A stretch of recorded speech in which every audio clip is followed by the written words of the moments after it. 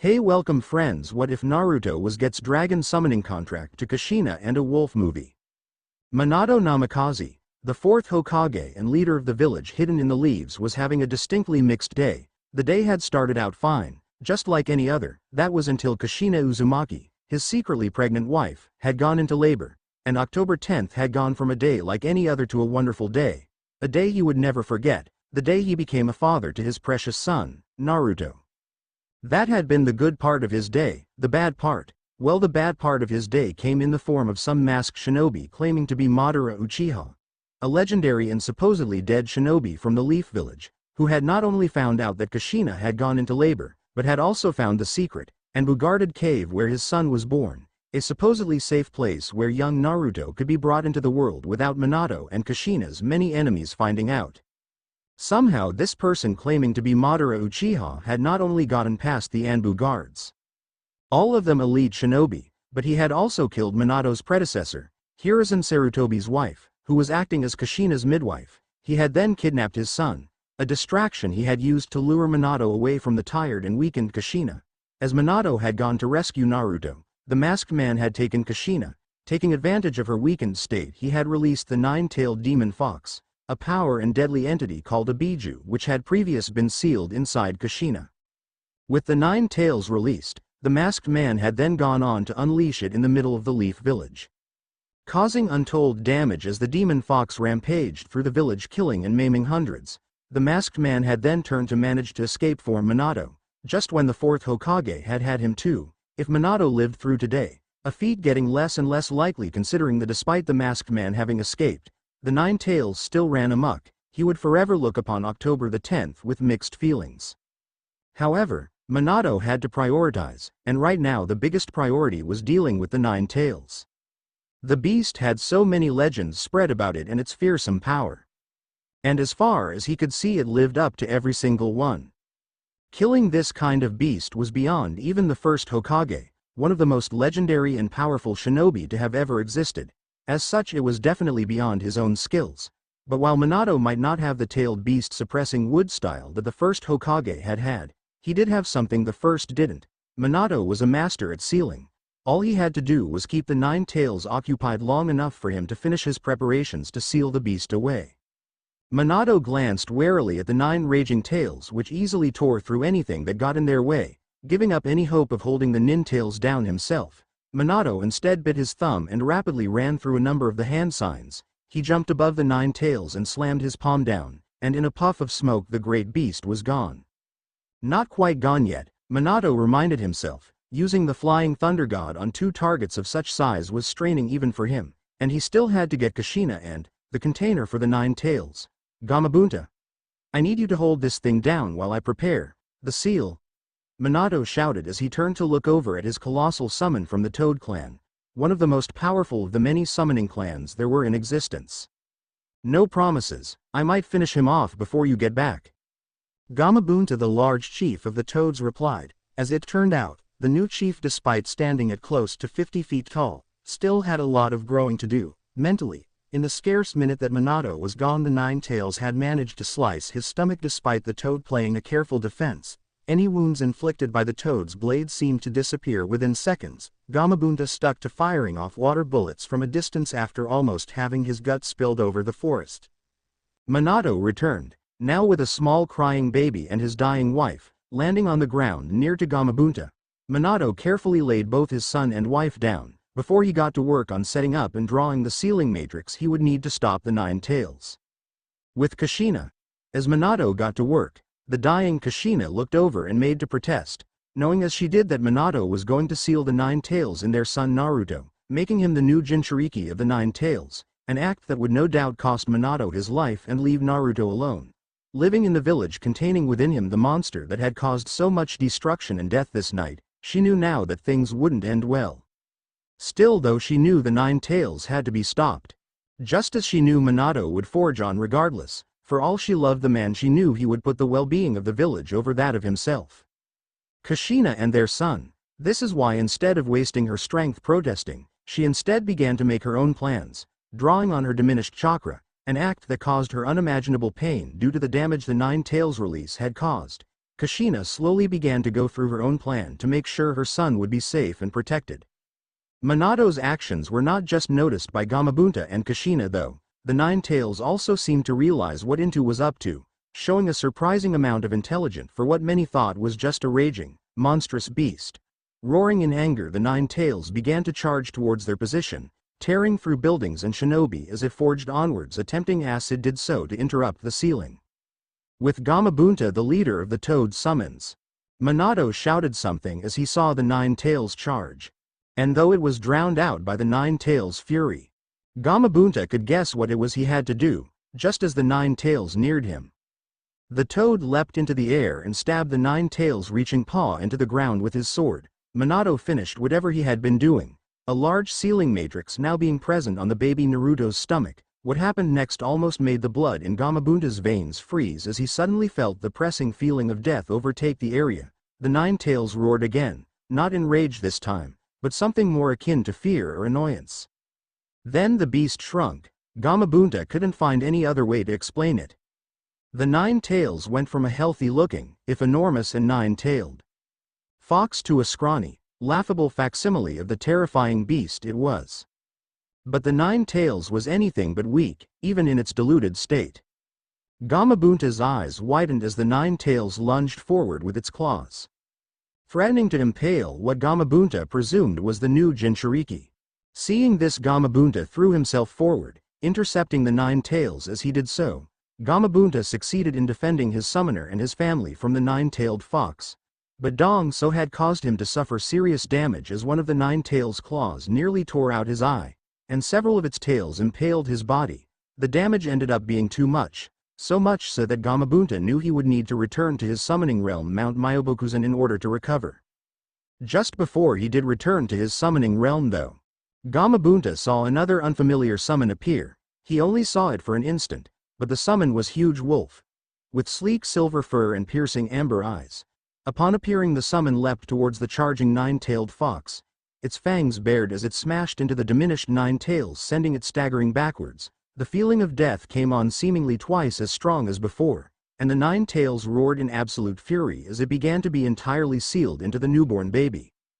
The last thing Gamabunta saw before he returned to his summoning realm was Minato Namikaze, the yellow flash, the fourth Hokage of the village hidden in the leaves, fall to the forest floor alongside his wife, Kushina Uzumaki, his summoner dead. Gamabunta returned too. His last image before he disappeared was that of the large silver wolf glancing at him for a moment before it too vanished in a cloud of smoke. In the Black Forest, with Aquila the leader of the wolf summons. Aquila silently appeared in the center of a colossal forest which was filled with trees almost 100 feet high. This was the Black Forest, the home to the direwolf clan, one of the many summoning clans in existence. Prowling forward, Aquila began to make her way deeper into the forest, her amber eyes gleaming in the darkened forest, her heightened sense picking up the scent and sound of all the prey that scurried around her. Not the Aquila was interesting in hunting right now. No, instead she began to make her way through the huge forest, heading for the spot that the direwolf clan called home. It did not take long for Aquila to reach it, a massive clearing in the center of the forest which was nearly a mile in diameter and was covered with dozens of large rocky outcrops. As she entered the clearing, she quickly drew the attention of the rest of her pack. There were nearly 30 of them in total, a small number when compared with other summoning clans, but they made up for it with ferocity and power. Aquila, what news of our summoner? What news of Kushina? Fenrir, her mate and a large gray direwolf that stood at almost 20 feet tall, said as he moved forward. Around him the other wolves began to pay attention, some of them shifting around so they were partially sat up as they looked over at their leader curiously. Kushina is dead, Aquila replied bluntly, not seeing the need to sugarcoat things. Before any of the others could speak, she continued on, not giving them the chance. Something went wrong with the pregnancy and the Nine Tails escaped. Her mate, Minato, gave up his life to save the village hidden in the leaves by sealing the beast inside Kushina's son, Naruto. Kushina was dying when she summoned me. All she asked was that I save her son and raised him like he was my own, away from any of the prejudice he might face as a Jinchuriki. So she has become one with the eternal hunt. Fenrir spoke up, his tone soft as he mentioned the afterlife the direwolves believed in. It is a shame. She was a strong fighter and a good woman. She was, and as such I agreed to her request and brought her son Naruto back with me. Akila replied, shifting slightly as shifted her head back, gently pulling the now sleeping baby Naruto from where he had been previously nestled safely and comfortably in her fur, before she lay the sleeping babe gently on the ground in front of her, in full view of the pack. Looking down at the sleeping baby, Fenrir's golden eyes narrowed slightly before, "We will raise the boy as Kushina asked, but if he is to be one of the pack, then he will be treated like any other pup." "I agree," Akila replied before she closed her eyes, drawing on her chakra as she shifted her form. Her body shifted, becoming more anthropomorphic as she reared up so she was now standing on two legs, her clawed hands at her side as she shrank down from her usual 30-foot-tall four-legged form, to her 9-foot-tall two-legged form. Standing at 9 foot tall, with sleek silver fur, clawed hands and feet and a lupine head, Akila stretched uncomfortably. This secondary form that direwolves were capable of taking was not a form she enjoyed, but it would make dealing with the baby easier. As soon as he grew up, though, she would revert back. Standing on two legs just felt unnatural to her. Seeing what Akila did, Fenrir nodded his head. "I will leave it to you then. Young Naruto can grow up along the other pups his age." Akila rolled her eyes as she heard that, before she looked down to the sleeping Naruto, carefully scooping him up, making sure not to cut him with her claws. Akila looked at the boy curiously. She would be interested to see what human boy raised by wolves would be like. 4 years later, it had been just over 4 years since that day, and Naruto, as all babies do, had grown up. His time in the Black Forest had been for the most part normal, or as normal as it can be for a child being raised by direwolves. The wolf summons had done what they could to raise Naruto as one of their own, a member of their pack, trying to honor the dying wish of their previous summoner, Kushina Uzumaki. But the fact of the matter was that Naruto was different. He was a human and the rest of them were wolves. No matter how hard Akila, the leader of the pack and the sage of the Black Forest, tried, Naruto was a human and not a wolf, and so was often treated differently. It was because of this, despite having been fully accepted and welcomed into the pack, that he still thought and sometimes acted a bit like a lone wolf. Even at the age of 4, this trait was becoming noticeable as he broke away from those his own age and instead spent his time exploring the forest or picking fights with those bigger than him, be they fellow wolves or the other animals that call the Black Forest home. This wasn't really surprising considering the fact that wolves grow and mature faster than humans. This included wolf summons despite them having a greater lifespan than normal humans. This is why even the summons his own age were now much bigger than him, often making him feel weak and prompting him to get into fights to prove he was just as strong as the others. It was not helped by the fact that those few wolves who were around the same age as Naruto were now much more mature in body, if not in mind. This disparity in size often led to the others around his own age mocking Naruto, to which he would respond by throwing himself at them and getting into a fight. Ignoring the differences in size and strength, more often than not he lost, but it did succeed in stopping the others from mocking him, and the very young boy had begun to earn himself some respect, for his guts if for nothing else. This was all well and good for now, as young wolves often fought, either for dominance or for respect, or just because it was fun and was in their nature. But now the other pups of Naruto's age group were much bigger and stronger than him, which meant the chances of someone getting seriously hurt in these fights was growing. It was for this reason why Akila had told Naruto to meet her here, on the large rock outcropping in the center of the Black Forest. The clearing the outcropping sat in was large, a couple of miles away from the area the wolves slept in. This clearing was unique in that it was not only the very center of the direwolves' summoning realm, but it was their most sacred area, and dotted around the clearing were close to a dozen lupine statues, effigies of wolves who had attempted to harness the might power that was Senjutsu, but who had failed. These effigies were left here as a warning to those who decided to walk the path of a sage. Letting out a soft sigh as she surveyed the area, Akila knew it was time, in her mind at least, that Naruto learnt to be a summoner of the direwolves like his mother was before him, just as it was time that Naruto embrace both his origins and his upbringing so he could learn how to fight, hunt and kill like both a direwolf and a shinobi. "Naruto," Akila called, turning her head to the side, her amber lupine eyes locking on the mop of spiky blonde hair that was Naruto, the boy having been attempting to sneak up on her, unsuccessfully. "Ah, how did you know I was here?" the 4-year-old replied irritably, as he came out from where he was hiding behind the trunk of one of the very large trees in the Black Forest. A very slight smile spread across Akila's face as she saw the petulant expression on Naruto's face. very much amused that a 4-year-old pup thought that he could sneak up on the 164-year-old pack leader. Focusing in on Naruto as he slowly approached her, dragging his feet as he did so, Akela smiled again. Naruto had grown up to be a strong, sturdy child, with deep, aquamarine blue eyes, spiky yellow hair and 3 distinct whisker-like birthmarks on each of his cheeks, currently stood at a little less than 4 feet tall, and was wearing only a simple white t-shirt with the Uzumaki swirl on it and a pair of orange shorts. His feet were left bare. His clothing had been scavenged from an old den that Kushina had taken to storing some of her belongings in. A couple of years ago, these belongings consisted of anything from her shinobi equipment, to her old academy workbooks, to the trinkets she had picked up during her time as a shinobi. After all, what better place to store your excess belongings than in a summoning realm that only you have access to? Not that Akela appreciated Kushina storing her crap in their realm. But the redhead was stubborn and Akela had always had a soft spot for her. Naruto, Akela began softly, looking down at the little boy as he approached her, the smile still gracing her features, as she saw how small the 4-year-old was, especially when compared to her colossal 30-foot form. Do you know why I have called you here? Is it because I have been fighting again? Naruto replied, idly kicking the ground and avoiding looking at his mother figure.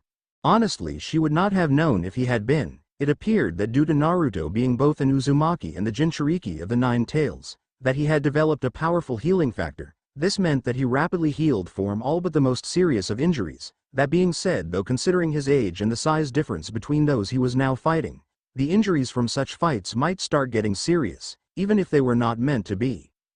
Partly, Akela began, gaining Naruto's full attention as she did so, his eyes now locked on her cautiously. He had come here expecting the usual reprimand about how he should fight so much with his brothers and sisters, followed by a lecture on how they were a pack and should act like it. The reason I have called you here is because I think it is time you learn how to truly fight, and become the new summoner of the direwolves and harness everything that comes with that. Akela continued calmly, seeing a lot of young Kushina in Naruto as she saw the excited grin pass across his face.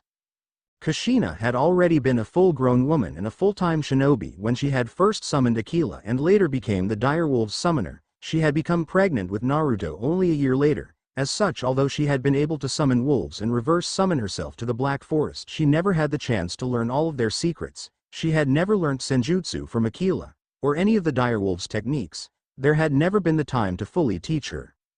Naruto, though, was still a child. They had all the time in the world to teach him everything they knew and turn him into both a shinobi and a wolf that both they and his mother would be proud of. Akela grinned fiercely to herself at this thought. The Toad Summoning Clan, the Slug Summoning Clan and the Snake Summoning Clan. They were all so arrogant and so high and mighty about their summoners, often acting like they were the most powerful clans of summons. That arrogance pissed her off, just as it pissed off a lot of the other summoning clans. Well, she would love to see their faces when they see her Naruto in action, especially considering his colossal chakra reserves, natural talent, and born stubbornness, no doubt thanks to both his Uzumaki heritage and his being the Jinchuriki of the 9 tails.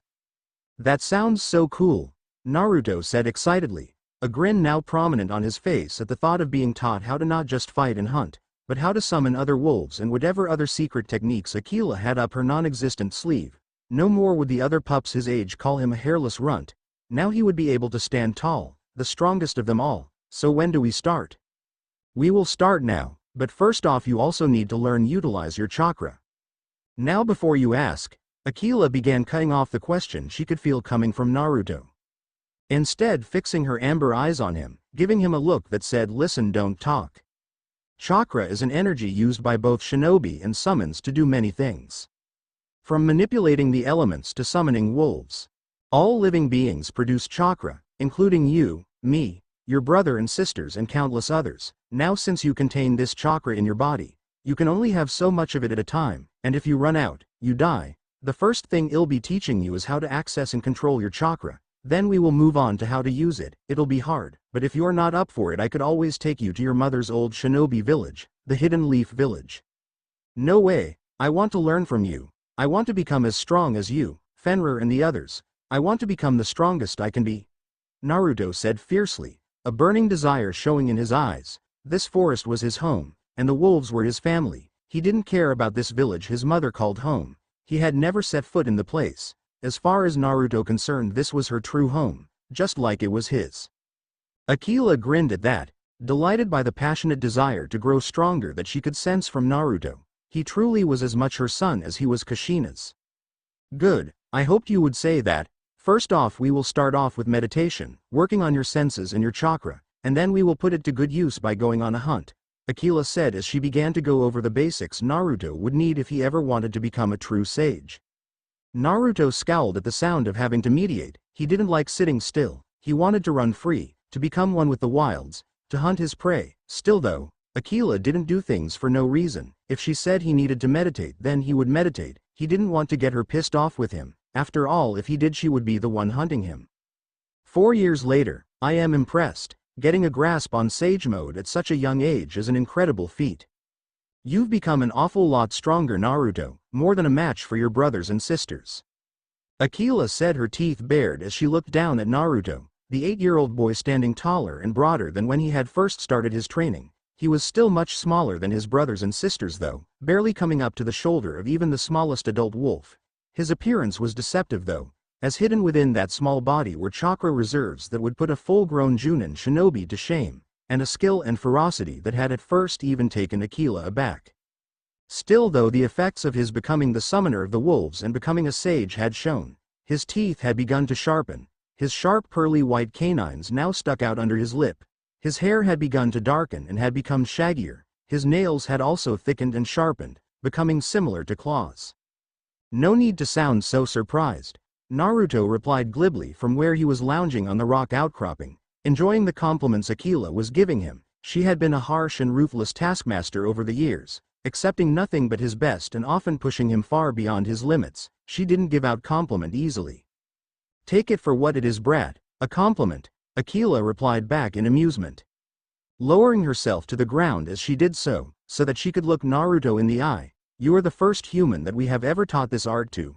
Your mother Kushina was only able to learn how summonus. Already you have surpassed her. That being said, you are by no means a master of senjutsu. Your fighting skills, although fast and deadly, lack the ferocity, speed and accuracy of a true wolf. You've become strong, my son, but there is still much for you to learn about being a sage. Naruto scowled as he heard that. I thought I was already strong enough to be a sage. Besides, I've mastered sage mode, so there's no way I can't be a sage, Naruto relied, a scowl on his face as he looked up at Aquila. He always found it amusing how the definition of sage changed depending on summoning clan. For the wolves, their version of a sage revolved around not only being one with nature in general, but becoming one with their own lupine nature, and the nature of wolves was distinctly different to the nature of slugs and toads. Mastered. You have a ways to go before you've mastered sage mode, Naruto. What kind of enemy would let his opponent sit there and charge up energy for 10 minutes? As it is now, your sage mode is useless in combat. Aquila replied, an amused look on her face, and if you want to become stronger you will need to find a way around that. Well, what else can I do? Huh? You said it yourself.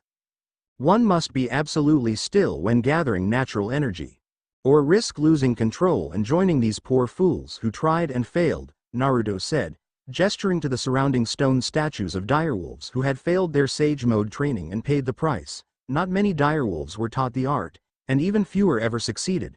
Most learned the basics and left it at that. So far in the pack only Naruto, Aquila and Fenrir could use sage mode, and of them only Aquila could be called an undisputed master. To become a sage you must become one with nature. That is why I regularly took you on hunts, so that you can become one with your surroundings and with your inner wolf. Aquila began to lecture as she looked down at Naruto. There is a way around your problem, you just have to figure out how to do it. Can't you teach me? Naruto asked with a frown. She had taught him everything else after all. How to fight in hand to hand, how to manipulate the elements, how to wield his chakra and merge it with natural energy. She had also sparred against him, pushing him beyond his limits as she made him think outside the box in order to defeat her. Thus far he hadn't even come close, but he had learnt to use weapons, alongside his sage mode and claws, and every day he lasted just that little bit longer.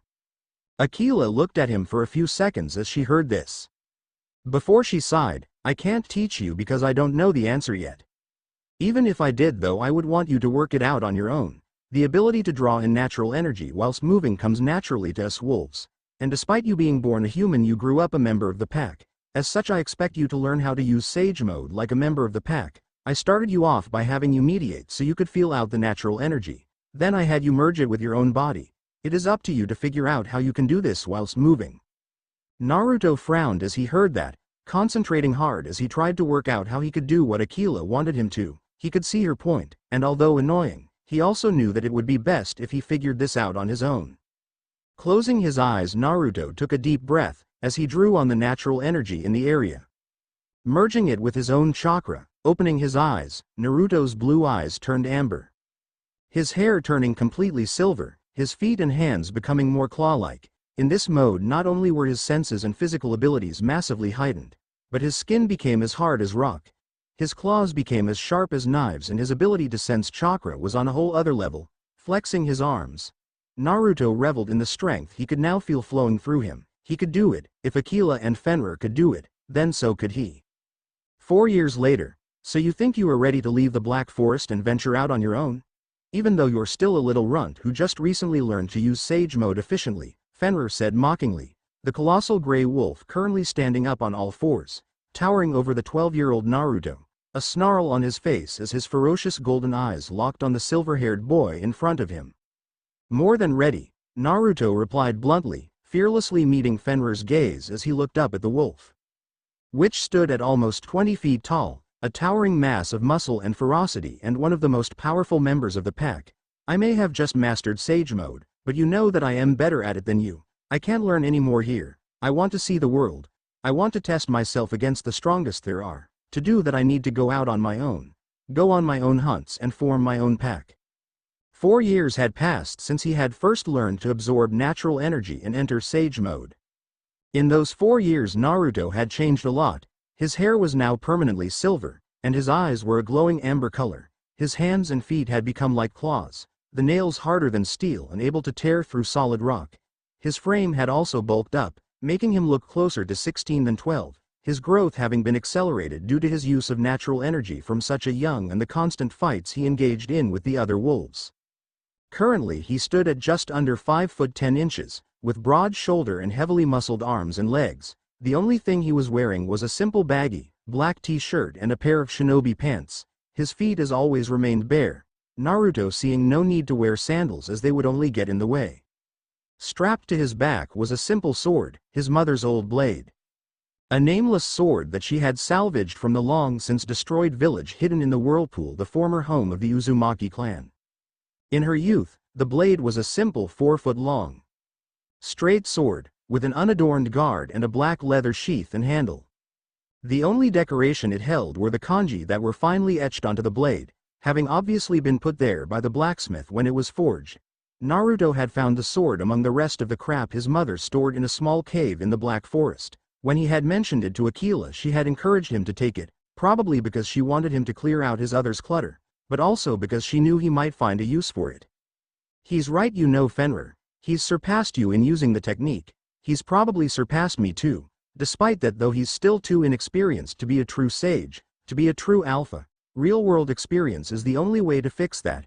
Aquila spoke up softly as she walked forwards, coming to a stop next to her mate Fenrir. As she stood next to Fenrir, Naruto couldn't help but note in amusement that Aquila towered over Fenrir, standing nearly 10 feet taller than him. Fenrir grunted at that, shifting his head to look at Aquila, before turning back to Naruto. Well, I suppose as long as he summons us whenever he gets in over his head, and doesn't forget that he is a member of our family, then it is fine. An amused look passed across Aquila's face as she heard that, for all of Fenrir's apparent ferocity, he was a marshmallow at heart. He placed his concern for the pack above everything else, and since Naruto was a member of their family, well, Fenrir had an almost fatherly concern for the boy. A smirk passed across Naruto's face too as he also understood that Fenrir was only concerned for him. Turning away from the large gray wolf, Naruto instead turned to Aquila, so you have no problem with me leaving. Follow your own path, Naruto. We will always be here if you want to come back, Aquila replied softly as she looked down at Naruto. Then that's what I will do, Naruto said with a nod of his head, knowing as he did that the road ahead would be hard. He would no doubt face multiple powerful enemies as he tried to find this way in the world of shinobi. If he was honest with himself though, he was very much looking forward to it. The Black Forest, although a place he considered home, was only so big. He was more than ready to venture out into the real world to test his mettle. Naruto felt that for the most part he had had a pretty decent upbringing. For literally being raised by wolves, that is, Aquila had instilled in him a moral code of sorts. This moral code for some would be seen as distinctly gray. But for him was basically gospel. He had been taught that the strong survive and the weak die. That there is just as much thrill in the hunt as there is in the kill, and that the pack is the most important thing. Other things like the basic what is right and what is wrong was never really covered. Aquila instead left that up to him to decide, stating that most of it was common sense. The only thing she really impressed upon him was the pack always came first, and no matter what you should never kill a member of your own pack. That being said, Aquila, despite her ambiguity when it came to morals and ethic, was somewhat of a stickler when it came to the rest of Naruto's upbringing. Knowing as she did that he would one day choose to walk among the humans, she had decided to not just teach him how to fight, hunt and kill, but the other necessities he would need. She had taught him the basic things he would need to know when traveling through the human world, like numbers and language, manners and etiquette, the basic geography of the elemental nations, etc. The old Shinobi Academy textbooks Kushina left in the Black Forest alongside the rest of her crap was very useful for this. It was because of this knowledge that Naruto had been able to thrive since leaving the Black Forest and coming to the world of man. Shinobi, he had found out, did not hold the monopoly on mercenary work like one would expect. Oftentimes their services were highly expensive. The payment for a C-rank mission alone was more than most families could earn in a year, and the missions only got more expensive as the ranking increased. A single S-rank mission from one of the larger shinobi villages like the Hidden Cloud, the Hidden Rock or the Hidden Leaf could impoverish a small nation, depending on the difficulty of the mission and how many shinobi would need to be sent. There were other options though, such as going to the smaller shinobi villages, like the Hidden Rain, or the village hidden in the waterfalls. The prices these villages charged for their services were not quite as extortionate, they were still expensive though. It was because of this reason that the shinobi villages didn't have the monopoly many thought on gigs like protection, assassination, espionage and the like.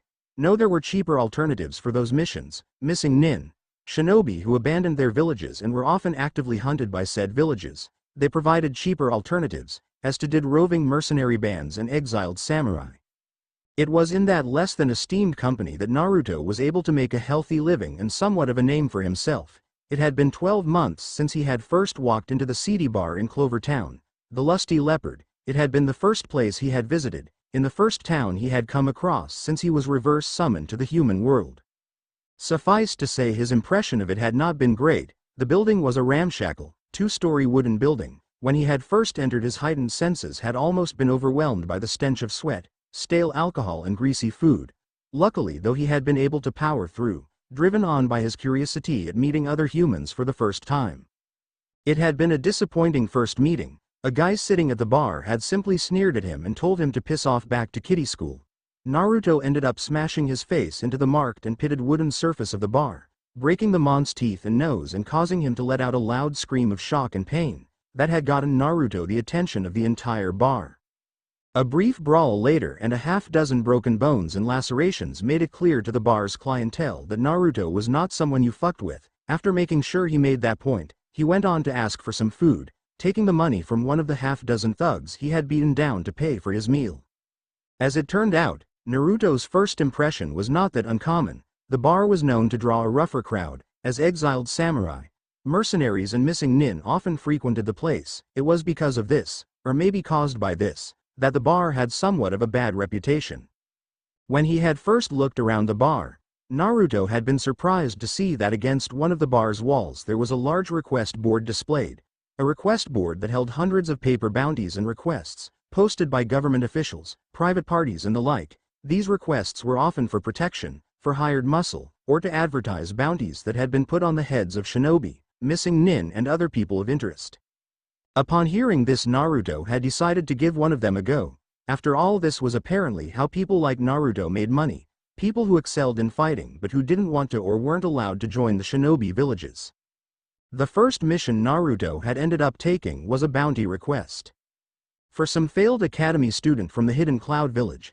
The man had apparently been causing trouble in a nearby town, using the paltry skills he learned at a shinobi academy to bully, harass and rob people traveling to and from the town. This had ended up interfering with the town's trade, often putting off some of the more squeamish merchants. The town had put in a request for the man to be dealt with, Naruto had accepted it.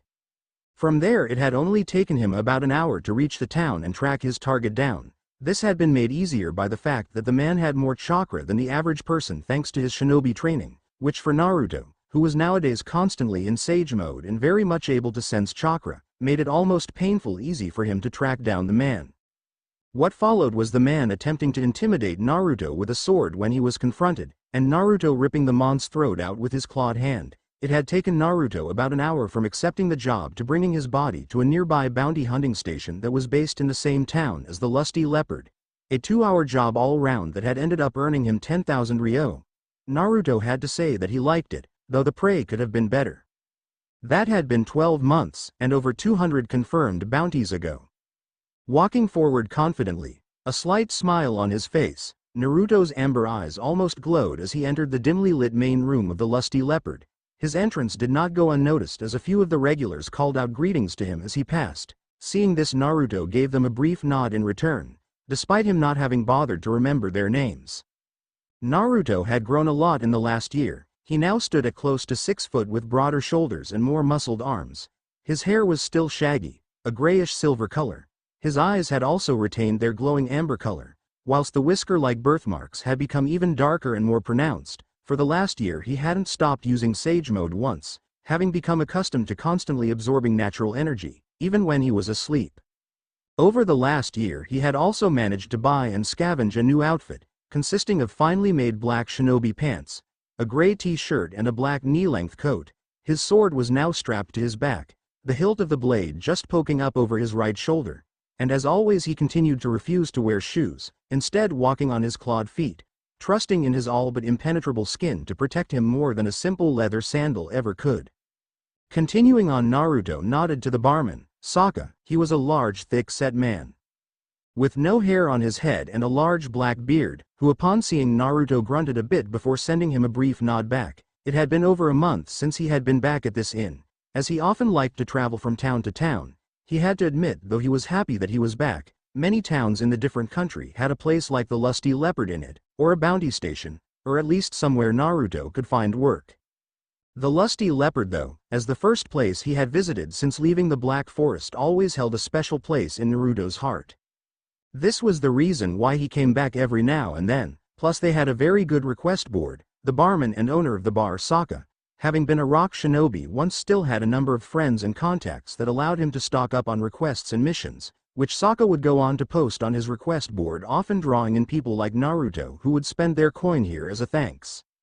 Ignoring him for now, Naruto instead approached the request board, looking for an interesting job he could take. Immediately he ignored jobs like hired muscle or protection rackets. Those kind of jobs didn't interest him, they were too easy and the pay was shit. Bounties though, bounty mission, they did interest him. A number of the requests posted on the board were pages that had been ripped out of the different shinobi villages' bingo books. Little booklets that displayed shinobi of interest, all of whom had a price on their head. Each village had a slightly different book, which contained brief descriptions of missing nin from both their own village and the other ones an enemy shinobi of interest from one of the other shinobi villages. These for Naruto were the most interesting bounties. Hunting down and killing shinobi was far more exciting than killing thugs. Businessmen and the like. Shinobi could at least fight back, or could at least attempt to, and that actually made the hunt fun. So far he had taken close to 150 of these requests, most of them low-level bounties for D-ranked, C-ranked and B-ranked shinobi, and so far he had not failed a single one. His heightened senses and his ability to sense chakra allowed him to easily track down the shinobi, and his use of Sage Mode made killing them even easier. That being said, he did like to play around with them before he ended them, often testing his swordsmanship and taijutsu against the trained shinobi. So far, though not a single shinobi B rank or below had managed to put even a scratch on him, it was disappointing, but at the same time it was interesting to see how diverse shinobi skills were, and even more fun to prove the power of the wolf sage was many times superior. Scanning the board of requests, Naruto paused slightly as he saw the bingo book entry for the S-rank missing nin Itachi Uchiha. Reaching out a clawed hand for the yellowed and crinkled page, Naruto agonized about whether or not to take it, before with a shake of his head he let go of the page relating to Itachi Uchiha, one of the 20 S-rank shinobi who had been put in bingo books, and whose pages had been torn out and pinned to this board. For the last few months Naruto had been pondering over whether or not to take one of these bounties. The idea of hunting down an S-rank shinobi, the best of the best, had given Naruto somewhat of a thrill, but reason had always taken hold first. Naruto may be very confident in his abilities, but he was not some maniac. He knew he couldn't just go running off fighting a shinobi of that caliber, at least not yet. Especially a shinobi like Itachi Uchiha. The man was one of the best, up there with the likes of Sasori of the Red Sand, Orochimaru of the Sannin, Jiraiya the Toad Sage, Killer Bee and many other S-rank shinobi. These were shinobi that Naruto would one day hunt, but for now he needed to work his way up, and hone his abilities before he could go about hunt them down, testing his strength and the strength of the direwolves against the best of the best. So far Naruto reckoned he was at the least at the level of a high A-rank shinobi to a low S-rank shinobi. His mastery of Sage Mode and his taijutsu and kenjutsu skills were proof enough of that, and that was not taking into account the few sage-based ninjutsu he had picked up during his time in the Black Forest. Unfortunately, though, he did have a few weaknesses, namely genjutsu. Naruto's chakra was so colossal that it made it all but impossible for him to use genjutsu. Even with his finely tuned chakra control, he couldn't manage even a simple genjutsu, or at least not one that wouldn't be patently obvious to even a genin. This Naruto deemed was a weakness. He may be able to release himself from a basic genjutsu if he was caught up in one, but so far he was unable to cast them. This especially bothered him considering that the best shinobi like Orochimaru, Itachi and Jiraiya had been able to master all of the shinobi arts. Pushing those thoughts away for now, Naruto ignored the S-rank bounties and instead snagged him a nice simple B-rank one instead. This one looked particularly interesting. Apparently there has been a band of shinobi raiding villages and settlements in Rice Country. According to the description, the daimyo of Rice Country had issued a bounty for the group to be hunted down and killed. The group was apparently running amok, kidnapping people at random, burning anything that got in their way and then fleeing. Suffice to say it had Naruto's interest. "I am taking this one," Naruto said bluntly as he ripped the request off the board and shoved it in his coat pocket, getting a grunt of affirmation from Sokka as he strode past the bar and out of the inn. The two of them had a special connection. Over the 12 months they had known each other, Naruto hadn't heard the man speak once for Naruto. Sokka was one of the most likable humans he had come across. A few days later in Rice Country, rushing through the trees, Naruto's eyes narrowed as he saw the retreating backs of his quarry. It had been a couple of days since he had taken the job and his targets had been busy. In that time they had managed to hit a further 2 villages, bringing the total count up to 9 that were known. Naruto had arrived too late to stop the attack on the first settlement. By the time he had arrived, a number of buildings had already burnt down, 27 people were dead and a further 6 had been taken captive. The attack had ended 2 hours before Naruto had arrived, much to his irritation. Luckily, though, he had managed to pick up their trail. A trail he had followed to yet another burning settlement, little more than a hunting lodge really, which just like their other targets was small, secluded and sparsely populated. It probably boasted a population of barely 20. Naruto had arrived just as his targets were fleeing. The ground around the settlement were littered with corpses, and from what he could sense there was not a single person left alive in the settlement. It had been a complete massacre. Upon noting that Naruto had begun his pursuit, easily tearing through the dense woodland, his senses flaring as he tracked down the 9 shinobi he was hunting, or at last he assumed it was 9 judging by their chakra levels, as well as the 8 civilian captives they had seemed to have taken. Naruto was silent as he stalked his prey, not making a sound as he ran through the trees, doggedly following the enemy shinobi. As he pursued them, he made sure to keep his distance, not wanting to alert them to his presence in case they had a sensory shinobi among them who might be able to forewarn them that he was on their tail. He also wanted to track them back to their base of their hideout. After all the bounty and not specified how many there were, it had only said 5,000 ryo ahead, and Naruto was feeling hungry. An hour or so later, night had drawn in as Naruto moved swiftly and silently through the trees, beginning to quicken his pace now that his targets had stopped moving. Already he could hear voices coming from just in front of him and could see the flickering light of a fire, the golden light being just visible through the dense forest. It seemed these rogue shinobi were very confident, either in their abilities or in the fact that they were not being pursued. After all, why else would they have an open fire like this, or talk as loudly as they were doing?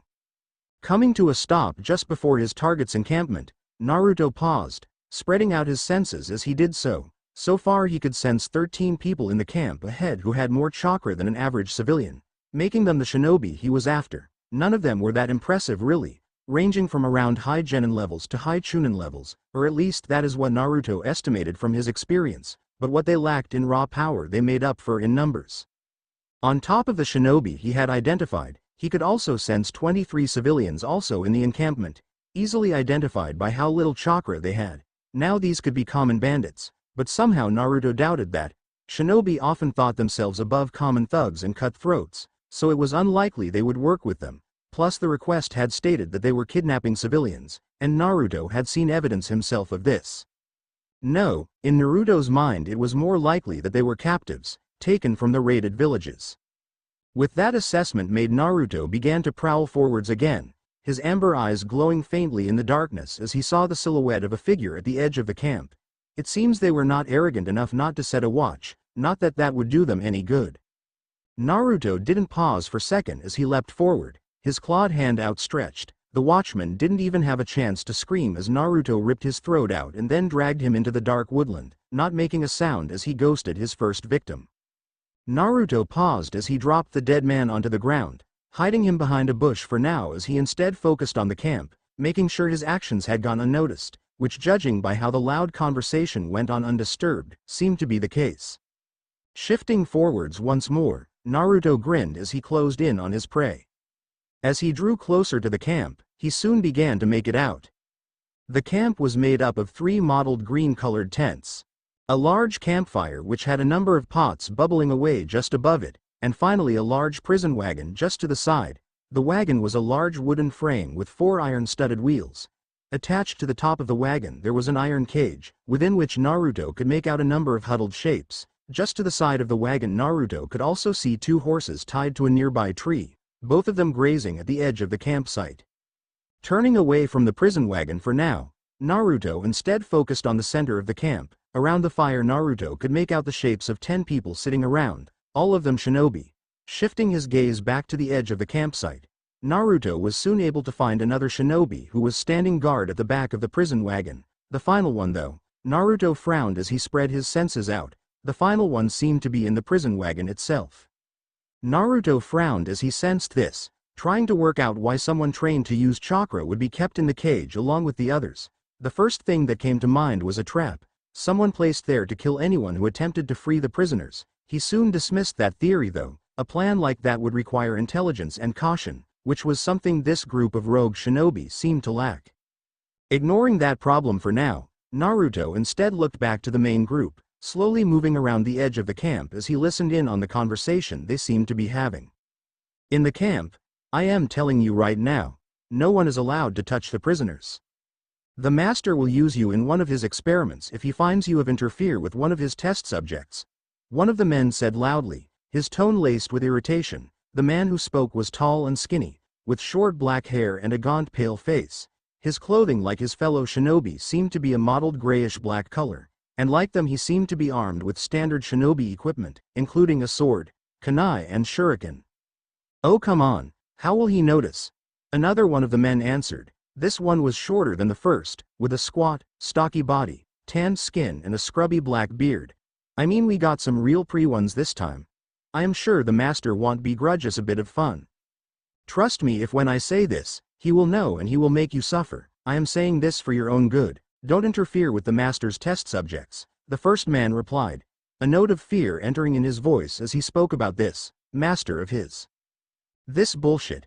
The second man snarled, you wouldn't allow us to stick around and have a bit of fun in any of those villages we attacked, and now you're not even letting us enjoy the spoils of war. The master told us not to stick around, we were to go in and get him the best candidates for his experiments we could find and then we were to get out. The first man said, his voice hard and uncompromising. You're worse than that fucking Kabuto shit. Tell me, how many ties has your master blasted you in the ass? The second man sneered, those around him jeering in agreement as they watched the ongoing argument in amusement. This seemed to encourage the squat, bearded man, as he sent the taller man a nasty look. So what I say is you fuck off and get out of our way. Do that and I might let you have a go on that fine piece of ass we picked up in the loggers' camp, after I've had my go, of course. The others seemed to jeer and cheer louder as they heard this, several of them rising to their feet.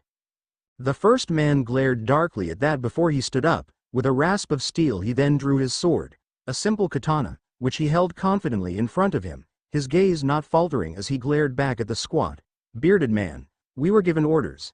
And if I have to kill you to make sure those orders are obeyed, I will." "You're feeling confident, are you?" The shorter man looked taken aback at that, for a moment, before with a nasty smirk he grabbed a hold of a nearby woodcutting axe he had stolen from the loggers' camp, easily hefting it in his hands as he turned to face the taller man, the rest of the shinobi also beginning to rise to their feet. "You really think you can take me, Kaiza?" The now named Kaiza didn't answer as he simply gripped his sword tighter, the long blade held at the ready, nor would he ever get a chance to, as at that moment the watching Naruto decided to take advantage of the distraction their argument caused and attack. With Naruto didn't give any warning as he leapt exploded from the tree line rapidly closing in on the group of rogue shinobi. His body was little more than a blur as his Sage Mode enhanced muscles propelled him across the leafy ground faster than a high-level Junin. Before any of the raiders knew what was happening, Naruto was among them, his clawed hand tearing through the torso of Kaiza, ripping a large chunk out of his chest and killing him in an instant. The others barely had a chance to voice their surprise at their leader's death before Naruto was among them, his right hand lashing out and tearing the short, squat mon's throat out, causing him to collapse backwards, his hands futilely scrabbling at the gaping, bloody wound in his throat, a meaningless act as the wound was too deep and grievous, his life blood spraying out of it and soaking into the ground. Lashing out with his other hand, Naruto sheared through another man, disemboweling him with his claws, before he lashed out with his other hand ripping yet another mon's throat out. Twisting around, Naruto delivered a kick to a fifth mon's chest. The strength behind the kick sent the man hurtling back several meters, his chest a shattered ruin and his organs completely pulverized. "What the fuck?" one of the other men shouted as he drew his sword and lashed out at Naruto, his strike desperate and uncoordinated, the mon's eyes wide with fear and terror, as he blindly attacked the silver-haired man who had just slaughtered 5 of his fellows in barely 30 seconds, not even aiming as felt a primal terror rising up in him. Naruto saw the sword blade descending towards him, easily slapping the blade away before spearing his hand forward, his hand as deadly as any sword. With barely any resistance, his clawed hand tore through his opponent's chest before closing around his heart. Then in a grabbing motion, Naruto yanked the still beating heart out of the mon's chest. Twisting, Naruto grabbed the sword from the now dead mon's hand, time seeming to slow as he turned to face the prison wagon, his amber eyes fixed on the guard who looked to be caught between fleeing and attacking. Naruto didn't giving him a chance as he hurled the sword at the man. The sheer force behind the throw caught the indecisive shinobi off guard, as the blade pierced straight through his torso and pinned him to a nearby tree, the blade sinking down to the hilt. Naruto ignored that though, already aware the man was dead, as he turned and threw the chunk of meat that had once been another human's heart at one of the other shinobi, an act that made the shinobi flinch backwards, and which allowed Naruto to close in on him, his claws already extended as they ripped through the shinobi's skin, muscle and bones. Seeing the latest of their fellows die, the 3 remaining shinobi decided unanimously to retreat. Turning tail, the 3 shinobi fled the encampment, channeling chakra to their muscles as they attempted to get as far away from the rampaging silver-haired monster as they could. One of the braver ones attempted to stall Naruto, as he turned on the spot and released a fireball at the sage, rapidly going through a set of hand signs before blowing a medium-sized fireball out of his cupped hands. With Naruto grinned as he saw 3 of his prey attempting to flee. Crouching low, Naruto sprang forward, crossing the encampment in seconds. Naruto didn't pause as he saw one of the shinobi turn to launch a fireball at him. With a savage grin, Naruto ran through the fire, not even feeling a flicker of pain or heat as the fire licked futilely at his sage-enhanced skin. Exploding out of the other side of the fireball, Naruto only grinned wider as he saw the look of horror on his attacker's face. It was a look that would be forever frozen on his face as Naruto lashed out with his hand a moment later and ripped his head off. Landing easily on the ground, Naruto then sprinted after the other 2, catching up with the first one 10 meters out from the camp. The man didn't stand a chance as Naruto's clawed hand tore through his back muscles, gripping onto his spine, before with a slight grunt he ripped apart his spinal cord out of the mon's back. In a shower of blood, the man let loose a single scream of agony, before he collapsed bonelessly to the floor. Seeing this, the final shinobi stumbled, falling to the ground as he futilely tried to back away from the advancing Naruto, his eyes fixed on Naruto's blood-stained hands, small crimson droplets spattering onto the floor as he prowled forwards. Please, don't," the man begged, his eyes wide with terror as he backed away from his unstoppable attacker. Naruto didn't give him the chance to finish his pleading, as he reached up and gripped the hilt of his sword, before with a single swing he unsheathed it and beheaded the rogue shinobi, the shinobi's head falling to the forest floor behind him with a dull thud. A frown appeared on Naruto's face as he looked down at the twitching body of the now headless man. When the men had fled, he had been expecting more of a hunt. His blood had already begun pumping faster. Unfortunately, though it seemed these men's escaping skills were almost as poor as their fighting skills, it was disappointing to say the least. Naruto had at least been hoping that their numbers would make this more of a challenge. It seemed he had gotten his hopes up for nothing. With that thought in mind, Naruto sheathed his sword and then shoved a hand into the pocket of his coat and pulled out a tightly furled scroll. Opening it, Naruto then proceeded to seal away the remains of the two shinobi who had attempted to flee. He then turned and headed back to the camp, ignoring the scared captives in the prison wagon for now, as he instead walked around the camp sealing up the remains of the shinobi he had killed. He would need proof after all if he wanted to collect his reward from the daimyo. Eventually Naruto went to collect the last body. It was the shinobi who he had pinned to the tree with the sword. Looking at his glazed eyes and ignoring the whimpering he could hear coming from the prison wagon, instead looking down at the sword, it was buried to the hilt in the mon's stomach and had in fact penetrated through the tree. The tip of the blade stick out of the other side. With a dispassionate gaze, Naruto snapped the hilt of the sword off, allowing the dead man to slump forwards and collapse on the floor. A few minutes later, with the bloody remains of the 12 shinobi he had killed all sealed up in the once again rolled up scroll, Naruto then shoved it in his pocket, making plans to go to a bounty station first, just to see if any of these men had a decent bounty on their heads, or at least better than the 5,000 ryo a head the daimyo of Rice Country was offering. Nodding his head, Naruto turned to look at the prison wagon, ignoring the whinnying of the nearby horses as they smelt the fresh blood in the air, and the whimpers of the prisoners as they saw Naruto's amber gaze fix on them. He might as well let them out. Naruto grunted in irritation at this before he walked over to the prison wagon, gripping both sides of the cage door, his claws digging into the melt like a hot knife through butter, before with a single heave Naruto tore the front of the cage off its hinges, before he turned and hurtled it away into the surrounding forest. Right then, you're all free to go, Naruto said abruptly as he turned and walked away, not even turning to look to see whether the prisoners had taken the opportunity to get off the wagon. No, instead he focused on the one, strong remaining chakra signature, the one within the wagon, waiting to see if they would do anything. When nothing happened, Naruto turned back around only to see none of the captives had left the safety of the cage. As they instead all looked on at him with fear. Irritation rose up in Naruto at this, but with a bit of effort he pushed it down. The nearest settlement is 12 miles in that direction. I would suggest you calm down the horses, attach them to this wagon and start heading there. I would also suggest you scavenge the area and take any of the weapons that are left behind, Naruto said, pointing in the direction of the last village the shinobi had attacked, the one which had survivors. Naruto could now see the confusion of the faces in the cage as they heard what he said. The sooner you leave, the sooner you can start returning to your homes. All of them are still there, if a little burnt, and there are still survivors there who will no doubt help you get back to your homes. Well, except for that loggers camp, that one's is burned to the ground with no survivors. As he said this, he got a more noticeable reaction as one or two of the 20 or so prisoners gained looks of shock and surprise. He also noticed how one of the prisoners, a pretty girl with long black hair who looked to be around Naruto's own age, flinched as she heard what he said about the loggers camp. This girl also happened to be the one who he could sense had strong chakra. Curious. Well, go on then, Naruto said brusquely as he turned and walked away, heading for the campfire set up in the center of the camp, idly dragging one of the logs the shinobi had been using as a seat over, as he sat down and took the lid off one of the cooking pots and sniffed the stew inside suspiciously.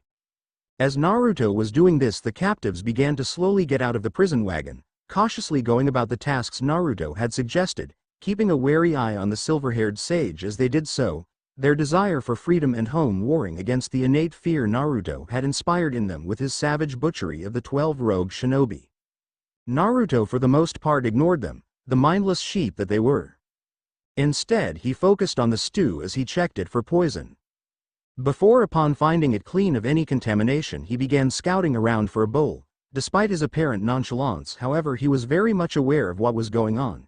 His senses still on overdrive and his body prepared to leap into action at any moment. After all, after close to a year of dealing with shinobi, Naruto knew well enough how tricky they could be. The girl in the cage might have seemed like some innocent captive, but he would still not let his guard down.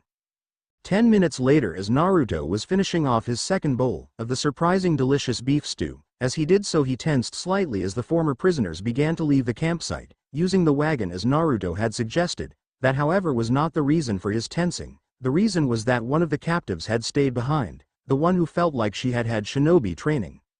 Naruto remained tense as he felt the girl approaching him. He had no doubt whatsoever that if needed he could rip this girl's head off with ease, and there was absolutely nothing she could do to stop him. The thing was, though, the girl should know that too. She had after all just seen him decimate 12 other shinobi. Despite this, though, as the rest of the former captives left, this girl stayed behind. Naruto's eyes narrowed as he heard the sound of the girl approaching him. She wasn't trying to hide her presence. Instead, she just walked up to him. He could also feel no change in her chakra, telling him she wasn't molding it or preparing a shinobi technique, not that he could tell at least. His curiosity intensified. "Is there something you want?" Naruto asked abruptly, not turning around as he felt the girl freezing up. He heard a slight exhalation of breath before the girl spoke, her voice soft and gentle yet holding a surprising amount of strength in it. "I have nowhere to go.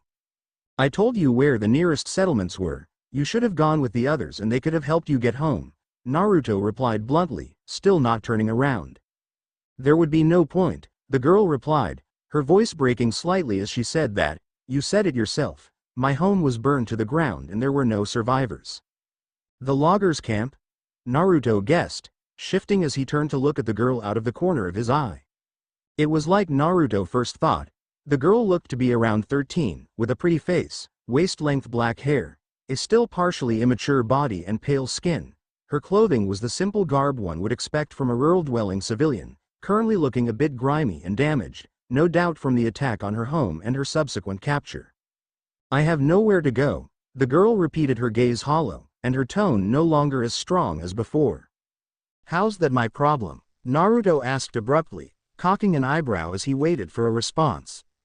The girl didn't answer for a few seconds after that, her gaze instead running over Naruto's muscled frame and his blood-stained hands. "You killed them, the men who murdered my family and burnt down my home." "I did, yes," Naruto responded, curiosity beginning to rise up inside him as he looked at the girl, wondering where she was going with this. "Can you teach me how to fight, how to kill?" the girl asked, her eyes locking fearlessly with Naruto's faintly glowing amber eyes. "Why on earth would I do that?" Naruto asked, his tone not cruel or condescending, just curious, "especially since you already seem to have had some training. I can sense your chakra, it is stronger and more controlled than a civilian's." The girl didn't bat an eyelash as she heard that. Instead she just replied softly, "My father taught me. He wanted me to be able to defend myself. He was a former missing nin. He taught me chakra control, and genjutsu's his specialty." Naruto cocked an eyebrow as he heard this. "Sound like you already know how to fight. Join a shinobi village or something. I am sure they'll happily take you. When our home was attacked, my father and we attempted to fight back.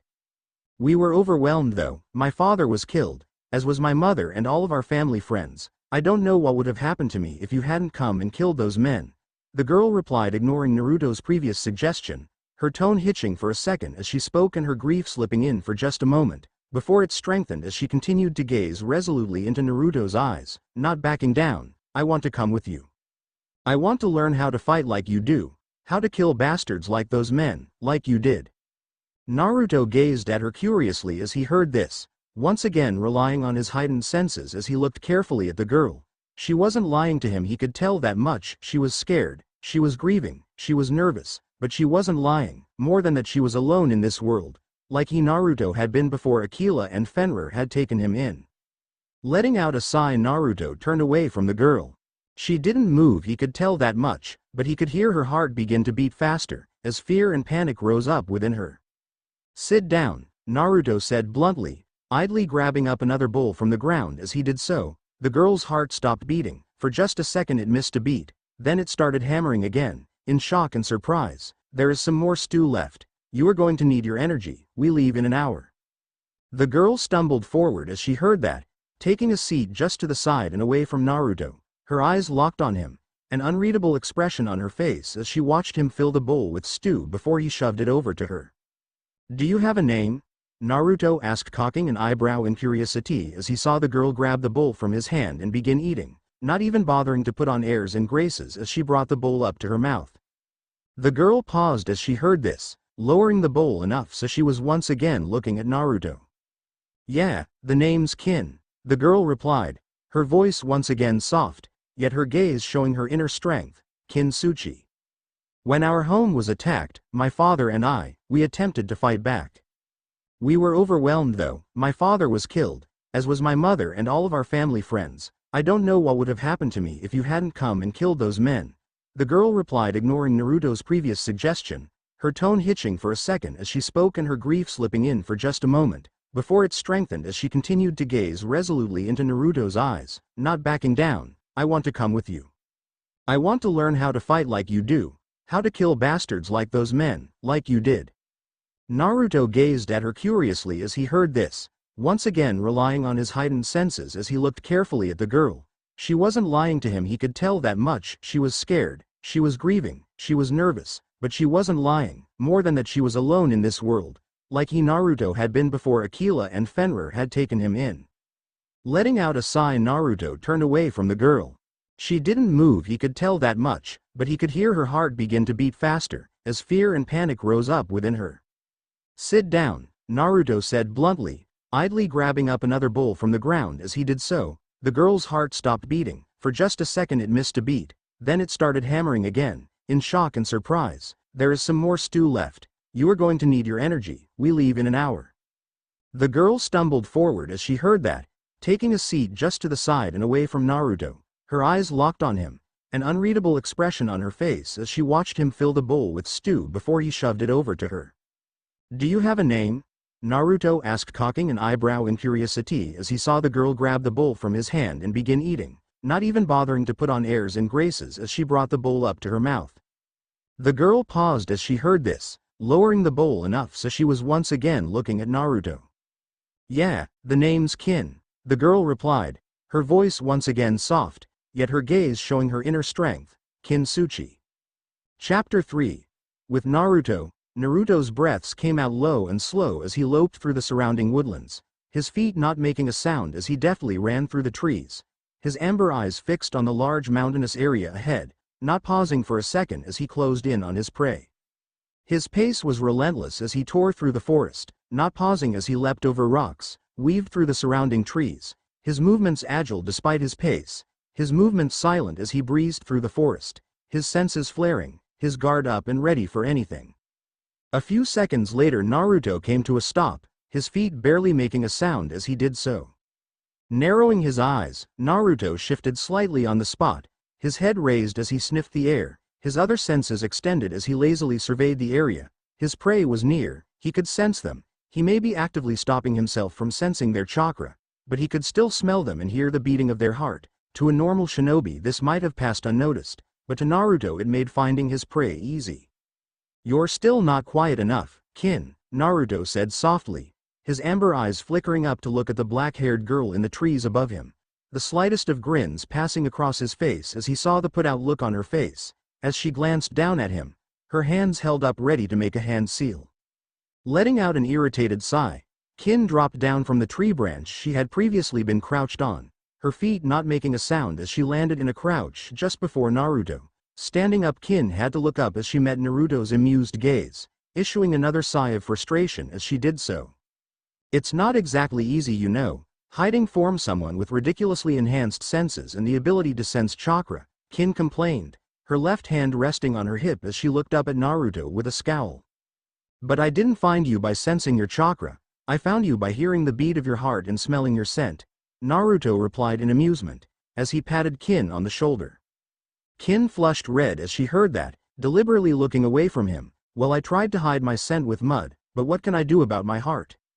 You need to calm yourself, you must always be in control, even during a hunt, a single mistake and your prey could slip through your claws," Naruto replied as he looked down on her, thinking as he did about how hard this was for him when he had been training with his brothers and sisters.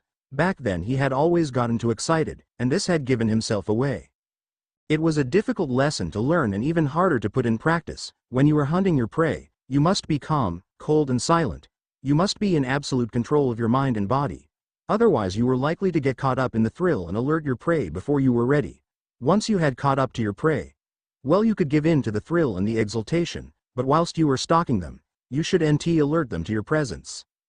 I know, Kin grumbled, kicking at the earth at her feet as she did so. Naruto merely chuckled in amusement. It had been about 6 months since he had allowed Kin to join him, and since then he had become somewhat fond of her. A wolf was a pack animal by nature, and Naruto was no different, as although he enjoyed being a bit of a lone wolf sometimes, he infinitely preferred it when he had a bit of company, or a pack as he liked to call it, much to Kin's embarrassment. Looking down at Kin, a slight smile spread across Naruto's face. She had changed a lot in the 6 months he had known her, physically, mentally and emotionally. She was still a beauty, her long silky black hair now tied in a ponytail which reached to just below her waist. Her body was stronger than before, more flexible and lithe too. She stood taller than when Naruto had first met her, and her stance was more confident. Her paled skin had also gained a bit of a tan, as nowadays she spent the vast majority of her time in the great outdoors, more often than not accompanying Naruto on his missions. Her outfit had changed too. Gone were the old civilian clothes she wore. Nowadays she dressed more like a shinobi. She wore a pair of black shinobi pants, a gray scarf wrapped around her throat, a mesh undershirt her and a gray tunic over the top. She had a leather belt around her waist, attached to which were 2 pouches at the small of her back, both of which filled with an assortment of kunai, shuriken and senbon. Also attached to her belt, on her right hip there was a foot-long tanto, a small very sharp knife that she had insisted on buying when they had traveled through a small town in the land of forests, just as she had insisted on Naruto teaching her how to use it. The biggest change she had gone through, however, were her eyes. Her dark eyes now gleamed with strength and confidence, something that had been absent in them the first few weeks she had traveled with him. Still haunted as she was by the loss of her family, now though that grief had turned into a steely resolve, a resolve to get stronger, a resolve to hunt down and kill the master of those men who had murdered her family, a resolve to be the best that she can be so that never again would she be a victim. It was a strength of will Naruto had come to admire about her. Many would have folded and become a hollow shell of a person after the tragedy Kin had been through, but she had come through it stronger. She had harnessed her resolve to become stronger when it had come to her training. When Naruto had first begun to teach her, he had held back a lot, knowing as he did that he could very easily kill her if he went all out. His claws could rip her to pieces.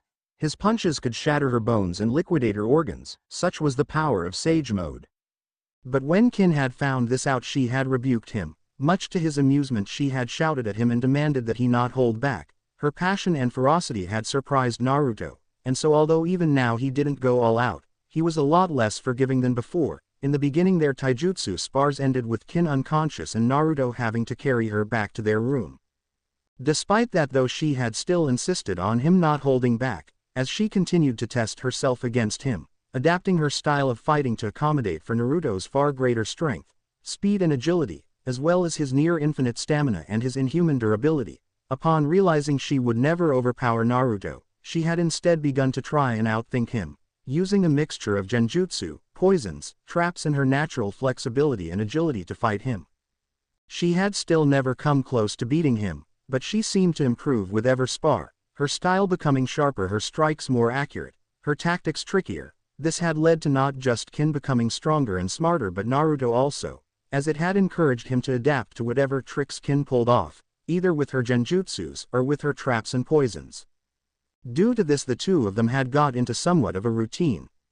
Every day at daybreak they would start the day off with a 2-hour training session together, which usually consisted of a brief warm-up followed by a taijutsu spar, in which Naruto would start off on defensive, before going on the offensive, only holding back enough not to kill her. This would invariably end up with Kin receiving dozens of bruises and multiple broken knuckles or fingers, mostly caused by her punching Naruto's rock-hard skin.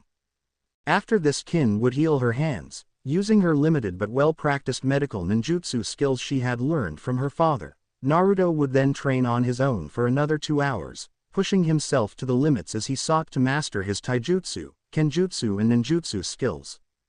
Kin meanwhile would use this time to practice her genjutsu, often trying to put Naruto under a genjutsu during his training. More often than not though he would break the genjutsu in moments, which forced Kin to adapt as she continually tried to get the better of the sage. she would also spend some time practicing with her Tonto and plotting how she would try and beat Naruto next time they fought. It was a routine that the both of them enjoyed, not only because it allowed them to progress their individual skills, with Kin getting stronger every day, her genjutsu becoming more insidious and adaptable as she constantly tried to use them to beat Naruto. Naruto, however, was not only fine-tuning his skills, but was also getting better and better at sensing and breaking genjutsu. He still had trouble casting them though, but also because the two of them just enjoyed spending time together. Of course, it wasn't all fun and games. Kin's presence meant that Naruto now had another mouth to feed, which meant the two of them had to take more missions. To begin with, Naruto had stuck with simple C rank and B rank missions, just whilst they had Kin tagging along.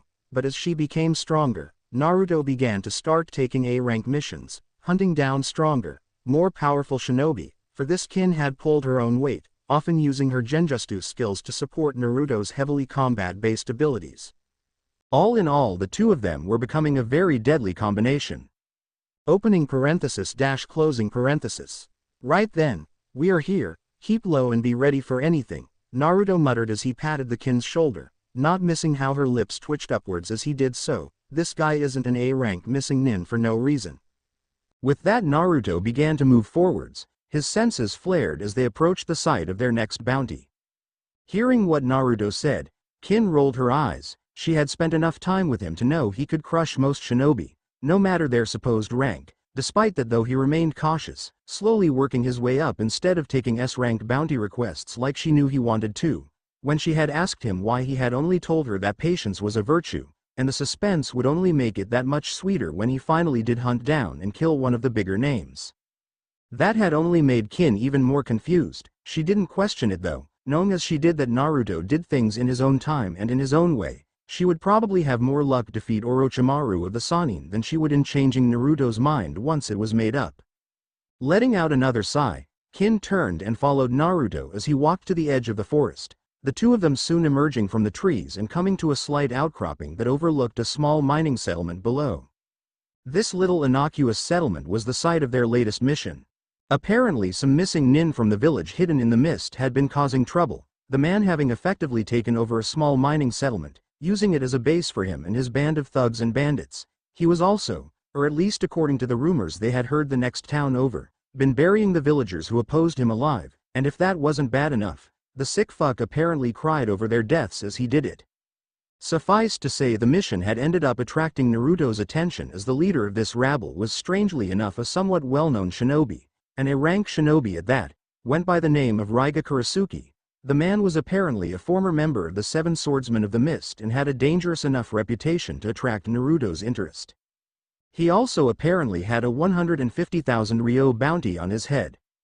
That was what Kin was more interested in. It was enough money for the two of them to live comfortably off for the next 6 months. Not that Kin was under any delusion that they would stop hunting bounties even if they did have that much money. No, killing this shinobi would just likely spur Naruto on to hunting down even more dangerous prey. Not that that bothered Kin that much, as the stronger shinobi they faced often had useful jutsu scrolls or tools she could loot off them. Plus, she was hoping one day that she and Naruto would come across a bounty for whoever it was that sent those shinobi who destroyed her home and murdered her family. She only wished that the men had called their master by his name instead of just calling him the master, or that Naruto had left one alive so that they could interrogate him. Still though, Kin was content to wait for now, knowing as she did that one day she would track this master down, and then gut him or her like a pig.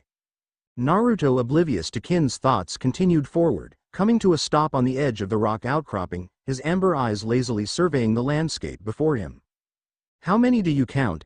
Kin asked as came to standing next to him, glancing sideways at Naruto as she did so, knowing his eyesight and senses were far better than her own. Naruto didn't respond at first, focusing as he counted the number of thugs and bandits in the small settlement. His senses spread out as he sensed the chakra within all of them, assessing the group to see whether they were more than the common thugs they appeared. Currently the bandits were overseeing a number of civilians, probably people local to the area, as they were forced to work, breaking up and collecting rocks from around the mine.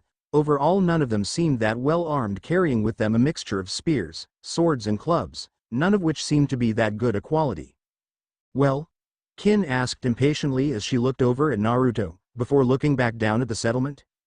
There is around 11 bandits down below, none of whom are shinobi, and around 24 civilians. Naruto replied, his amber eyes narrowed as he leaned forward, his clawed hands resting on the rock outcropping in front of him as he surveyed the lower part of the settlement.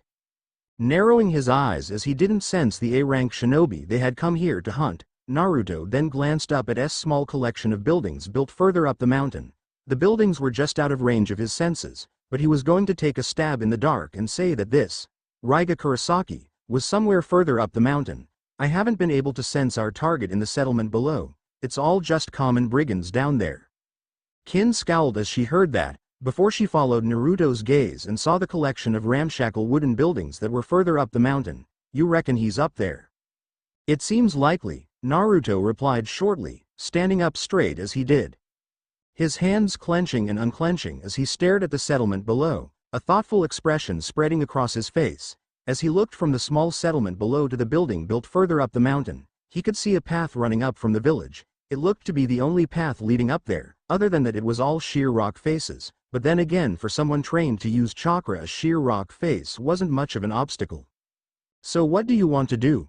Kin asked shortly as she saw him looking from the village to the buildings above, guessing what was going through his head. Personally she would have preferred to attack E village, but she was still somewhat new to this and was content to follow Naruto's lead. Do we attack the village, or do you want to try and sneak past? Naruto hummed slightly at that, a thoughtful look on his face as he came to his decision. We attack the village, we kill all the thugs, doing it as silently as possible. Naruto began, a savage grin on his face, his eyes flashing with bloodthirst. Then we go after Raiga. And the civilians? Kin asked, a slight frown on her face, as she looked down at the settlement, scowling as she saw how the locals were being forced to work by the thugs. Already she could feel anger building up within her, as she saw the strong abusing the weak. Put them under a genjutsu, Naruto replied, giving Kin a sideways glance as he did so. Make them all unconscious, I don't want them getting in our way. Kin nodded at that, crouching down as she made to leap forward. Before she did though, Naruto grabbed her by the back of her shirt and dragged her back. Make sure to do it silently, we don't want Raiga to know we are here until we want him to. I don't want him doing a runner, not yet, Naruto added as he made eye contact with Kin. Yeah, I get it, Kin replied as she straightened her clothing, rolling her eyes as she did so. This isn't my first time, you know, Kin added, before a slight smirk spread across her face. At this anyway, she trailed off, before giving Naruto a wink. Naruto cocked an eyebrow as that, before he crouched low to the ground and leapt forward, his body a blur as he silently leapt from the rock outcropping into the valley below. Ah, he's no fun, Kin grumbled as quickly followed after him, the slightest of smiles beginning to form across her face as she pursued him. For all his feral appearance and ruthlessness, she couldn't help but enjoy her time with Naruto. She still missed her family, that was a hole she didn't think could ever be filled, but at the same time she wasn't going to curl up and die. Naruto was part of the reason for that. Since traveling with him she had found a reason to go on and to get stronger. She had found content in the routine she shared with him. She had also learned to be proud of the things she accomplished, and hunger for the excitement the hunt gave her. Naruto's lifestyle was very addictive. There was a freedom about it that being a part of a shinobi village would never compare with. Still, though she wished she knew more about the silver-haired sage, she knew he was around her age, as surprising as that may be considering the fact he looked closer to 18 than 13. She knew he was raised in a forest by someone called Akila. She also knew he had master senjutsu, and that was about all she knew about him. Naruto wasn't the kind of person to talk about himself, and what little she did know was things she had wheedled out of him over the last 6 months. A slight frown passed across her face at that thought, before she pushed those feelings away, instead focusing on the task ahead. The both of them had just reached the outskirts of the settlement. Battle would soon be joined. Come on, hurry up. A short man, with a scruffy black beard and a mop of greasy brown hair shouted, a nasty expression on his face as he watched the villagers working. We aren't paying you for nothing, you know. The man followed this up with a loud laugh, something a number of his companions joined in on, as they passed around a wineskin. Pan, I don't think we're paying these guys, a tall skinny man, with shaggy brown hair and a vacant expression on his face said. The now named Pan turned to glare at the other man, a look of annoyance prominent on his face. That's the point of the joke, dumbass. Oh, the other man replied, nodding his head as he did so, before he paused and let out a laugh. Good one, Pan. Pan shook his head as he saw this. Sometimes Lee. Sometimes you're so fucking stupid I swear it's a miracle you remember how to breathe. Ha. That's funny Pan. The now named Lee replied with a guffaw. Pan's expression was blank as he looked at the laughing Lee. I wasn't joking. Oh. Can you two just fuck and get it over with? Another one of the thugs shouted up, taking his eyes off the toiling villagers as he did so, otherwise Ryga will give you a funeral. That shut all of the men up, all of them shifting uncomfortably, their eyes shifting to the upper portion of the village, further up the mountain. Right you are, Pan replied uncomfortably, coughing into his hand before turning back to the villagers. You lot hurry up. Ryga wants the mine running faster. The villagers below grumbled a bit at that but otherwise increased their pace. They had after all seen the cruelty of the one they called Ryga. It didn't matter who you were, whether you were one of his thugs or a villager, if you pissed him off he would kill you, and your death would be long, drawn out and terrible. Come on faster you lazy fucks. Pan shouted again, slamming the base of his spear into the ground to emphasize his words. He was about to speak again before he suddenly stopped, his eyes widening as he heard a faint whistling sound. Looking around, Pan's vision began to blur, even as the sound of whistle began to reverberate around his head. What? Pan tried to say, his head throbbing as his vision blurred even further. He soon stumbled to the ground, his hands slapping into wet mud as an overwhelming feeling of weariness came over him. All around the prone man the others were all similarly affected. Bandits and villagers all were falling to their knees, their heads throbbing and their gazes blurred. All the while the low whistling sound continued to sound out across the village. The sound was faint, barely audible, but even so it had succeeded in incapacitating nearly 40 people. You're getting better, Naruto spoke up, a look of faint surprise on his face as he saw all the disabled men and women around him. I know, Kin said, a slight grin on her face as she looked over at Naruto, the village once again becoming silent as she stopped whistling. Sound-based genjutsu, that was where Kin excelled. It was a talent she had first learned from her father along with standard genjutsu techniques, but had since developed whilst in Naruto's company. Using sound as a base for casting genjutsu was in her opinion somewhat of a niche technique, far more subtle than standard genjutsu techniques, far more versatile too. It's not exactly silent though, is it?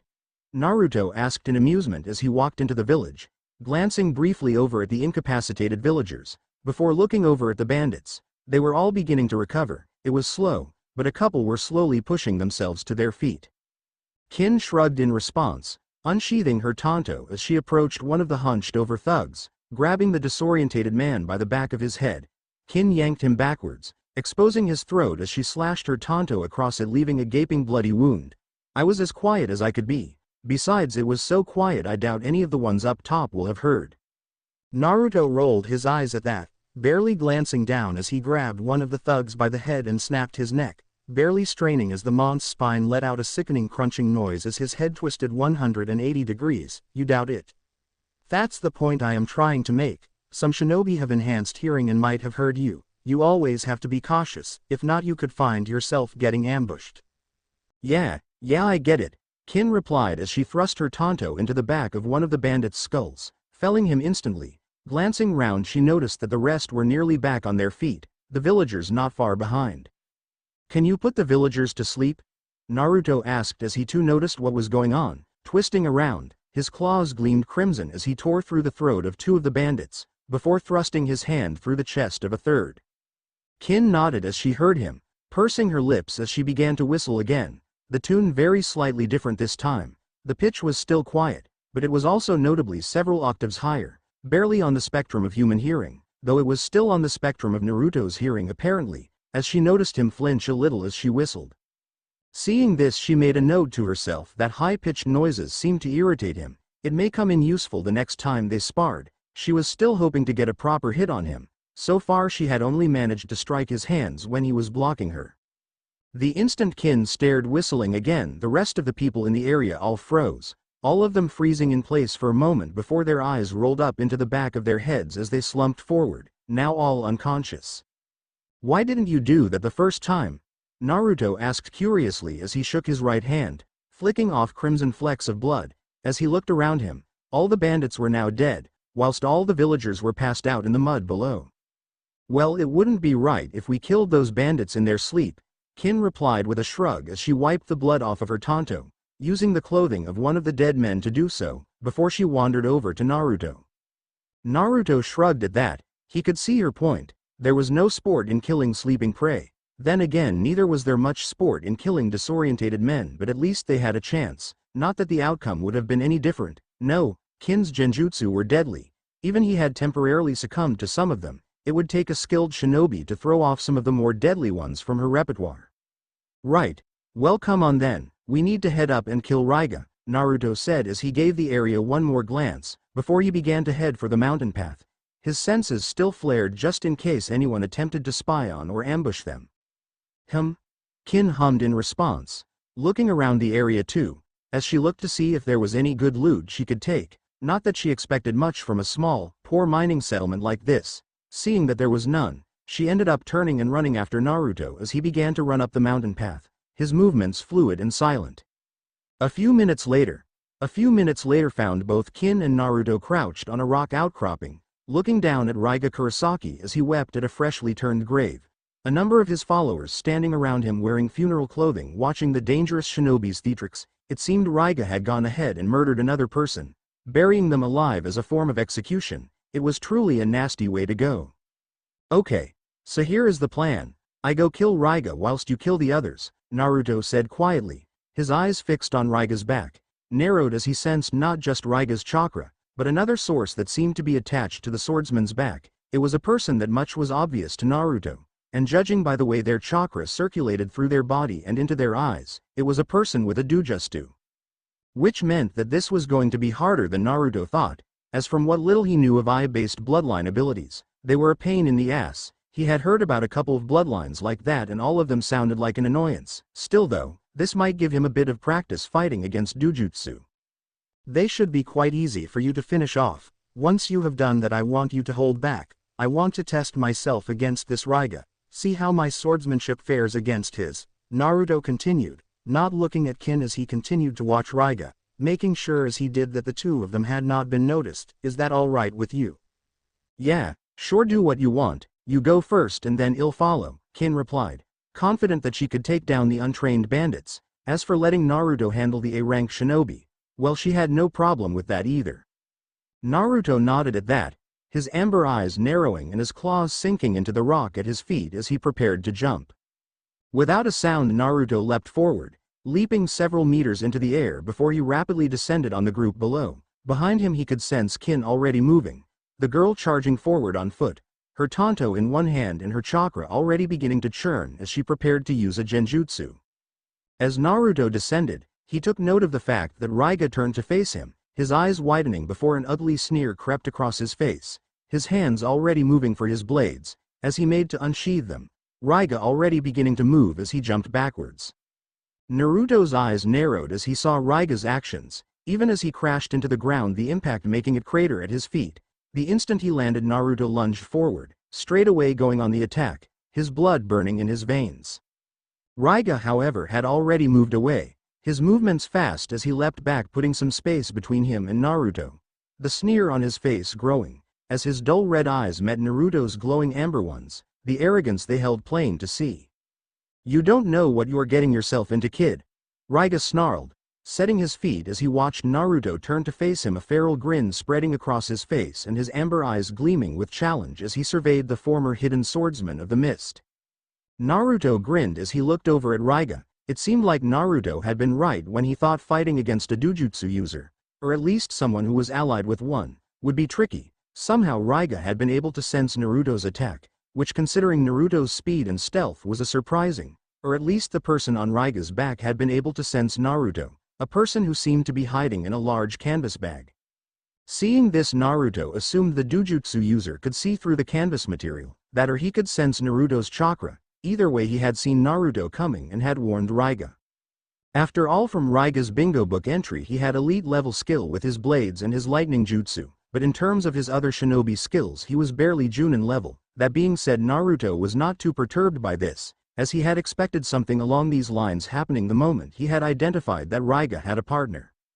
Shifting his feet, Naruto brought his hand up and grasped the hilt of his sword, slowly drawing the wickedly sharp blade, a feral grin spreading across his face. Yes, Naruto had no problem at all with this turn of events. As a former seven swordsman of the Hidden Mist, Raiga had somewhat of a reputation as a skilled swordsman. Already Naruto could feel his blood racing, and the thrill of battle rising up within him as he prepared to test his skills with a sword against Raiga. As Naruto was doing this, Kin had already engaged the rest of the bandits, her tanto in hand as she bobbed and weaved through them, slashing at exposed limbs, all the while she let out a low whistle, disorientating her opponents as she quickly cut through them, her shinobi-based skills making short work of the untrained thugs and brigands. Seeing this, Naruto smirked. The girl really had gotten stronger. With that in mind, it was time Naruto pulled his own weight. Darting forward, Naruto, his sword held in his right hand, he quickly engaged Raiga, his amber eyes gleaming in excitement as he saw that the man had drawn his own blades, the Kiba blade, a set of finely crafted twin blades that sparked with lightning as he lunged at Naruto, straight away going for a decapitation. Naruto took a step back, his eyes narrowing as he felt the concentrated lightning chakra flowing through those blades. Dodging Raiga's first swing, Naruto then lunged forward, his blade a blur as he went for a downward slash at Raiga, which was followed by a swift set of rapid lunges and slashes, each strike flowing into the next as he began pushing Raiga back, Naruto's feet almost dancing across the ground, his blade a blur as he struck with both immense speed and strength, quickly overwhelming the slower and weaker Raiga. A snarl spread across Raiga's face as he faced this onslaught. His skill with the twin blades was admirable, using the lightning flowing through them to his advantage as he defended himself, releasing bolts of lightning at Naruto with every clash of their blades. Not that this deterred Naruto, as his sword did not conduct Raiga's lightning, and the bolts Raiga did send out were easily avoided as he used the advantage Sage Mode gave him to sense the lightning chakra as it was released, giving him an almost precognitive ability to avoid Raiga's attempts to paralyze and shock him with the stray blasts of lightning. Undeterred by Raiga's counterattacks, Naruto took another step forward, taking a strong base as he parried away Raiga's Kiba blades, before he darted forward with a swift lunge, his blade scoring a bloody wound on Raiga's shoulder. It would have impaled the man, but at the last second he had dodged, throwing his body to the side. Scowling as he saw this, Naruto once again scowled at the lump on Raiga's back. The moment before he had struck Raiga, he had heard a whispered warning being given to the man. It was because of this that the man had survived what would have been a crippling blow had it landed. Letting out a slight growl, Naruto rushed forward once again, engaging Raiga as he lashed out with his sword, making the man backpedal as Naruto bowled forwards, a look of frustration entering Raiga's eyes as he swung both of his blades sideways at Naruto, probably hoping to make him back off and give Raiga more space to compose himself. It didn't work though, as Naruto ducked down low, avoiding the wide sweeping blades and instead delivering a solid kick to Raiga's right leg, causing it to collapse under him before Naruto followed it up with a slash of his sword. Raiga only just managing to dodge as the blade cut through his clothing and bit into his skin, leaving a bloody trench running from his left hip to his right shoulder. Naruto then followed this up with a light kick to Raiga's chest that sent him staggering backwards, the Kiba blades falling out of his loosened grip as he instead clasped the bloody wound on his chest. With Raiga staggering backward from his silver-haired attacker, Raiga clasped to the bloody wound across his torso, his eyes widening as saw his attacker stand up straight again, his sword held lazily at his side, and his amber eyes locked hungrily on Raiga. Seeing this, Raiga's mouth went dry, fear beginning to grow within him as he saw his opponent didn't even look out of breath. This foe was beyond him. He knew that much. He was faster, stronger and more skilled than him. Raiga could tell that, just as he could tell the only reason he wasn't already was because this man, for whatever reason, was toying with him. Pushing his fear away for now, Raiga instead channeled his chakra to his wounds, stifling the blood flow and soothed the pain from the wounds as he did so. It was a temporary measure, but hopefully it would allow him to continue on long enough to at least escape this attacker. "What do you see, Renmara?" Raiga muttered as he took a step back, his eyes flickering to his Kiba blades that lay in the mud behind his assailant, assessing the likelihood of recovering them. A soft voice replied back, the voice coming from the large backpack he had on his back. Raiga, he's too powerful for you to fight. I've never seen anyone with this much chakra before. Not human. He's not human. He's a monster, Raiga. We need to run now or he will kill us. We need to flee." "I know, but it's not that easy. What about a genjutsu? Can your eyes cast one on him?" Raiga asked. His eyes narrowed as he tried to think up a strategy. Renmara was correct, whoever this was. Raiga was out of his league, and with the wounds Raiga had already suffered he was unlikely to be able to fight his way out of this, which meant he would have to rely on Renmara using his dojutsu to cast an irresistible genjutsu on the man. That should hopefully buy them enough time to grab the Kiba blades and escape, but for that to happen Renmara would have to make eye contact with the feral-looking man. Renmara made to reply, but before he could his eyes widened and he instead shouted a warning to his friend, "Raiga, he's coming, get down." Raiga through instinct did what Renmara said, lunging into a low crouch, just in time as he saw the Mont's blade slice through the air overhead, the air thrumming as it did so. Rolling to the side he once again dodged as the silver-haired Mont's clawed foot slammed into the ground, followed by his blade. Rolling to his feet Raiga looked up in shock, only to find himself looking at a set of glowing amber eyes. With Naruto scowled as Raiga once again seemed to almost predict his attack. The child on his back was the reason. Naruto knew this now after he had listened into the brief conversation the two of them had had. His eyes too appeared allowed him to see Naruto's attacks even through the canvas covering the boy. Not only that, but from what Raiga said they also seemed to be able to cast eye-based genjutsu. Naruto had never heard of a set of dojutsu like this, but at the moment it sounded like some kind of cross between the Hyuga clan's famous Byakugan and the Uchiha clan's legendary Sharingan. Either way it was powerful. Not missing a beat Naruto leapt forward, his blade held at the ready as he once again engaged Raiga. The man avoided his first strike, and then his second, but his third struck Raiga straight in the chest. Naruto's 4-foot-long blade piercing through Raiga's chest and through the person on his back. Blood bubbled from Raiga's mouth as he looked at Naruto in surprise, confused red eyes meeting glowing amber. Naruto just gazed levelly at him for a moment, before he twisted his blade and wrenched it out of Raiga's chest. With a dull thud Raiga collapsed backward, his eyes wide and vacant. "Well, you took your time." A glib voice spoke up from behind Naruto, prompting him to turn around and smirk at the waiting Kin. Noting as he did the dozen or so dead bodies lying behind her, most of whom had their throats cut. "I was enjoying myself," Naruto replied with a shrug, idly reaching down and tearing off a part of Raiga's clothing before he used it to wipe the blood of his blade. "How did your fight go?" "It was easy. None of them had any real skills to speak of," Kin replied with a nonchalant shrug, her gaze instead resting on Raiga's dead body. "What about yours?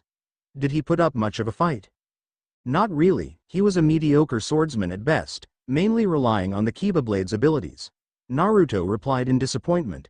Glancing at the fallen blades that were lying in the mud a few feet away, the wielder of them might have been incompetent, but the blades themselves were powerful. Naruto would make sure to take them with him when he left. He also had a partner. "A partner?" Kin questioned, her brow furrowed in confusion as she scanned the area looking for another dead shinobi. Seeing this, Naruto shrugged before he used his foot to kick Raiga's body over, so it was now lying on its front. Kin looked over curiously at Naruto as he did that. "Yeah, he had some kid with a set of dojutsu on his back. The kid was able to see and read my attacks and was warning Raiga about them. Ended up making the fight longer than it should have been," Naruto replied absent-mindedly as he reached down and ripped the backpack of Raiga's back, the material tearing away to reveal a frail-looking boy on his back. The kid looked to be around 12 or 13 years old, with very apple skin, and thin brittle-looking limbs. Not that that mattered as the boy was dead, his eyes staring blankly straight ahead. A large bloody wound in his chest formed Naruto's sword. Turning his body, Naruto looked closely at his dead eyes, taking note as he did of the chakra that was slowly flowing out of them. His body no longer constantly providing it, now he was dead. "This kid's dojutsu," Naruto said with a frown as he looked up at Kin, noting the curiosity on her face as she looked at the kid's red eyes. It was some kind of variant of a Sharingan or a Byakugan, I am not sure. Either way, it allowed him to see through this bag in all directions and help Raiga in tracking my movements and predicting my attacks. It also apparently could cast genjutsu, though I didn't see him dong it. "Poor kid," Kin said as she looked down at the boy, a bit of pity in her eyes. "Do you reckon Raiga forced him to help him?" Naruto shrugged at that. "Can't say for sure, but the kid seemed more than happy to help Raiga, or at least that was what I heard." Kin sighed at that before nodding. It was a shame someone so young had to die, but if he had been willingly helping a monster like Raiga, someone who buried people alive and took pleasure from it, then maybe it was better of that they were dead. "What do we do now?" Kin asked as she once again looked around the area, before looking back at Naruto. Naruto hummed at that. a thoughtful expression crossing his face, before he swung his blade up and down, decapitating Raiga's dead body. With that done, he then pulled a scroll from out of his coat pocket, unrolling it as he did so before he first sealed up Raiga's decapitated head for the bounty. Then he walked over and grabbed the kiba blades. Seal them inside the scroll too. With that done, Naruto rolled the scroll back up and then shoved it into his pocket. With that done, Naruto then turned to Kin, a curious expression on his face. "Hey Kin, how good are your medical ninjutsu skills?" Kin frowned at this question, not sure where it was coming from, but answering it anyway. "They're decent enough. Why?" Naruto paused for a second, looking down at the corpses of Raiga and the Renmara for a second before looking up at Kin, a determined expression on his face. "Because I am going to implant those dojutsu, and I want you to help." Kin rolled her shoulder irritably, a scowl on her face as she looked around the heavily wooded forest she was currently in. It had been a month and a half since she and Naruto had taken down Raiga Kurosaki and cashed in his head. In the end, it had turned out the money they had gained from claiming his bounty was very useful. After all, Naruto had gotten it into his head that it would be a good idea to implant some random dojutsu into his head, putting the pressure on Kin as he did so, as he had also asked her to do the implanting, something she had no prior experience with. Of course, this hadn't bothered Naruto, which meant that the moment they had cashed in Raiga's bounty, they had gone back to Clovertown and used some of the money to rent out a room in the Lusty Leopard. Once there, Naruto had insisted that they do the implantation. After all, he didn't have a sealing scroll that could preserve human remains for long, maybe a week at most, and even then there would be some deterioration. Well, either way, they had gone ahead with the implantation. Naruto lying on the bed gritting his teeth as he stoically bore her, removing first his right eye. A surprisingly clean thing if done properly, not that it was any less unpleasant for Kin, but she bore it. After removing his right eye, she had then implanted the boy, Renmara's eye, the smaller orb easily fitting within Naruto's empty socket. Surprisingly, Kin had needed to do very little healing after that, as Naruto, it appeared, had some kind of healing factor. Whether that was to do with his sage mode or something else, Kin wasn't sure. All she knew was that the moment she inserted Renmara's dojutsu in Naruto, his body had begun to start healing, immediately assimilating the eye into Naruto's body. In fact, Kin had needed to do very little after that, which was probably good, as she only knew how to do blunt force healing and not the more complicated things. She was only adept at medical ninjutsu at best after all. After she had done the first eye, the second one had been just as easy. Though still a less than pleasant task. No, the implantation of the dojutsu had not been that bad. It had been quick and relatively painless. It was the part after that had been a pain. When Naruto had sat up after his healing had finished, he had become very disorientated. At first he had struggled to control the eyes, as he now found that he could see through walls and could in fact see chakra, an effect that was only made worse by the fact he could also censor chakra due to his sage mode, as now his senses were being totally overloaded. In the end, it had taken Naruto close to 3 weeks to get a handle on the eyes. Even if it was just the basics like activating them and deactivating them, as well as handling their latent abilities like the ability to predict movements and ability to see through practically anything. He hadn't even tried to cast genjutsu with them yet. This in itself wasn't bad, as it made Naruto only more deadly than he already was, which was both frightening and brilliant, though she would be interested to see how he would develop once he learned how to cast eye-based genjutsu. But it did mean that Naruto hadn't been able to work for 3 weeks, which meant they had had to dip into their savings to pay for the room and the food and drink, which, considering just how great Naruto's metabolism was, meant they ended up blowing through a large chunk of their savings.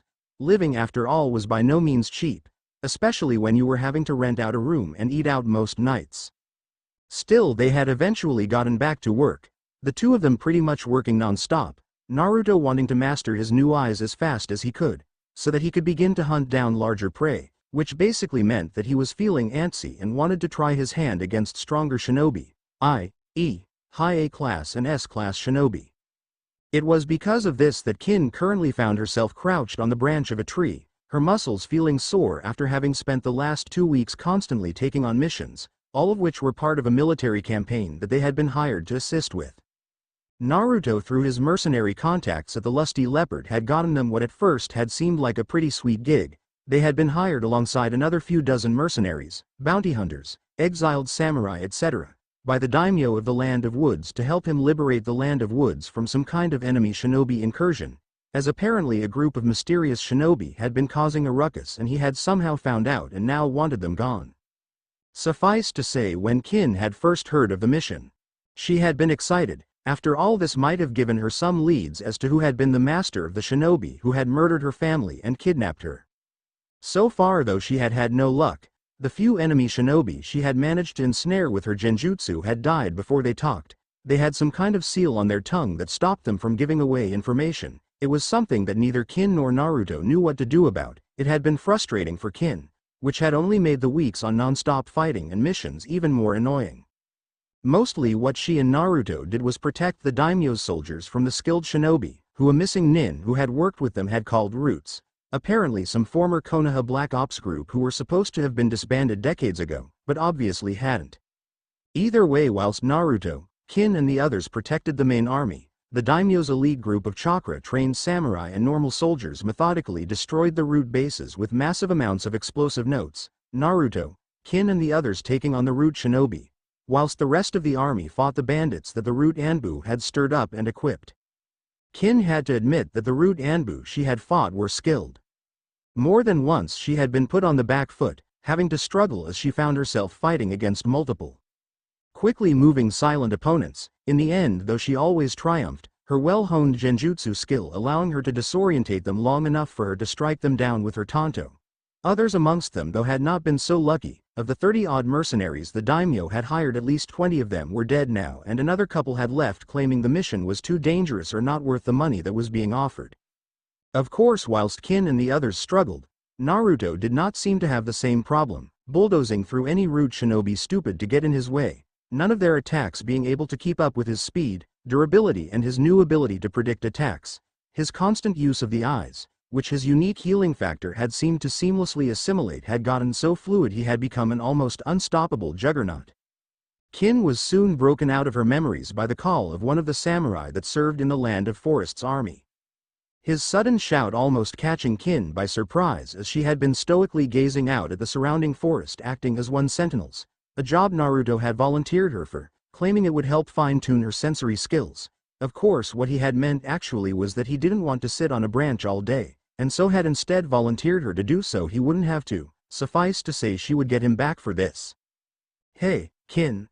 Zaji wants to see you in the command tent. Naruto is already there," Suzaku shouted up to her, the brown-haired samurai not knowing the meaning of subtlety as he stood below the tree wearing his bulky green samurai armor, smiling up at her as he casually gave away her well-hidden position. Rolling her eyes in irritation, Kin repressed the urge to snap at him, knowing as she did that he didn't know any better and her taking out her irritation at her weariness on him wasn't fair. No, that was what Naruto was there for, though knowing the sage he likely wouldn't notice or care, which took away most of the satisfaction, not all of it though. "Thanks, Suzaku. I'll go find Naruto and see what he wants," Kin replied as she rolled her shoulder again before she leapt down from her perch in the tree, falling the 15 feet to the leafy ground without a sound, after which she proceeded to sweep past Suzaku and into the camp, easily wending her way through the rows of tents and occasional patrols as she headed for the main tent in the center of the camp where both Naruto and Zaji, the commander of the daimyo's army, were waiting. With Naruto, grumbling irritably, Naruto once again turned to look out of the tent, his amber eyes turning red as he activated his dojutsu, allowing him to see through the thick canvas and through another 20 or so tents. A slight smile passed across his face as he saw Kin approaching, his attractive partner confidently moving through the crowds and tents as she approached the command tent. The girl was quite comfortably wearing a cuirass and right pauldron she had taken from a dead samurai. Over the top of her mesh undershirt and her black overshirt, her now knee-length silky black hair now plaited and fell down her back. Her tanto was still belted to her waist along with her kunai and senbon pouches. A confident look was also present on her face as she walked through the camp of older and more experienced soldiers and samurai, not at all daunted as she knew herself to be on the level or higher. Cutting off his chakra to his eyes, the glowing red color faded to his usual amber color, signifying that he was still using his sage mode. It appeared that even though he had replaced his eyes with those of another, they were still a glowing amber. Unless he activated his dojutsu, at which point they became a glowing red color. This was no doubt due to the fact that the vulpine features, claws, shaggy sliver hair and amber eyes were all features brought about by his constant use of sage mode and his connection to the direwolf clan through their summoning scroll, to the point at which it had permanently begun to mutate his body. Not that Naruto was complaining. He always thought his amber eyes were badass. far more striking than the baby blue color they had been in his youth, before he had begun training to be a sage. This certainly added to his intimidation factor, something that was useful when it came to corralling prey. Turning back to Zaji, a very tall, heavy-set samurai in his early 30s, a mass of muscle and power clad in incredibly ornate sliver armor. Not that his size really bothered Naruto, as he instead gave the impatient-looking army commander a bored look before saying, "She's just coming." "Good," Zaji replied impatiently, not bothering to ask how Naruto knew. Naruto was an odd one, not that that bothered Zaji. As long as he could fight and obey orders, that was all that mattered, and Naruto could surely fight. The man was an absolute monster. Obeying orders though, he was not quite as good at that. Still though, as long as the daimyo kept the money coming and Zaji phrased his commands the right way, they made do. Still though, the man could be a pain in the ass. He refused to do solo missions and always insisted on bringing his partner Kin along. Not that that bothered Zaji. The girl was formidable in her own right, plus she was a lot easier to deal with than the brusque and stubborn Naruto. The fact she was quite the looker was only a bonus, though considering he had seen Naruto rip a shinobi's spine out with his bare hand, he might keep that opinion to himself. A minute or so later found Kin entering the command tent, sweeping past the two samurai who guard the tent entrance without stopping. Instead, she just walked up to where Naruto, Zaji and a couple of others were waiting around a table covered in maps, idly sidling in next to Naruto, making sure to jam her elbow into his ribs as she did so. Not that Naruto showed any sign of noticing. Instead, he just gave her a faint smile, his sharp canines just poking out from the bottom of his lips. A smile that grew when he saw the sour face Kin gave him, no doubt a bit pissed off that he had volunteered her to sentry duty. To be fair though, he had wanted to sleep, whilst she had insisted on training, Kin having wanted to try and practice her genjutsu on someone with dojutsu, even if the two of them didn't know the full capabilities of the ones Naruto now carried. Normally Naruto would have humored her. After all, he always did love a good fight, even if it was a spar. Unfortunately though, he had just come back from a brutal mission and was looking forward to a nap, hence the fobbing her off and making her sit on a branch staring out at the forest for 3 hours. "So what's the new job?" Naruto asked bluntly, cutting straight to the chase now Kin was here. Already impatient to get on with it, he had rested and was now completely re-energized, and now Kin was here, there was no more need to wait. "Yes, one last job," Zaji said, sending Naruto a sour look this time. After all, it was his insistence on waiting for Kin that delayed them for 5 minutes. Still though, he didn't see the point in getting into an argument over something so trivial, especially with someone so prickly and stubborn. "We are currently this close," Zaji continued as he held up 2 fingers not even an inch apart to signify just how close they were. "To purging those accursed rude shinobi from the land of woods, thanks in no small part to you too. But their last base is heavily defended, too heavily defended for any of my men, and probably even you too. That's why I've hired some more outside help for this one. He came highly recommended as a demolitions expert from a good friend. He should be joining us shortly." With that said, Zaji strode out of the tent, the others following him as it appeared he was going to meet this new hire. Naruto's eyes narrowed as he heard how Zaji had hired more help. After all, he was pretty confident he and Kin could deal with this last base. Still though, as long as the daimyo kept paying, he would deal with it. After all, this was just a job to him. He had not special connection to this country or these people. They were just clients and would remain so until the job was done. A few moments later, Naruto suddenly frowned, his eyes flashing red as he channeled chakra to them before turning around, his brow furrowing even further as he sensed something strange approaching. His sensory abilities, courtesy of his sage mode, were pretty considerable. Not quite on a par with the toad sages from what Akila had told him, but far better than those of a normal sensor shinobi. The chakra he was currently sensing was unlike anything he had ever felt. It was clearly human in nature, but was shaped vaguely like a bird, a very large bird. This was an oddity in itself, especially since the chakra felt incredibly unstable. Narrowing his eyes, Naruto glanced up, his dojutsu focusing on the larger than normal mass of chakra approaching, allowing him to see that the new arrival was riding on top of some kind of bird. At first Naruto thought it could be a summon, or some similar creature, but as it drew closer he began to doubt that it was a summon. It didn't feel like a summon, though Naruto did begin to think that the unstable chakra he could sense could very well be how this demolitions expert, well, demolished things. Besides him, Zaji and Kin followed Naruto's gaze as he looked up, the two of them only seeing an empty sky. A minute or so passed before a large hawk appeared out of the clouds, the bird continuing to grow as it approached them. the creature a startlingly white color that stuck out against the backdrop of the light blue sky. As the bird drew closer, revealing its size and color to the rest of the group, Naruto instead focused on the person who he both sensed and saw was riding atop the bird. It was a man, who looked to be around 14 or 15 years old, not much older than himself.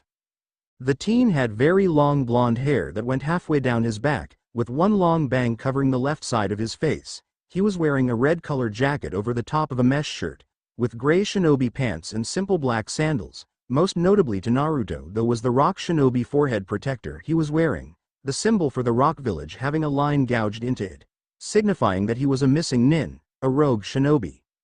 As his ride descended, the teen crossed his arms in front of him, a distinctly confident look on his face as the bird swooped lower to the ground, the look turning smug as he saw how many people in the camp were staring up at him in awe. Naruto, however, just looked distinctly unimpressed. Kin, who was by his side, shared his opinion. After all, the teen might be a missing nin, but neither of them had ever seen him in any of the bingo books, so he must either be very new or just not that important. Either way, he had no right to look that confident, not until he had made his way onto Naruto's list of soon-to-be prey, which nowadays only consisted of S-class shinobi who he had not quite worked his way up to hunting yet.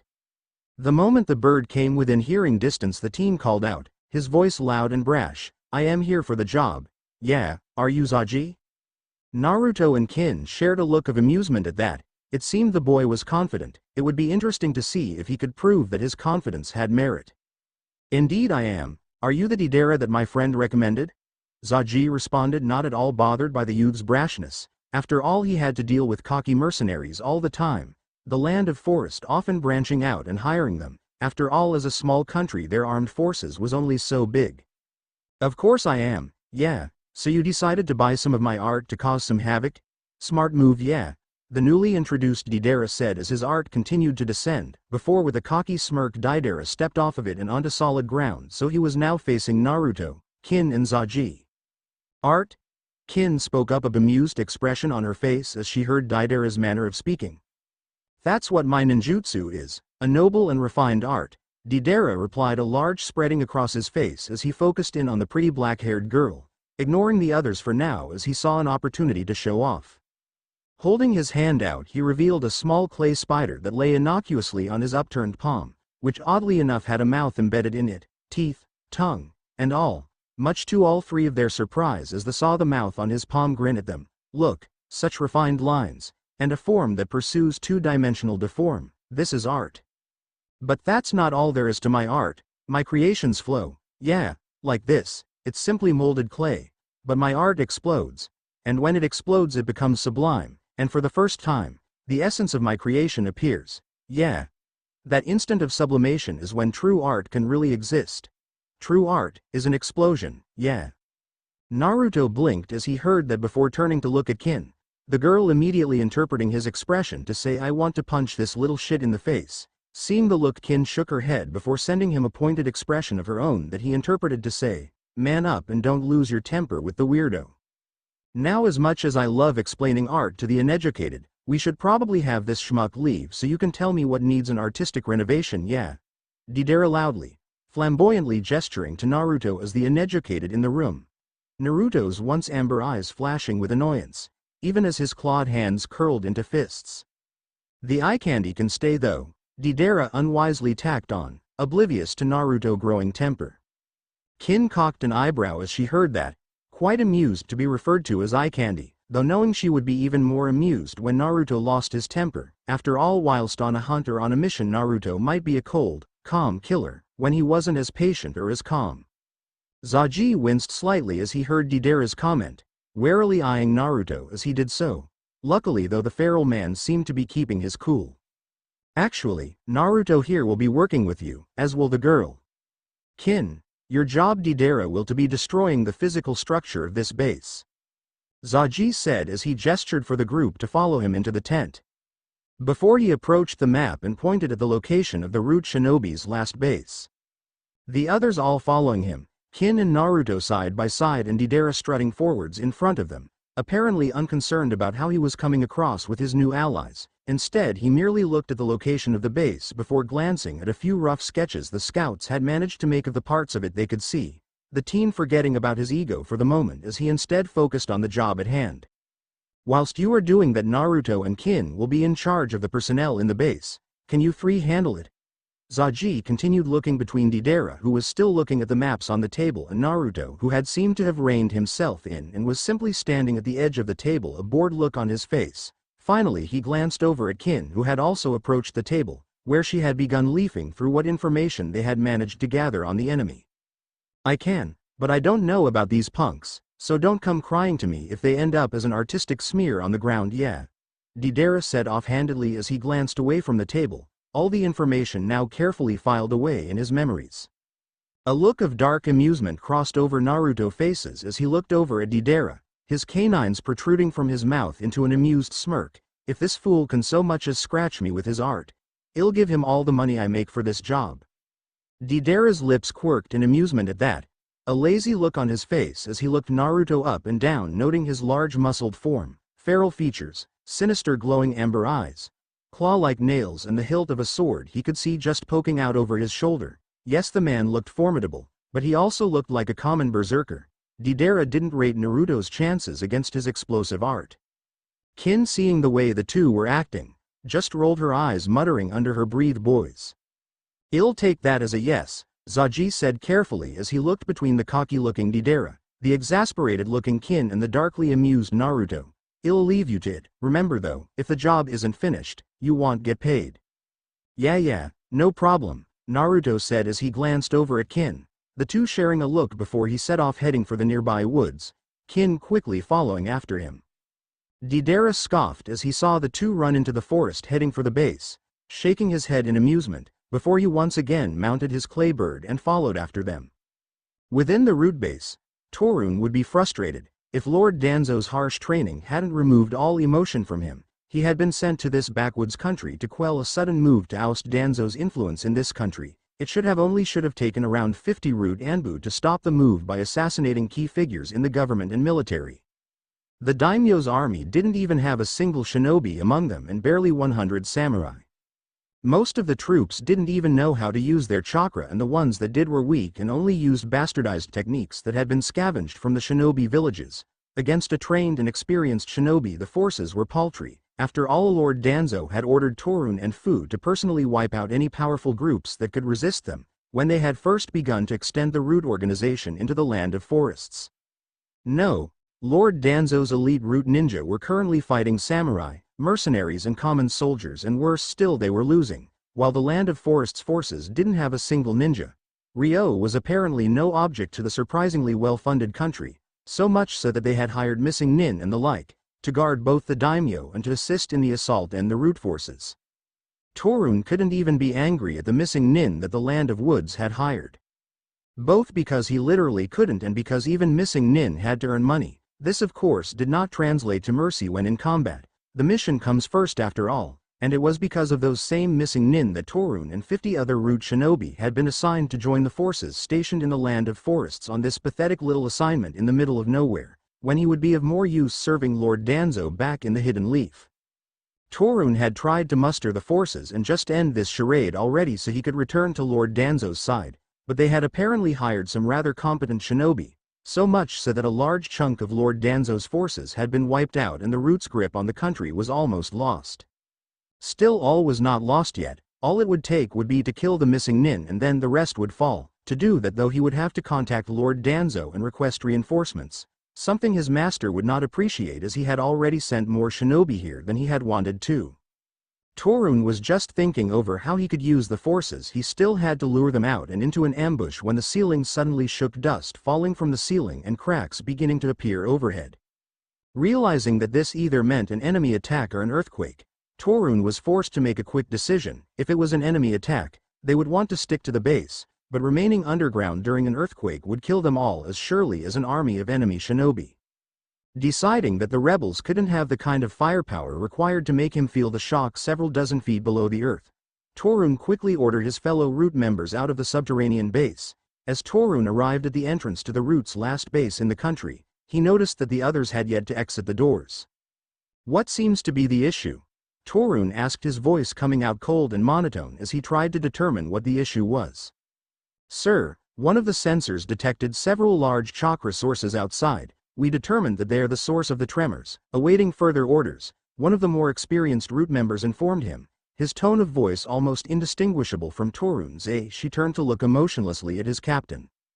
Just as Torun was about to order the squads back to defensive positions to repel the enemies, the doors crashed inwards and crushed a couple of the less alert root members. This left Torun down to only himself and 10 other root. That being said, Torun couldn't fully blame the 2 dead root members for being crushed by the large metal doors. The doors had after all been reinforced by a dual iron bar seal.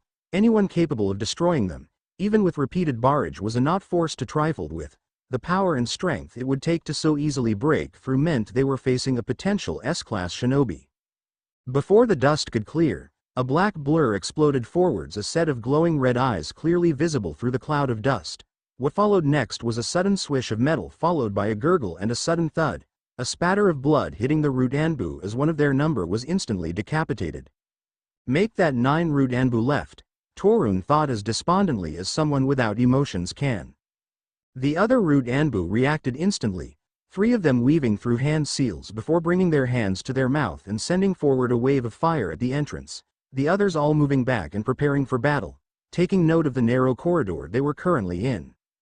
Not that this did them any good, as a figure suddenly barreled through the intense flames, seemingly not affected by them as he instead collided with the 3 shinobi. A clawed hand tore the throat out of the first shinobi. A blur of black metal cleaved another in 2 and the third shinobi received a clawed foot in the middle of the chest, shattering his ribs and pulverizing his organs. In a matter of moments all 3 of them were dead. Torun, seeing this, calmly raised his fist before commanding his men to retreat back into the base. This was a powerful opponent. The root shinobi did not excel at facing powerful opponents straight on. They were trained to be true shinobi after all. They were suited to fighting in the shadows using speed, skill and subtlety. The dark corridors deeper within the base would be much better terrain for them to face down and kill this new foe. Torun himself also retreated deeper into the base, despite the fact that he knew that no matter how strong the individual was, one touch would be enough to end him. With that in mind, Torun shed his gloves and shirt, his skin taking on a vibrant shade of purple, not exactly as stealthy as one would like for a profession based on sneaking around. But its effectiveness more than made up for it. One touch of the venomous insects crawling over his skin would put down any enemy. Of course its lack of subtlety didn't matter, since if Torun had taken off his shirt and gloves, he wasn't trying to be stealthy. After all, someone would need to bait the enemy deeper into the base and get them in a position that would allow his other troops to act. The time had come to die for the mission if needed. Turning to retreat into the base, Torun and the 6 remaining root Anbu didn't get far as a sudden low whistling sound could be heard, the sound invading their inner ear and manipulating their senses. Before they knew it, the group found themselves, instead of retreating deeper into the base, instead running back at the entrance. Wow, only 13 enemy shinobi. When Zaji said that this base was well defended, I thought he was serious, their mystery attacker said as he stepped out of the settling dust cloud. A smaller figure visible drew the side of him, before with a blur it disappeared. It's a shame, I was looking forward to having a bit of fun. The man continued, a vicious grin on his face, as Torun felt something rising up within him, that he had never thought he would feel again: fear. Torun pushed that aside for now, instead pulsing his chakra and dispelling the genjutsu that had gotten them turned around. It was too late to retreat, as in the time it had taken for Torun to assess the situation and break the genjutsu, their opponent had already moved, his body a blur as he shot forward, the ground cratering slightly under his feet as he appeared in the midst of the group, his glowing red eyes standing out in the darkness. Reacting immediately, 2 of the root Anbu drew swords and slashed at him. One from either side. It was useless though, as the silver-haired warrior avoided both blades with supernatural ease, weaving between their rapid thrusts and lunges. As he was doing this, one hand thrust out and closed around one of the root shinobi's heads, clamping shut like a voice and crushing his skull. A dull crack sounding as bone and mask alike broke. Whilst he was doing this, the blade in his other hand batted away his other opponent's strike and continued on through his throat, killing him in an instant.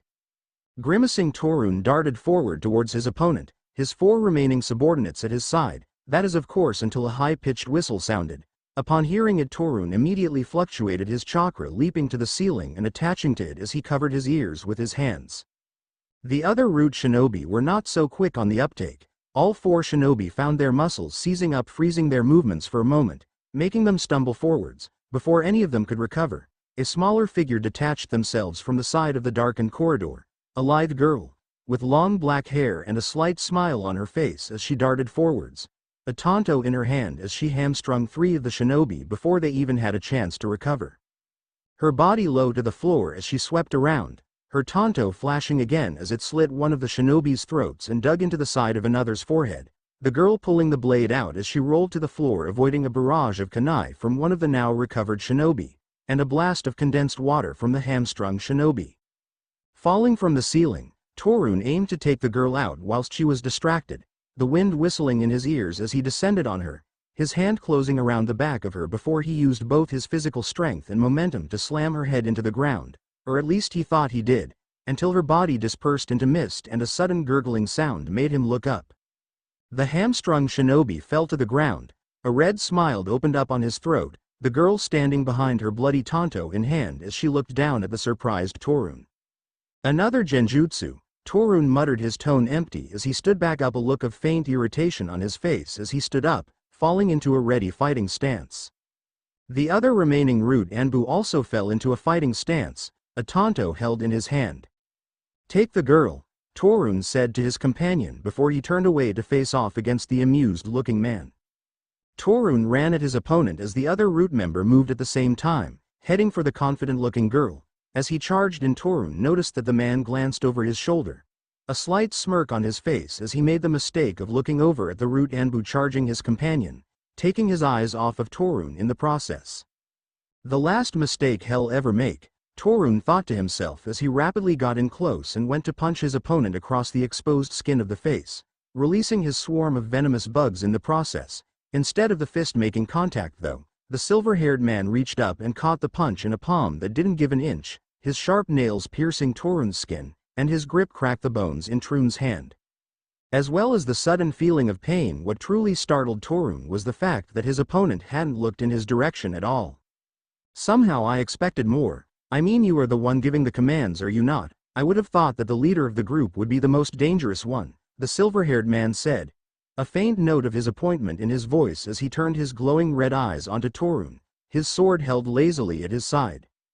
As he saw the glowing red eyes, Torun felt another shiver of fear. Those eyes, it was like they could see through him. The feeling he got formed that made him know that they weren't natural. Still though, that didn't matter. What did was that he had made contact with the mon's flesh. The man was already dead, he just didn't know it yet. "Ah well, might as well finish it." "Wait, what?" the feral-looking man said in surprise as he looked at his hand. Torun grinned as he saw that his opponent wasn't wearing gloves. Even among the Aburame, Torun had been unique. He commanded a swarm of microscopic insects that inhabited his body. Through physical contact, he could infect his opponents with these insects, which were poisonous to everyone but himself. The insects would feed off the chakra of their opponents like regular parasitic insects. But the poison the bugs released was what killed them far faster than chakra exhaustion. The poison would take longer to spread if it started in the hand, and the limb could be amputated to remove the poison, but Torun had more or less won. Still, one didn't become one of Lord Danzo's most trusted by taking risks and assuming things. Torun swept out his tanto for a quick slice to the neck for the kill. His tanto made clean contact, but somehow failed to penetrate the skin. Not only that, the tanto shattered as if it were made of glass, an amused look crossing the mon's face, his eyes becoming an amber color as he released Torun's hand and watched him jump back. His opponent's eyes became red once again and suddenly flashed with glee and challenge as he lashed out with his infected fist, driving his closed fist into Torun's stomach and sending him staggering backwards. Rather than follow through with his strike, the now red-eyed man then stared at his left hand in interest, an act which surprised Torun. He had been expecting horror and a sudden realization of impending doom. Torun had won after all. Then the strangest thing began to happen. The purple skin on the mon's hand began to turn stone gray from the original point of contact and quickly spread, overtaking the microscopic insects. The poison had only spread halfway up the forearm before it stopped entirely, the silver-haired man idly shaking his gray hand, breaking a thin layer of actual stone that had formed over his left hand and forearm, the interest on his face turning into a smirk as the man looked up at Torun, smirking as the root Anbu took a couple of steps backwards. "I take it you didn't know? Absorbing natural energy is dangerous for those untrained in its use." Torun's opponent said as he absent-mindedly as he brought his attention back to him, a smile passing over his face as he slashed his sword through the air before he darted forwards, not pausing for a second as he crossed the distance between them in moments. Luckily, Torun managed to use the replacement technique to switch with a log, the wood shattering into splinters of wood as the man tore through it, not pausing for a second as he unerringly found Torun, charging forward and engaging the Aburame in close combat. As he did so, Torun unleashed his entire swarm, using the chakra-eating bugs as a distraction as he controlled them and made them swarm his attacker. Now any normal shinobi would try all the harder to overcome this foe.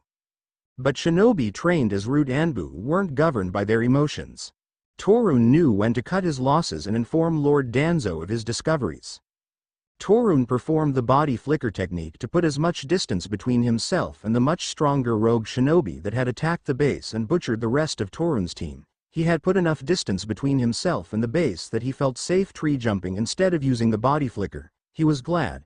The body flicker was known to aggravate injuries received. After all, he had a number of broken bones and damaged organs from fighting that monster of a shinobi. Torun didn't even wait long enough to see his fellow root shinobi cut down like a dog, the Mon's female opponent idly cleaning her blade as she stood over his dead body. Nor did he see the flash of irritation that passed through the silver-haired Mon's eyes as he fought through the swarm of toxic chakra-eating bugs. No, instead Torun leapt into the surrounding forest, swiftly moving from tree to tree. As he did so, he was surprised to notice a large, white spider on one of the tree limbs he jumped past, almost as if it responded to him noticing it. The spider jumped from its perch and latched onto his face. Right before the spider exploded, Torun heard the last words he would ever hear: "With this, become art, Katsu." A few minutes later, an amused smirk passed of Deidara's face as he looked down at the last of the root shinobi, the one who had tried to flee only to have his head blown to pieces by his art. Looking up from the Mon's ruined remains, he instead looked over at the shattered remains of the enemy's base, the underground bunker now fully exposed, courtesy of his bombardment of explosives. Looking over at the shattered entrance to the bunker, he saw Kin and Naruto leaving the base, the two of them having likely wiped out all of the shinobi taking refuge within. As it turned out, the two of them weren't as hopeless as he had initially thought. Of course, in the end they still needed his help to kill the one that tried to get away, but still they were decent enough. Even if their fighting styles were crude and artless, they got the job done, and in the end that was all that matters. Who knows, he might let them tag along on his next job. Stepping of his flying clay bird as it descended to the ground, Deidara smirked slightly as he saw the other two approaching. Not bad for a single day's hard work, yeah. Naruto cocked an eyebrow as he heard that, before shrugging. I was expecting a bit more excitement. I think we've had enough excitement for the last few weeks. Now our job here is finished. Can't wait to get back to some normal bounty hunting. Kin spoke up, sheathing her tanto and moved so she was walking directly beside Naruto. It wasn't that bad, Naruto replied, his tone softer than when he spoke to Deidara, a note of fondness in it. For you it wasn't. You love roughing it in the wilds. Me, I prefer a bit of comfort now and then. Kin replied, a sour look on her face as she saw Naruto send her a grin. Well, if you two love birds are finished, let's head back to the camp and inform them of our success.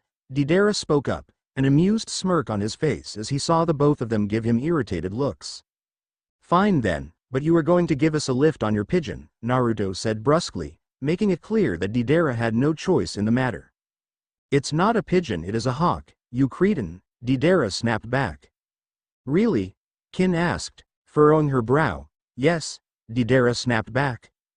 Think you might need some art lessons, Naruto replied bluntly, as he swept past Deidara. Fuck you, Deidara cursed, as he saw both Kin and Naruto mounting the clayhawk, getting on it himself, as he willed it to lift off and begin flying them back to the army's camp. Before they could fully take off though, the bird exploded, all three of them leaping off before the bird exploded. Naruto scowled as he crashed onto the ground, his eyes narrowed as he instantly locked on the incredibly powerful chakra source that suddenly appeared in his vicinity. It appeared with no warning, like 1 minute it wasn't there, then the next it was. It was a man, a striking one at that, who the moment he showed himself caught the attention of all three of them. He had orange hair that blew slightly in the wind and dozens of black piercings across his face and arms. The other striking thing about him was the cloak he wore. It went from a high collar down to his ankles, colored black accented by blood-red clouds on the outside while the inside was the same color as the clouds. The Mon's sheer presence was overwhelming. Even Naruto, who was very confident in his skills and ability, knew that he couldn't take this man on right here and now. At least not until he knew just who and what he would be going up against. There was just something about him that inspired dread. As Naruto straightened himself, his sword in hand, he sensed Kin appear next to him. The girl obviously picking up some of the same thing Naruto was, though maybe not to the same degree. Either way, she obviously knew she was out of her depth. "Who are you?" Naruto asked bluntly, squaring himself as he moved so he was just shielding Kin, his amber eyes flashing to red as he activated his dujutsu, almost immediately being taken aback as he saw the sheer power this man exuded. Being able to see it was a lot more intense than just being able to feel it. The orange-haired man looked Naruto in the eyes as he heard that, revealing to Naruto for the first time the purple ripples that his eyes seemed to be made of, the eyes radiating with so much power that for Naruto it looked like the man had two suns in his skull. It seemed the source of the Mon's power might be a set of dujutsu. "I am God. I am the one who will bring peace to this pathetic world. I am Pain," the man introduced himself, his voice deep, catching their attention immediately. While the Mon's claim to be God was ridiculous, something about the way he carried himself and the power he exuded made Naruto wary. "I am the leader of a group known as Akatsuki, comprised of a select group of powerful individuals. We cooperate for our own purposes, but my ultimate goal is to bring peace to this world. I am offering the two of you a place within the organization," Pain continued in a tone that brokered no argument. Naruto's eyes narrowed as he heard that. "And how would you go about doing that?" "Peace shall be achieved through the Jinchuriki, or more specifically, the tailed beasts. Akatsuki shall hunt them down and capture, before controlling them to create an era of peace," Pain said with absolute conviction in his tone. "Will you stand alongside us?" "So you are hiring people to hunt down Jinchuriki?" Naruto asked in interest, ignoring the fact that he himself was one. After all, his constant use of Sage Mode allowed him to complete mask the Biju sealed within him. Instead he focused on the chances this opportunity held, if he took this Pain up on his offer. "Yes, now will you join me?" Pain asked, his ringed purple eyes locked on Naruto's own. Letting out a slight sigh, Naruto brought a bottle of rice wine up to his lips and took a long swig, his face scrunching up at the taste of the alcohol. Putting the bottle down on the table in front of him, he then slid it over to Kin, who like him grabbed the bottle and took a drink, her own reaction somewhat milder than Naruto's due to her senses not being as sharp. "So what are you going to do?" Kin asked as she handed the bottle back to Naruto, a curious expression on her face as she referred to the invitation they had received earlier that day. "Are you going to join up with those Akatsuki guys? Or tell them to go fuck themselves?" Naruto snorted in amusement at that, absent-mindedly picking the bottle up again. Not drinking from it this time though, instead merely toying around with the bottle, not really paying attention to much else. Currently the two of them were sat in a bar in Nagasota, the capital city of the land of forests. All around them there were dozens of soldiers, all of them celebrating, cheering and drinking, toasting their victorious campaign against the rude shinobi. The journey back from the military camp after the fall of the last base had been swift, especially for Kin and Naruto, who as shinobi could far outpace normal people. Even now 12 hours later there were still soldiers returning from the camp and likely would be for several hours to come. The two of them had originally come to Nagasota to collect the money owed to them for services rendered. 1,000,000 ryo, enough money to comfortably live off for a year or so. Normally after collecting the money from their client, or the daimyo's treasurer in this case, they would be off. Naruto not liking being in overly crowded cities, usually preferring small towns, rural villages or woodlands. Quieter places where his senses would not be overwhelmed by the noise and stench of humanity, with Kin happily accompanying him, preferring his company to that of anyone else. Plus, having grown up in a small logging camp, she too was not entirely comfortable with big cities. This time, however, they had chosen to remain within the city, finding a small bar in one of the seedier parts of the settlement. They had set up camp, Kin ordering some food and drinks as they monopolized a table in the corner of the room, ignoring the revelries of the returning soldiers as they instead focused on the issues at hand. Earlier that day, just after the destruction of the final root base, Naruto, Kin and another shinobi, Deidara, a brash and obnoxious missing nin who had been working with them, had been given an offer. A man by the name of Pain had approached them, offering them a position in his organization, the Akatsuki, an organization that was apparently formed of S-rank shinobi and whose purpose was primarily to hunt down and capture Jinchuriki, all in the quest of reaching some kind of true peace. as if that ever actually existed. According to their brief conversation with Pain, members of the organization in return for their compliance were offered anything they wanted. Whether it be money, research material, literally anything they wanted they were given. All they had to do was fulfill the missions given to them, whether that be taking on high-paying jobs to build up the Akatsuki's finances or hunt down and capture Jinchuriki. All for some as of yet unknown reason, though judging by what they had seen of Pain so far, it would not be pleasant for the Jinchuriki. When Kin had first heard the offer, she had assumed that Naruto would take it up immediately. After all, Naruto was all about the hunt. He loved hunting down and fighting powerful opponents, using them as a benchmark to test his strength. On top of that, he would be able to continue his bounty missions and mercenary work. Only this time he would have the support of an organization of S-rank shinobi at his back. This group seemed like something Naruto would be happy to be a part of, even if only for a while. Instead, though Naruto hadn't replied at first, instead simply stating that he had to collect his payment for the mission. Hearing that Kin had been worried that this Pain man, the shinobi who proclaimed himself a god, would kick off. After all, the man hadn't looked like the patient type, which, considering the sheer amount of power he emitted, more than even Naruto, would probably not work out well for them. Yes, just being in his presence, Kin had come to the conclusion that as they were now, neither team stood much of a chance of beating Pain, not even if they worked together. Plus, on the off chance that they did beat him, they would then have an organization of rank shinobi after their heads. Surprisingly, though, in response to Naruto's statement, Pain had only nodded his head, before emotionlessly telling them that they could collect their payment and then he would expect an answer the next day. The way he had said it, though, gave Kin no illusions about just what answer he expected. This was why they were here, hidden away in a dark and shady bar, drinking, because tomorrow they knew that Naruto would have to give Pain his answer. Their other companion Deidara, he had not been anywhere near as cautious as the other two. After hearing just a brief description of what the group was about, he had signed up, declaring it an opportunity to hone his skills and show the world just what true art was. Pausing for a second after hearing Kin's question, Naruto eventually replied, a slight frown etched on his face as he turned to look at her, his amber eyes trailing down Kin's lithe form before coming to rest on her face. Looking into her eyes as he simply shrugged, I am not sure. Kin paused as she heard that, a look of concern passing across her face. In the time she had known Naruto, he had never once shown a moment of doubt. He was always sure of himself, making decisions quickly and then sticking with it come what may. That was one of the things she respected most about Naruto, his conviction. Once he had decided on something, he would never falter. Kin was proof enough of that. Naruto had decided to take her on as a companion, and not once in all the time they had spent together had he shown any doubts on his decision. Even when Kin had lost her temper at him, or had made a mistake, once in one of her weaker moments she had asked him why this was, why he didn't just ditch her. After all, he was without a doubt strong enough to do whatever he wanted, with her only acting as a burden. In response, he had only said that she was a member of his pact. That was all he had said, but the sheer conviction with which he had said it, well, she had known then and there that she would never leave him no matter what, as she could tell he would never do the same to her.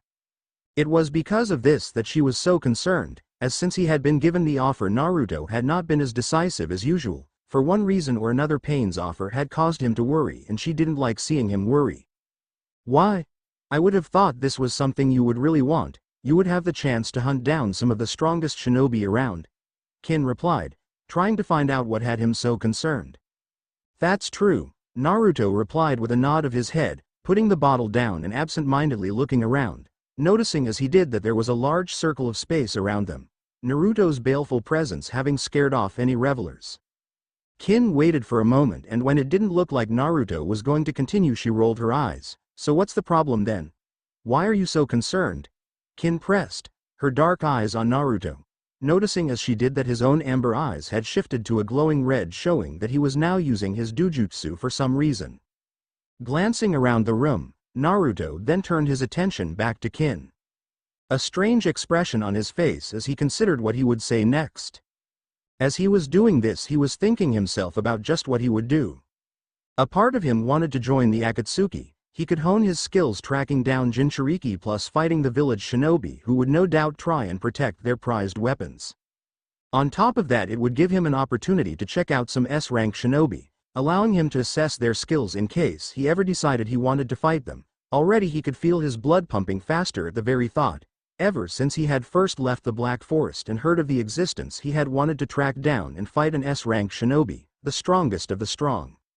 On the other hand, though he was a Jinchuriki himself, although the Nine-Tails' presence was fully masked by his constant usage of Sage Mode, that didn't stop him from being what he was. This meant that if the Akatsuki were capturing the tailed beasts, then they would need the Nine-Tails, and Naruto was not about to let himself be captured. This meant that if Naruto did join the Akatsuki, he would be in constant danger of being discovered. This gave Naruto two options. The first was that he could join the Akatsuki and track down other Jinchuriki, honing his skill as he did so, all the while hiding his own status as a Jinchuriki. With his abilities, Naruto was very confident that he could hide the existence of the Nine-Tails, and if anyone ever did find out by then, he hopefully would be strong enough and knowledgeable enough about the other members by then to kill them if they threatened him or kin. That was his first option. His second option was to reject the offer entirely and hope for the best. If he did that, he strongly suspected that Pain wouldn't accept his rejection and would attack him and try to kill him. After all, the Akatsuki were going after the tailed beasts. The creatures were incredibly powerful weapons wielded by the most powerful of the shinobi villages. It was likely that this Pain would want to keep his group's existence a secret for as long as he could before revealing himself. This meant that there could be no loose ends, so either Pain would try to force Naruto into joining or he would attempt to silence him. At the moment, Naruto knew he would lose if he faced off with Pain. Naruto wasn't exactly sure why, but something about the man worried him. It wasn't just the sheer amount of power he exuded, no, it was those eyes he had. Just looking into them, Naruto knew he would not be able to defeat the man, not yet, not until he knew more about his abilities.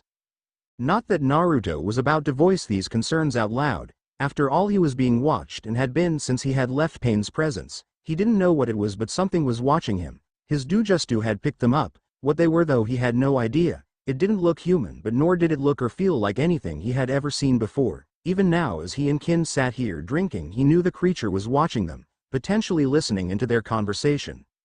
More than that, whatever it was would likely report everything it had seen and heard to Pain, meaning Naruto would have to watch what he says, which was something Naruto didn't like doing at all. Still, for the sake of Kin and himself, he had to do it. Letting out a sigh, Naruto knew his only real choice for the moment was to adapt and survive. His decision made Naruto turn to look at Kin, a slight smile tugging its way across his face as he noted the well-concealed concern on the girl's face. Shaking his head, Naruto finally replied, "I don't like the idea of joining, but somehow I don't think we have much of a choice." "You picked up on that too, did you?" Kin replied dryly, taking the bottle from Naruto and having another swig. "I say we join up, make a ton of money, and then get out when we can." "You're saying that like you think they will let us leave?" Naruto replied in amusement, almost certain that this is the kind of group that one does not simply leave. Not that it would stop Naruto from trying if he found he didn't like it. Kin shrugged at that, not sure what else to say. She couldn't really see a major problem with joining up. It would give a bit more purpose to their lives than just roaming around the different countries taking mercenary jobs and hunting bounties. Then again, she knew that joining up would mean there would now be some restrictions on them, as although they would be able to do as they pleased, they would be assigned missions occasionally that they would have no choice but to take. She knew that that would grate on both her and Naruto. Still, to Kin it seemed that the pros outweighed the cons, or at least they did at the moment. Before anything else could be said between them, they were interrupted by the unwelcome sight of Deidara walking into the bar. The blonde-haired teen now wearing a knee-length black cloak with red clouds on it as he swaggered forwards, his long blonde hair standing out against the darkness of his outfit. Looking around the room as he entered, Deidara quickly locked on to where Naruto and Kin were sitting, a smirk passing across his face at the sight of his two former companions. Turning, Deidara began to approach them, ignoring the scowl on Naruto's face as he instead waltzed forward and took a seat on their table without a care in the world. "So still sulking in here, yeah?" Deidara said, a grin on his face as he looked over at Naruto, before turning to look at Kin. "Ever think about ditching the savage and hooking up with a real man?" Kin rolled her eyes as she heard that, easily shrugging off Deidara's clumsy attempt at flirting. He was not the first guy to try it on. Over her time traveling with Naruto, a number of men had tried it on with her. Most of them only tried it once. "Tell me, Deidara, have you ever seen a man be beaten to death with his own spinal cord?" Deidara frowned as he heard that, a look of confusion passing across his face. "What, no? Why did you ask something like that?" Kin smiled sweetly as she heard that, her louder than normal comment having attracted the attention of more than Deidara as a number of other patrons looked over at her, noticing her dark eyes, pale flawless skin, raven-colored knee-length hair, and sharp striking features, because the last guy to try it on with me. Well, the last time a guy attempted anything untoward with me, Naruto ripped his spine out and flayed him to death with it. Deidara paused as he heard that, his one visible eye widening slightly as he looked over at Naruto, remembering as he did the monstrous strength as he tore through a solid metal door and ripped skilled shinobi to pieces with his clawed hands. The man was a literal juggernaut, an unstoppable killing machine, not someone Deidara would want to fight, especially since he suspected that only his most destructive of techniques would affect Naruto. Seeing the suddenly wary look Deidara was sending him, Naruto sent him a grin, revealing his unusually sharp canines and glowing red eyes as he did so. Deidara flinched slightly as he looked into those red eyes, almost as unnerved by them as he had been by Pain's ringed purple eyes. Yeah, well, I was only being friendly. Kin smiled as she heard that, enjoying the sudden nervousness the usually brash young man was showing. She always enjoyed playing this game on people, especially the overconfident ones. As of yet, Naruto had never needed to step in and kill someone for flirting with her. After all, she was more than capable of looking after herself. Still, it didn't hurt to put up a facade. After all, if people thought she needed Naruto to protect her, well, then they would never suspect it when she slit their throat from behind. That being said, Deidara probably already knew she was strong. After all, they had just worked together earlier that day. Still, she could try and play around with his male ego. So many men liked to think of women as weaker and meeker than them. Those men wouldn't last long in a fight with a kunoichi. So what are you doing here, Deidara? Naruto spoke up, a hint of amusement in his voice as he watched Kin have her fun. He knew more than most just how deadly a woman could be. Aquila did not become the leader of the direwolf clan just through her sparkling personality. No, she had won her position through strength, cunning and pure ferocity, and this was the same reason she had remained in power for centuries now. Can't I drop by and chat to old friends? Deidara replied, an easy smile passing across his face, his previous wariness forgotten as he reached out to take the bottle of rice wine from Kin, only for the girl to take a long swig from it, a grimace passing across her face as she downed the bottle, before with a smirk she handed it over to Deidara. Yeah, I wouldn't say we were friends. Kin spoke up, the grimace on her face fading as she instead just smirked at the slightly peeved expression on Deidara's face as he dropped the empty bottle onto the dirt floor. And there I was thinking we made a good team, Deidara replied, a slightly whiny note in his voice. What's with the get-up? Naruto suddenly asked, his question blunt and to the point, cutting through Kin and Deidara's sniping. Well, what do you think it is? They're my Akatsuki robes. Yeah, Deidara replied with a smirk, casually brushing some non-existent dust from the shoulder. They're a bit tacky, don't you think? Kin spoke up, a slight frown on her face as she leant forward and looked at what Deidara was wearing. Well, I think they look cool, yeah, the missing nin replied, sending Kin a slight scowl. You look like a clown, Naruto said brusquely, before forging on as he saw Deidara open his mouth to respond. What are you doing here, Deidara? Deidara paused here, a contemplative expression crossing his face as he thought about what to say. Pain sent me. He knows you have collected your bounty and he wants an answer from you. Naruto nodded at that, having suspected that much already. No doubt their little stalker had been keeping Pain abreast of just what they were doing, probably so that Pain would know if they tried to run. Where is he? Deidara stood up from his chair at that, straightening his robes before looking down on Naruto with a smirk. He's outside the city. You're to come to him at once and give him your decision. Naruto nodded at that, pushing himself to his feet, his back cracking as did so, before he turned and grabbed his sword from where it had been resting on the floor. Might as well get this over with then.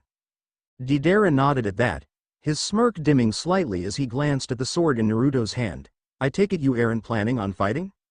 Naruto cocked an eyebrow as he heard that, surprised to sense genuine concern in Deidara's comment. Why you worried about me? Kin looked over at Naruto at that, a slight frown on her face as she heard the slight hint of surprise in his voice. Anyone else would likely miss it, but over the months Kin had become very much attuned to Naruto's emotions, and something Deidara had said surprised him. Deidara scoffed in response, as if, though if you were going to try anything I would suggest you don't. This guy is beyond either of us. He is the real deal. I am talking ridiculously powerful here, and that's coming from me, the former apprentice of the Tsuchikage. You were the Tsuchikage's former apprentice? Kin suddenly asked disbelievingly, looking him up and down, an amused expression on her face. Yeah, of course. Deidara said, a grin on his face as he misinterpreted Kin's disbelief for intrigue. Seeing this, Naruto rolled his eyes, instead walking forwards and passing by Deidara, Kin moving so she was alongside him. This left Deidara behind for a moment, before with a shout he ran after them trying to keep up. "So what do you reckon of that Deidara guy?" Naruto asked curiously, a slightly unfamiliar feeling bubbling up in him as he and Kin continued through the crowds of soldiers, people making way for Naruto, intimidating presence of Naruto before closing back in, allowing Naruto and Kin to move much more swiftly through the city than Deidara, who had to fight through the crowded streets, shouting the occasionally obscenity. A look of confusion passed across Kin's face as she heard this. "The guy's a tool, but he's also a skilled shinobi. I reckon he would be a slippery one to kill if we have to, but not hard once we neutralize those flying, exploding clays things he uses." Naruto nodded at that, having come to the same conclusion. Before they could say any more, the shinobi in question caught up with them, Deidara having had to use his chakra to run up and along the walls, bypassing the crowds and allowing him to catch up with Naruto and Kin just before the main gates. Barely giving him a glance, Naruto passed through the gates, Deidara and Kin following him as he mentally prepared himself for his meeting with Pain. Outside of the city, Pain, as it soon appeared, had been waiting for them in a small grove not far outside of Nagasoda. A blank, emotionless expression on his face as he stood in the center of the grove, the wind whipping at his Akatsuki robes, his ringed purple eyes locked on Naruto as he, Kin and Deidara entered the grove, the three of them slowly approaching the silent yet still intimidating figure of Pain. Coming to a stop a few feet away from Pain, Naruto watched as Deidara walked past him and went to stand just to the side and behind the leader of the Akatsuki. Seeing this, Naruto then shifted his attention onto Pain, his eyes narrowing slightly as he did so. "So do you accept my offer of membership into the Akatsuki?" Pain said, getting straight to the point, his deep voice completely empty of any emotion and his purple eyes boring in Naruto's. "Well, I am not an S rank, so wouldn't that be a problem?" Naruto replied, a curious expression on his face as he tried to figure this Pain guy out.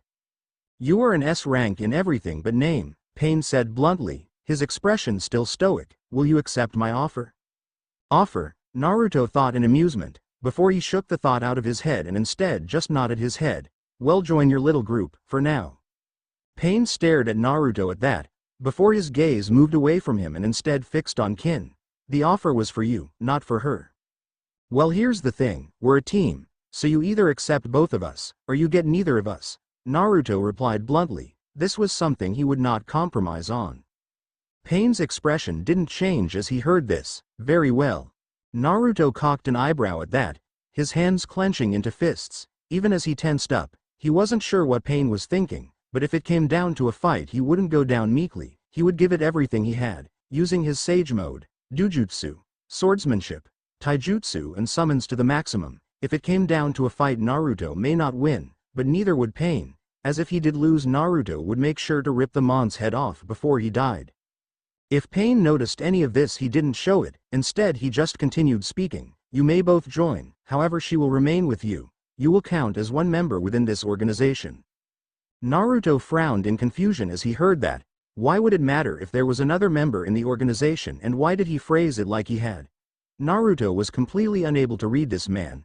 He displayed no outer emotion and his sage-enhanced sensory abilities were able to pick up nothing from the man. Well, nothing except the insane amount of chakra that was flowing through him. The chakra being based around Pain's eyes and the black piercings that covered his body. Glancing sideways, Naruto met Kin's gaze, the girl in question giving Naruto a slight nod as she took a step closer to him. Looking back over to Pain, Naruto unclenched his fists, before he nodded his head. "Very well then, well, join the Akatsuki." Pain nodded at that, his expression once again not changing. Deidara meanwhile gave Naruto and Kin a grin and a thumbs up. Glancing at the two, Naruto's expression remained stoic as he began to make plans about what to do next, and how he would deal with being in the Akatsuki. A few years later in Konoha, it was day like any other in the Hidden Leaf village. The streets were busy as off-duty shinobi and civilians milled about, shopping and chatting and generally enjoying their lives. The place was idyllic, and had been for more than a decade now. The Hidden Leaf, as it stood now, was the strongest of the 5 great shinobi villages, an enviable position, but one they clung onto despite the stiff competition from the most powerful competitors, the Hidden Cloud and Hidden Rock villages. Currently, Iruka Amino, a chunin in his mid-20s, was in the shinobi academy, doing his duty as a teacher for the up-and-coming shinobi of the future, the next generation of shinobi who like their parents would go on to represent Konoha on the world stage. Now Iruka was one of the few shinobi that was entirely content with where he was in life. He had achieved the rank of chunin at the age of 16 and a few years after that had gone on to become a teacher to the next generation of shinobi in the Hidden Leaf village. This had taken him off the career track, of course. The lack of fieldwork involved making it all but impossible for him to rise from a chunin to a special junin or a full junin. Still, this wasn't a concern to Iruka. After all, the majority of shinobi finished their career as chunin, with only an exceptional few, the elite, progressing beyond that. Letting out a sigh, Iruka looked around the classroom as he continued his lecture on the most efficient way to move through desert terrain, the contented smile on his face fading slightly as he looked around at his class, noticing as he did that a number of his students were either not paying attention or in one case actually sleeping. Gritting his teeth in irritation, Iruka decided he had had enough. Bouncing the eraser for his whiteboard up and down in his hand, he then proceeded to hurl it like one would a kunai at one of the repeat offenders, his target, a skinny, blue-haired academy student, letting out a sudden yelp as the eraser struck him on head. His reaction caused more by shock than any real pain, Iruka having thrown the eraser only hard enough to make the boy wake up, and not enough to actually cause him harm. Sora, perhaps you could tell us the best way a shinobi team could inconspicuously traverse through the desert regions of Suna? Iruka asked, a vein on his forehead beginning to bulge as he saw the bored look Sora sent him, the look slowly turning into a lazy smirk as he noticed how irritated his teacher appeared to be. How the hell should I know? I mean, aren't you supposed to be the teacher? If you're asking a student for help, maybe someone needs to tell the Hokage about how bad the teachers here in the academy are. Sora replied sarcastically, a grin on his face as he looked around the room, a couple of the other students chuckling nervously, whilst others winced as they heard Sora's obnoxious comment. Bringing his hand to his head and beginning to massage his temple, Iruka let out a sigh, attempting as he did so to calm himself down before he lost his temper. After all, a teacher should never lose control in front of their students. That was as self-destructive as was possible, as it would show the students that they had gotten to him. Dropping his hand to his side, Iruka fixed his eyes on the boy in question, Sora. The boy was always rude, even to people he liked, not that he had many that liked him. After all, if his obnoxious personality didn't drive them away, then having the 9 tails sealed inside him certainly would. The mindless-tailed beast had originally disappeared 16 years ago, soon after Minato Namikaze, the 4th Hokage, and his, as it later turned out, pregnant wife Kushina both died stopping the beast, the two of them going down in the annals of the Hidden Leaf's history for their selfless and heroic actions. The beast, though, had not been gone for long, as 7 years later the beast's power was discovered to have been trapped inside Sora. Apparently it had taken all 12 of the guardian shinobi, all of them strong and talented shinobi who had sworn their lives to the protection of the fire daimyo and the land of fire, to defeat the beast. When the dust cleared, only 4 people were left alive, one of them being the young Sora, who soon after was picked up by Jiraiya of the Sannin and brought back to the Hidden Leaf village for his own safety. Those in the class and the majority of the civilian population didn't know why Sora's right hand was bandaged like it was. The Hokage having passed a law prohibiting the shinobi who were aware from speaking of it. All in order to ensure Sora could live as good a life as possible, but those who were there years ago when Sora was first brought to the Hidden Leaf knew of the beast-like arm hidden beneath. A small portion of the village's population knew, and although they never did anything directly, they still viewed the boy with an air of suspicion, something that the rest of the village caught onto and like mindless sheep copied. Iruka, as the boy's teacher, had been informed by the Hokage of what Sora was, just in case of an incident. Still though, Iruka saw himself as a teacher first, which meant he treated Sora as any other student and not as the Jinchuriki of the 9 tails, even if his past experiences made that a little bit difficult. You would know, answer Sora, if you had actually been paying attention. After all, it's what the class has been covering for the last half an hour. Maybe if you were awake, you would know, answer. Sakura, could you please tell me the best way for a shinobi team to pass through desert territory? Mizuki, Iruka's teaching assistant, spoke up, a slight frown on his face as he looked over at Sora. Mizuki having far less sympathy for Sora than Iruka had, despite him not knowing just what the boy was. Well, a shinobi should travel during the night when the desert temperature is lower and with the darkness providing more cover. Sakura, a skinny girl with long pink hair around the same age as Sora, began, a bit startled at first, but getting more confident as she recited what Iruka had literally just taught them. When necessary, a shinobi should sleep during the daytime, using a camouflage sheet to protect them from the sun and allow them to blend in with the surrounding sand. This would allow for the shinobi to conserve water and... Nerd! Sora interrupted loudly, an angry expression on his face as Sakura showed him up, his face flushing red in embarrassment as he heard a couple of the other students around him sniggering into their hands. Sora! Detention! Iruka shouted in response, having had enough with Sora for the day. After all, he had decided to treat him as any other student, meaning if he made a fool of himself and interrupted the class, then he would receive the same punishment any other student would get. A half an hour later, it was around 30 minutes later that the class ended, and seeing the exodus of the other students as a potential opportunity to avoid punishment, Sora tried to use the confusion created to escape out of the window. Unfortunately for the boy, though, he was at a shinobi academy, meaning that Iruka was easily able to notice Sora's actions and grab the wayward student by the scruff of his shirt before he could disappear and escape his punishment. Currently, Sora was in the process of fulfilling that punishment, the boy in question being forced to prepare the classroom for tomorrow's graduation test, which involved bringing in logs that could be used for testing the replacement technique, as well as a number of other easy yet tedious tasks that weren't hard but still had to be done. All of this was being done under the watchful eye of Iruka, who was sat at his desk at the front of the classroom writing out the questions that would be on the written portion of the graduation test. After all, you couldn't just have a set exam that an enterprising student could steal and copy before passing around. You had to make a new one up every year to ensure that only the best and brightest passed. Looking up from his task, Iruka let out a slight sigh as he saw the truculent expression on Sora's face. You know, Sora, your grades as there won't be able to cushion a failing grade on any portion of the exam tomorrow. I mean, even Shikamaru's grades are higher than yours, and he purposefully coasts through lessons.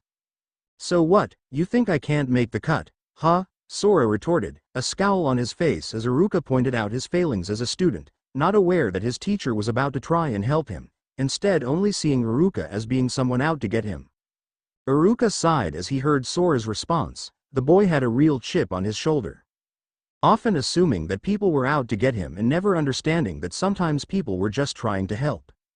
It's not that you can't make the cut, you have the potential to be a splendid shinobi, maybe even the best of your generation, but you won't be able to leave the academy, let alone become the best shinobi that you can be, unless you start putting more effort in. It's not a threat, this is just a suggestion from teacher to student, Iruka said before he let out another sigh.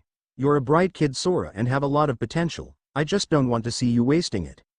Look, you don't have to pretend to care, I am used to it. Sora suddenly snapped as he turned around, his temper flaring. I am not pretending, Sora, Iruka replied, holding back another sigh as he knew Sora would likely have this reaction. The boy only seemed to hear what he wanted to hear. I really do. Looks like I am done. See you tomorrow, Sora suddenly said, cutting Iruka off as he looked around and saw he had finished his last task, using it as an excuse to leave the room and avoid the caring teacher lecture. Sora knew what happened when he got close to people. Either they got hurt or they hurt him. Sora had decided long ago to go without friends. He didn't need them or want them. With Sora sometime later. A couple of hours later, a once again calmed down Sora was currently napping in one of the trees that bordered Training Ground 7, very close to the memorial stone that honored shinobi who had died serving their village. He had been here for a while, originally coming here to blow off some steam, before deciding to take a nap. Not that his nap lasted long, as Sora was soon woken up by the arrival of another person entering the training ground. Looking down from his position in a tree, Sora looked over irritably at the intruder, quickly recognizing just who it was. The man who had just entered the clearing appeared to be in his early 30s, with a brawny physique and heavily muscled arms. Over his shoulder the man carried a large staff on his back. The sides of this man's head was shaven, leaving some longish brown hair on only the top of his head, over a simple black shirt, though the man wore a John and flak jacket, though even more prominently displayed was the waistcloth he was wearing that was adorned with the kanji for fire.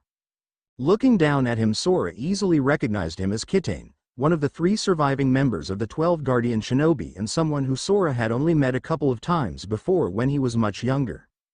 Coming to a stop in front of the tree, the man patiently waited for Sora to acknowledge his presence before speaking. Didn't your teacher recommend studying? I am not sure sleeping in trees will be on the test tomorrow, Kitane, the somewhat famous A-rank shinobi said, a slight grin on his face as he looked up at Sora. Doesn't matter, Everyone hates me for whatever reason. I doubt they'd let me be a shinobi, even if I was the best in the class, Sora replied bitterly. Going off the treatment he received from a number of other shinobi he had come across, he knew he would not be welcomed within the ranks. Kitane nodded at that, his smile not dropping. You know Sora, I knew your father back in the day, Kitane began, putting up his hand to stop the question on Sora's tongue as his smile became somewhat fixed.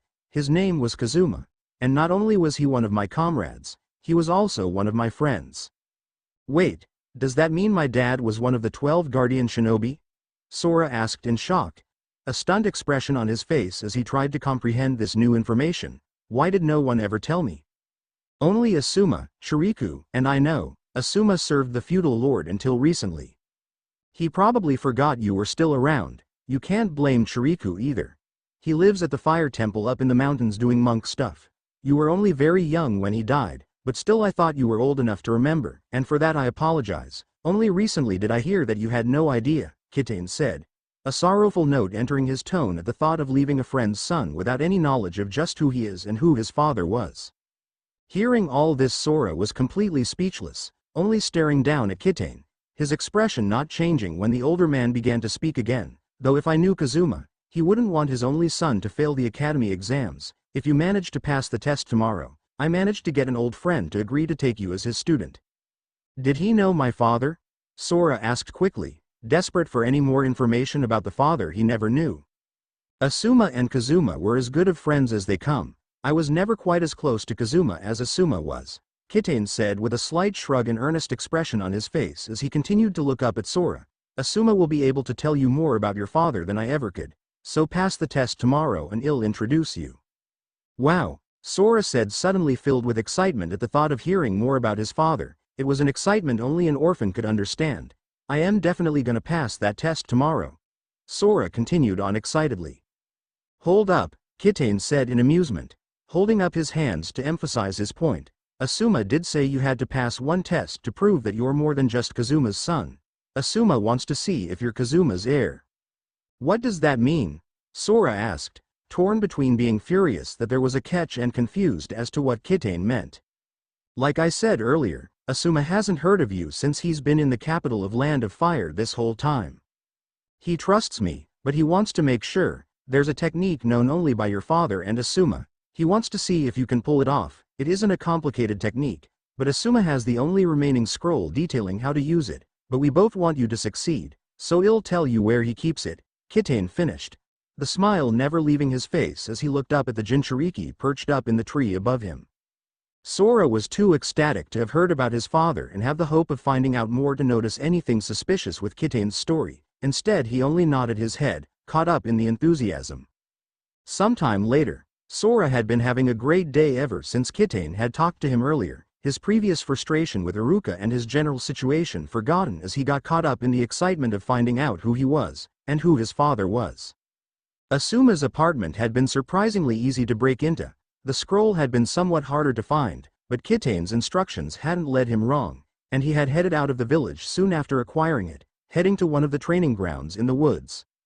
He had forgotten the specific training ground in the excitement of learning a new technique on top of finding out about his father. Sora figured he'd see if this Asuma was all that. If he couldn't find Sora practicing a destructive technique in the woods, then Sora would likely get all the information about Kazuma he could and then train under someone more competent. At the moment though, Sora was just too happy to care about anything beyond learning about his father. Cracking open the scroll, Sora began to read about the flying swallow technique. After more than an hour of practice, Sora was beginning to feel like Kitane had lied to him. This technique wasn't easy at all. Channeling Chakra was difficult enough, but Wind Chakra was proving to be impossible. He hadn't even known that Chakra could have an elemental affinity. He had been at it for nearly an hour now, and the claw marks from his weapon, a steel claw, were strewn around the clearing he was training in. Currently Sora was taking a short break to recover his Chakra. After all, he didn't have a huge amount, maybe just about that of an experienced Chunin, and this was a very Chakra-consuming technique. In fact, he had used so much Chakra that he was currently feeling a little tired, which is why after a couple of minutes of trying to fight off sleep he decided to give into it and have a quick nap. Sometime later, I wasn't sure what to think when Kazuma's son decided to try and steal from a Junin's home in broad daylight, especially when that home belongs to me. A deep voice suddenly spoke up from just above Sora, waking him up from his nap, a startled expression on his face. If the Uchiha military police were still around, you'd be sleeping in a jail cell, not a forest. Sora sat up and opened his eyes to take in the new arrival, instantly feeling a little tense as he felt an aura of danger surrounding this man in front of him. The man wore a Junin's flak jacket with a Leaf Village forehead protector tied around his head, identifying him as a hidden leaf shinobi. A burning cigarette hung from the monk's mouth, and his brown hair stretched down from the top of his head to the bottom of his chin in large sideburns and a small goatee. All of this was lost on Sora, though, once he saw the waistcloth the man was wearing, the one with the kanji for fire emblazoned on it. Sora quickly identifying this man as one of the 12 guardian shinobi. Other than Kitane, the only living members were Asuma and Chiriku, and since Chiriku was apparently living in some monastery somewhere, this could only be Asuma, his father's old friend. Understanding this and sensing the monk's irritation, Sora began to feel slightly afraid of being punished by the man he had stolen from, but as the fear began to grow within him, the dangerous aura around Asuma dissipated, the man chuckling slightly as he looked down at Sora, Asuma seeming more amused than angry. I decided to follow the little squirt who thought he could steal from me, set on stopping a potential spy, but I must say, even if you were Kazuma's kid, learning the flying swallow to this degree in such a short time is impressive. Asuma spoke again, his tone slightly more friendly as he looked around the clearing, noting all of the gouges and slices on both the ground and surrounding trees as he did so. Before Sora could respond, 3 poles struck the ground in a triangle around him, lightning springing from each of the staffs, forming an electric blue cage around the shocked Sora. The action also caused Asuma to suddenly leap backwards, his guard raised as he landed in a crouch a few meters away, his eyes narrowed as he looked into the surrounding woods. Asuma, glad you showed up, now we can finish this. Kitane spoke up, the man stepping out of the trees, his friendly facade from before fading to revealing a cold expression on his face and flinty eyes as he looked over at Sora. Finish what? What are you on about? Asuma asked in confusion as he looked between his old friend and the trapped Sora, not at all sure just what was going on here, but definitely ready to get to the bottom of it. We can avenge Kazuma, we can kill the 9 tails, Kitane said, a wild look entering his eyes as he looked from the scared-looking Sora to the frowning Asuma, his hands clenched into fists. What are you talking about? Sora asked, even more confused by just what the hell was going on than Asuma. Especially when the dread beast that attacked the village just over 16 years ago, before Sora was even alive, was mentioned. Where does the 9 tails come into any of this? Oh come on Sora. Don't tell me you couldn't figure it out. Your right arm. The looks of distrust. The mysterious disappearance of the 9 tails.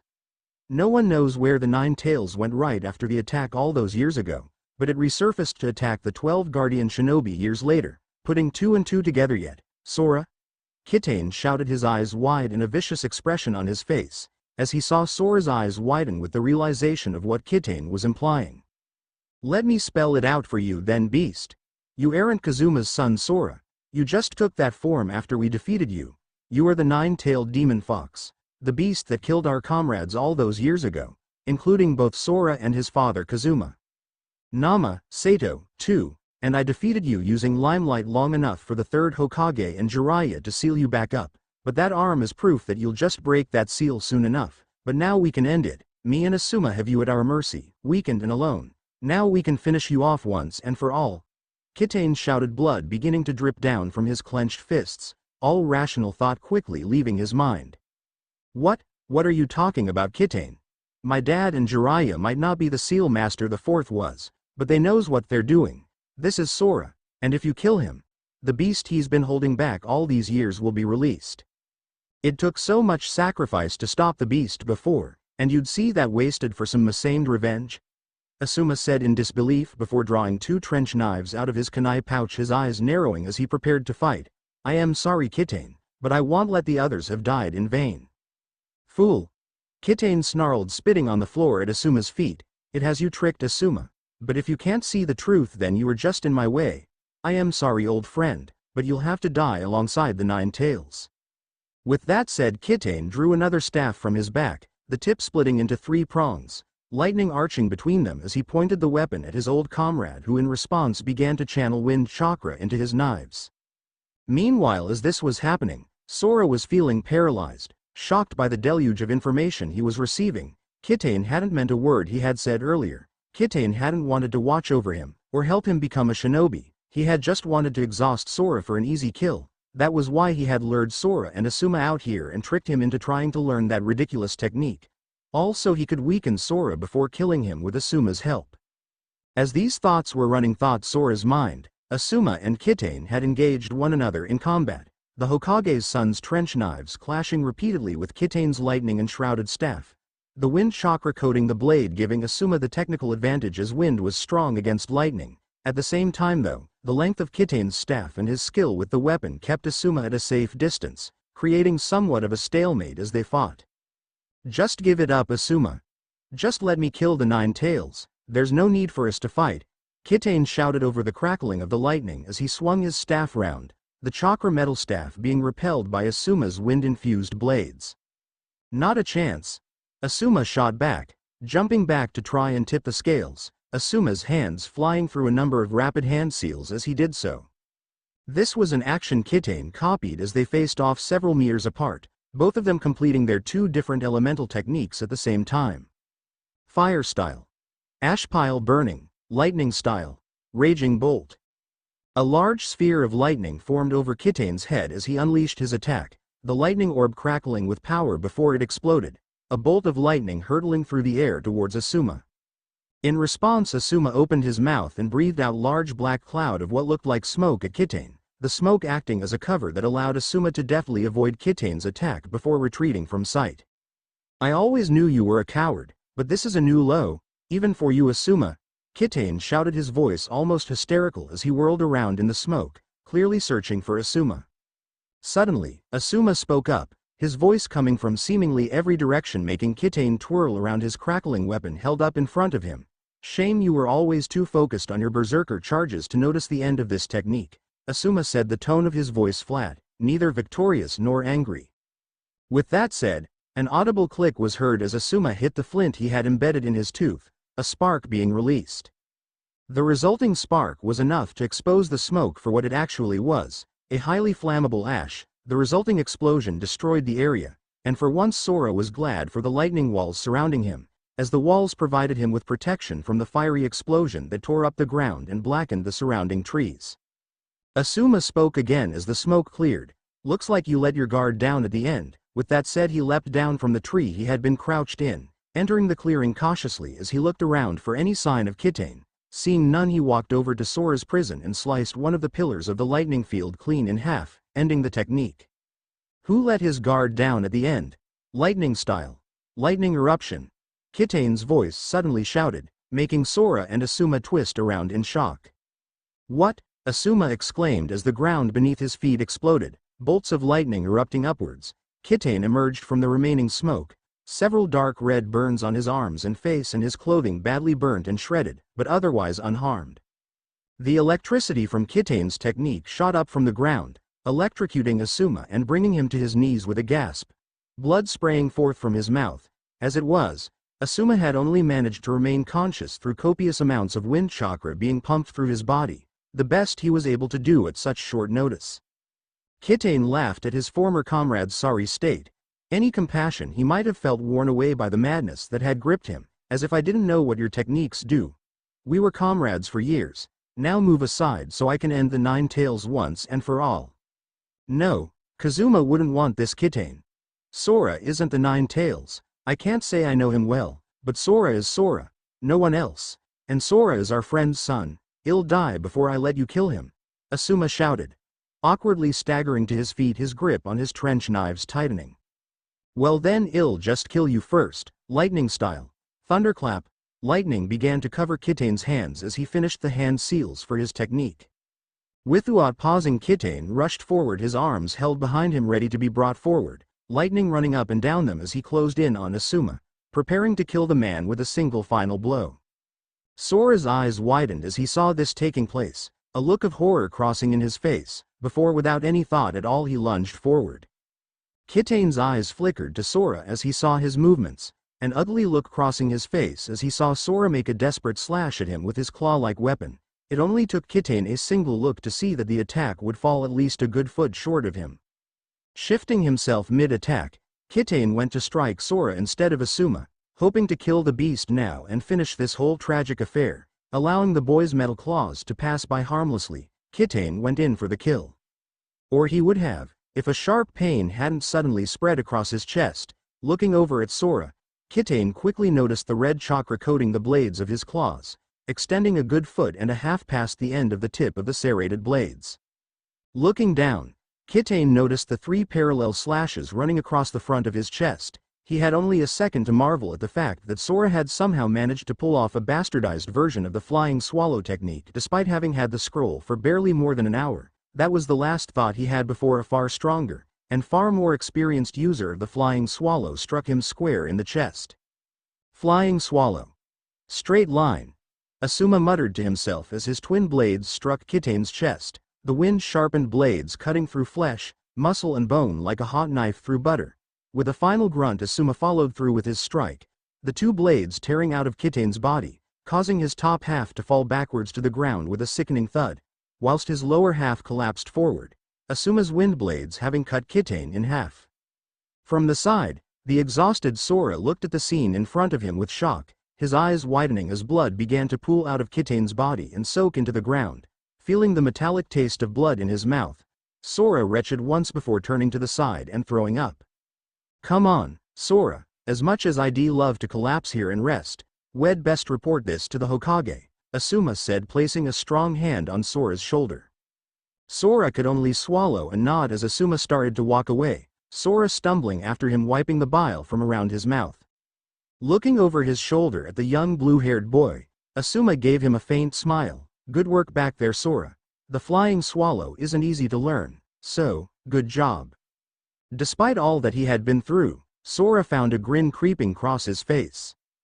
In the Hokage's tower, within the Hokage's tower in the center of Konoha, Hiruzen Sarutobi, the 3rd Hokage and current leader of the Hidden Leaf, looked into a small crystal ball in front of him, a slight frown on his face as he cut off his chakra, the technique he had been fueling fading away, just as the image of Asuma's and Sora disappeared.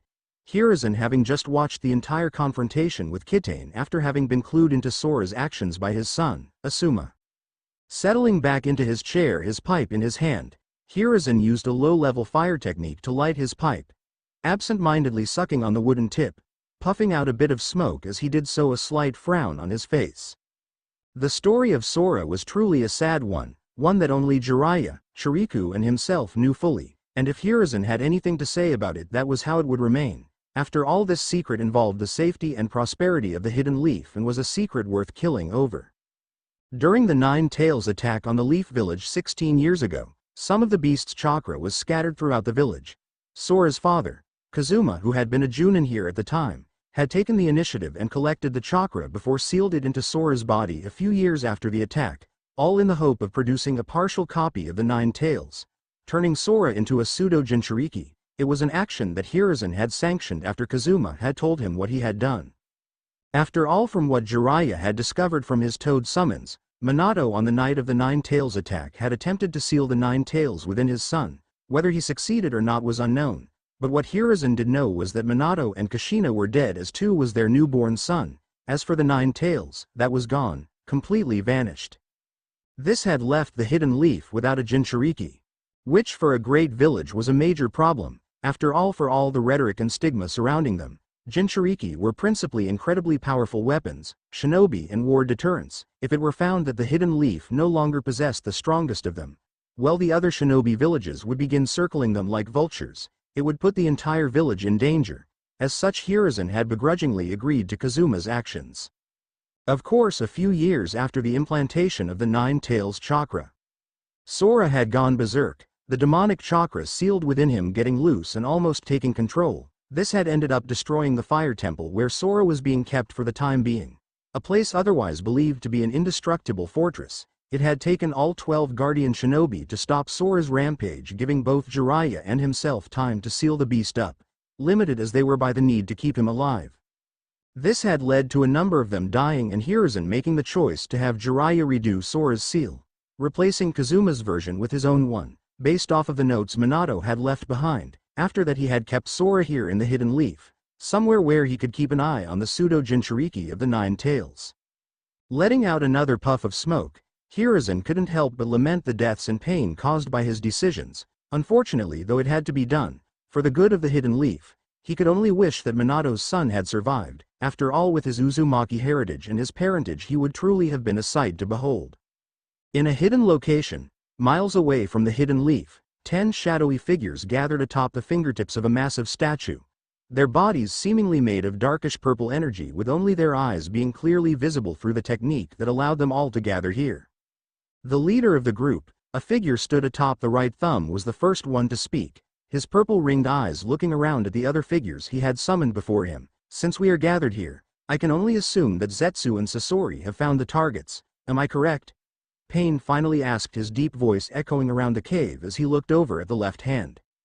Indeed, we've just located the Nine-Tails Jinchuriki. Yeah, he was really good at hiding, but we finally got him to use the Nine-Tails Chakra. Yeah, thanks for letting us use that Kitane guy, Sasori, answered the figure standing on the little finger of the right hand, his yellow eyes looking around the room as he spoke with two distinct voices, one of which was deep and serious, with the other being higher pitched.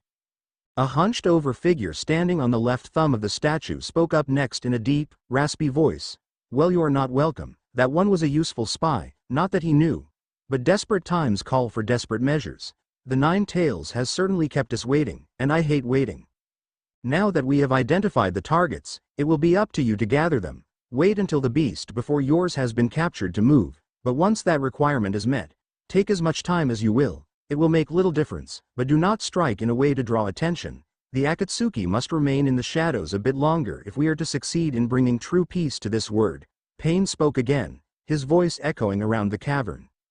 I am just surprised you managed to find him at all. He's successfully evaded the two best spymasters on the continent for over 16 years. The tall, heavily muscled figure that stood on the left little finger said, his amber eyes narrowed in a sharp tone in his voice as he fixed his eyes on the figure with two voices. We are Akatsuki. A female voice spoke up from the right middle finger, her voice sounding slightly bored as her unique orange eyes fixed on the one who had just spoken, an odd emotion hidden with their depths. The only time we do not do good jobs is when we do perfect jobs. Collect the information on your targets. We start with the 7 tails. Dismissed, Pain said, suddenly cutting off all other conversation, the tone of his voice brooking no compromise. Nodding their heads, the shadowy figures began faded into nothingness, the demonic statue slipping into the ground, leaving no evidence that anyone had ever been there. With Naruto in the land of water, opening his eyes, Naruto once again became fully aware of his surroundings. Even after 3 years, he was still not fully sure of Pain's communication technique, often finding it very disorientating. Stretching slightly, Naruto pushed himself up from where he had been previously sat, leaning against the trunk of a tree, his actions causing Deidara, who like him was coming out of the trance caused by Pain's technique, to fall to the side and land in the dirt, the blonde-haired man sprawling on the ground and letting out several curses. Deidara having been assigned as Naruto and Kin's partner, the Mad Bomber having become somewhat friends with the two, even if Kin ignored his every attempt at flirting and Naruto threatened him with death or dismemberment every other day. Theirs was a strange friendship, though maybe not when it came to dealing with S-rank shinobi, which by this point all three of them could easily be classified as. So how did the meeting go? Kin asked from a few feet away, causing Naruto to turn to look at her, ignoring the still cursing Deidara as he did so, his eyes locking on Kin, even as a sudden heat began to flood his body. The now 16-year-old Kin, now clad in Akatsuki robes, was crouched over next to a campfire, her raven hair tied back in a ponytail, her dark eyes turning to look at Naruto, the light of the fire revealing her flawless porcelain skin, and her delicate beautiful features. A slight smirk tugged at her features as she saw Naruto looking, Kin absent-mindedly pushing herself to her feet, enjoying the feeling on Naruto's piercing amber eyes as he followed her movements, her heart beginning to beat faster as she did so. The now 6'2" tall man who like her was wearing Akatsuki robes, was standing just a few feet from the 5'2" Kin, his wild silver hair and amber eyes gleaming in the light of the nearby fire. Well? Kin asked, putting her hand on her hip as she gave Naruto an expectant look, pushing aside any irritation she was previously feeling at being unable to take part in the meeting herself, due to her not wearing the Akatsuki ring. Instead, she was happy that Naruto was once again up and about, even if that did mean she would have to tolerate Deidara's presence. We're ready to begin. They've found the 9 tails, Naruto finally replied, an oddly relieved grin spreading across his face. interpreting his grin to mean he was happy that their 3 years of waiting and wandering was over. 3 years of pretty much doing exactly what they were doing before, only with the added irritant of Didera's presence. Finally they were going to start the exciting stuff. I was getting bored of waiting. Yeah, me too, Naruto replied, sending Kin a grin. As much as he enjoyed taking S-class jobs, he was starting to get restless. Now though, things could really start happening, especially now the Akatsuki had somehow found a Nine-Tails Jinchuriki, despite Naruto being positive that he was in fact the only one, something that no human, not even Kin, his closest friend and confidant, knew. After all, the knowledge of that particular secret could put her in danger, and the Naruto would rather die than let that happen. So what happens now then? Kin asked as she sidled up to Naruto, her hand absent-mindedly trailing down his chest.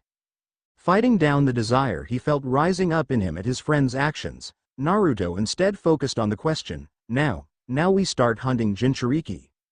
Okay.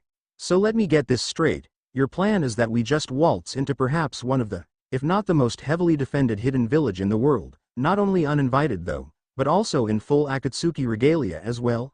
Didera asked incredulously, a disbelieving look on his face as he stared at the amused-looking Naruto in front of him. Really, that's your plan? You forgot about the whole dropping hints about how we're looking for the Nine-Tails Jinchuriki whilst we are there bit too, Kin added in dryly, the dark-haired girl, perhaps for the first time ever on Didera's side, as she too looked at Naruto incredulously. That's the general gist of the plan, Naruto replied back just as dryly, a bored look on his face as he looked over at the other two, his amber-colored eyes shifting from the tall, blonde-haired Didera, resplendent in his Akatsuki robes, to his loyal partner Kin, similarly dressed though with subtle adjustments to allow for her busty physique, light armor and blade, though you are forgetting a crucial point. Oh really, what? Are we going to carry a big sign with us saying please try and kill us? As if the rest of your plan wasn't already saying that, Didera responded sarcastically, a mocking tone to his voice. Shut up, Didera. Kin broke in, her dark eyes turning flinty as she heard the mocking tone to his voice. Nobody was allowed to mock Naruto, nobody except her, of course. What did you just say, pipsqueak? Didera snapped back angrily, his eyes narrowing as he looked over at Kin. Only for the girl to completely ignore him as she instead looked over to where Naruto was, the silver-haired man, currently sitting on the ground at the base of a tree, several miles away from the border of the Leaf Village. What did you mean before? What are we missing? Kin asked, an expectant expression on her face. The Leaf Village has just been through a minor war. Their Hokage is dead, as are nearly 100 of their other shinobi. They're currently leaderless and weakened, Naruto replied, his mind going back to the report Zetsu, another member of the Akatsuki, had given him, one about how the Hidden Sound Village and the Hidden Sand Village had tried to invade the Leaf, with the orchestrator of the invasion, Orochimaru, having killed Herzu Sarutobi during the end of conflict. Surely that would just mean that their security will be tighter than ever to compensate for that. If we blatantly enter a recently war-torn village like you're suggesting, then we'll have to face off against an entire hidden village, and that is a fight we can't win, Kin responded, her brow furrowed as she looked over at Naruto, absently playing with the end of her long ponytail as she tried to work out what her closest, only friend was up to. Yeah, being found out is the point. If people know we're in the village looking for the Jinchuriki, they'll get him out of there as fast as they can. When you chase your prey, they always attempt to get back to their home, a place of safety, but when you invade their home, what do they do then? Naruto asked as he pushed himself to his feet, bringing his clawed hand up to brush some twigs and leaves off of his Akatsuki robes as he did so. They leave their home and attempt to find a new place to hide, Kin replied, a look of comprehension on her face, before she frowned again. But surely the three of us can't pose such a threat to a hidden village that they would take their main weapon out of it? We don't have to pose a threat to the whole village. Just to the security of their Jinchuriki, and considering the Leaf Village is leaderless and undermanned. I believe that moving our target is exactly what they'll do. After all, they don't want a massive fight breaking out in the village.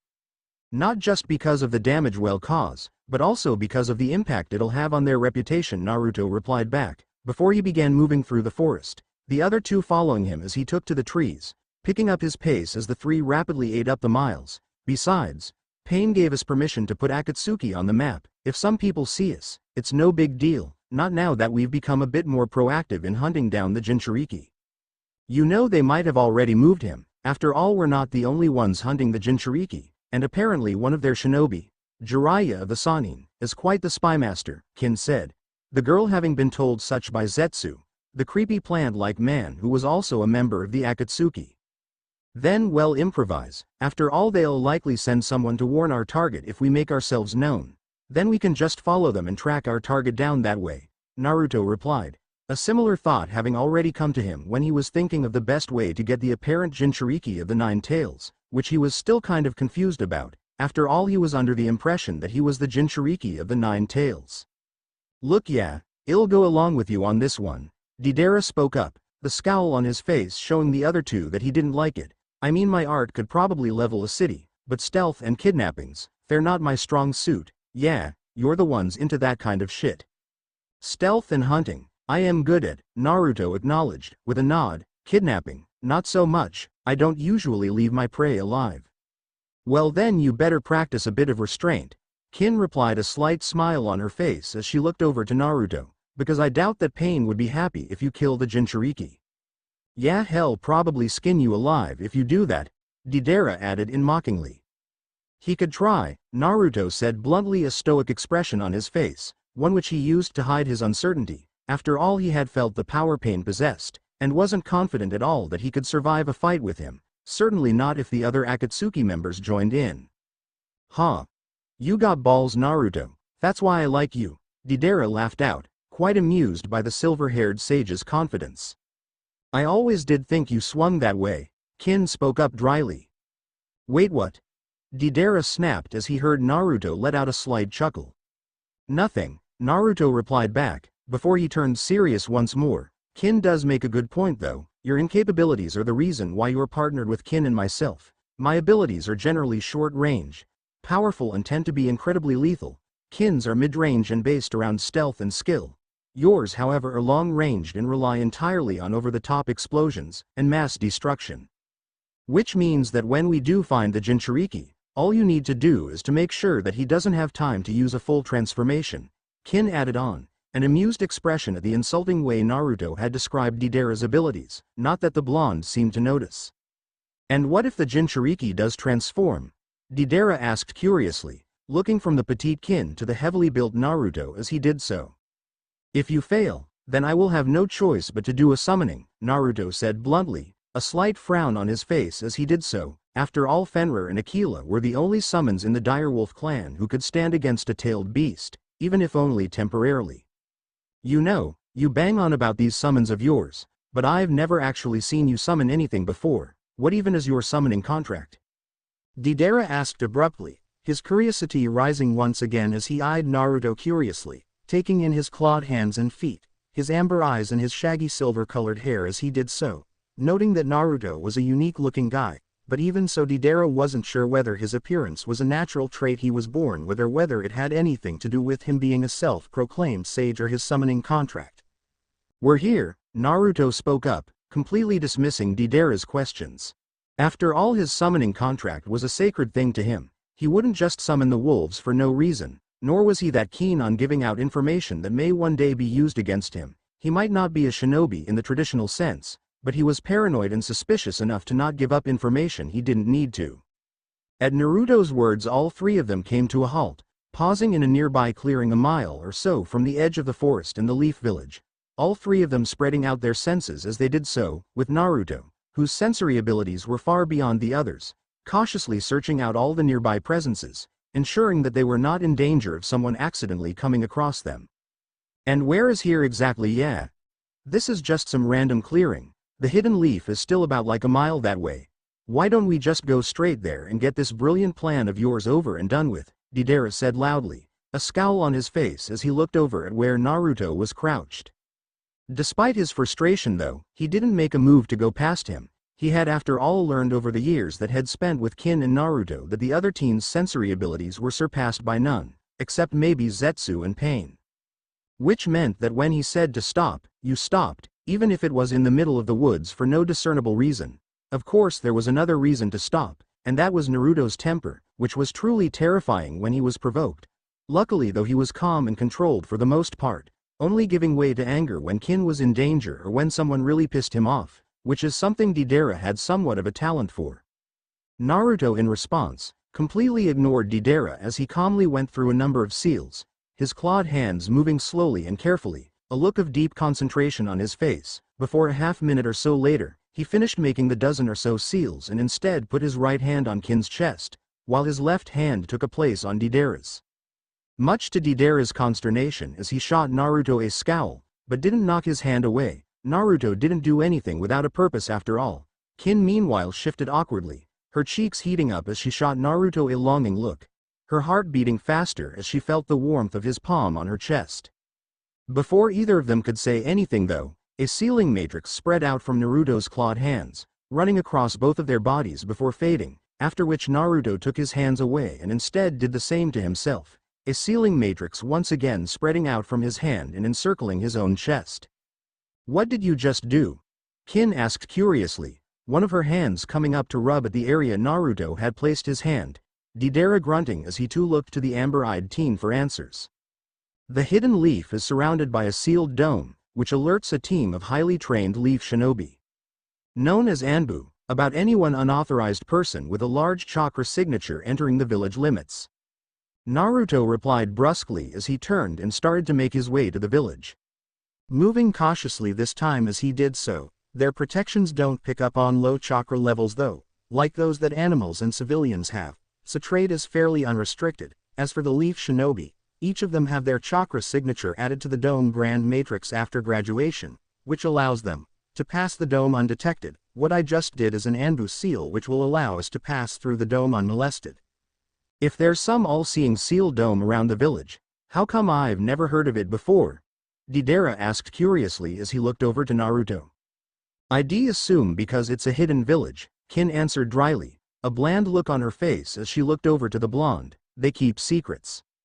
Then how did he find out about it? Yeah, Deidara asked, a flash of annoyance passing through him as he looked between the other two.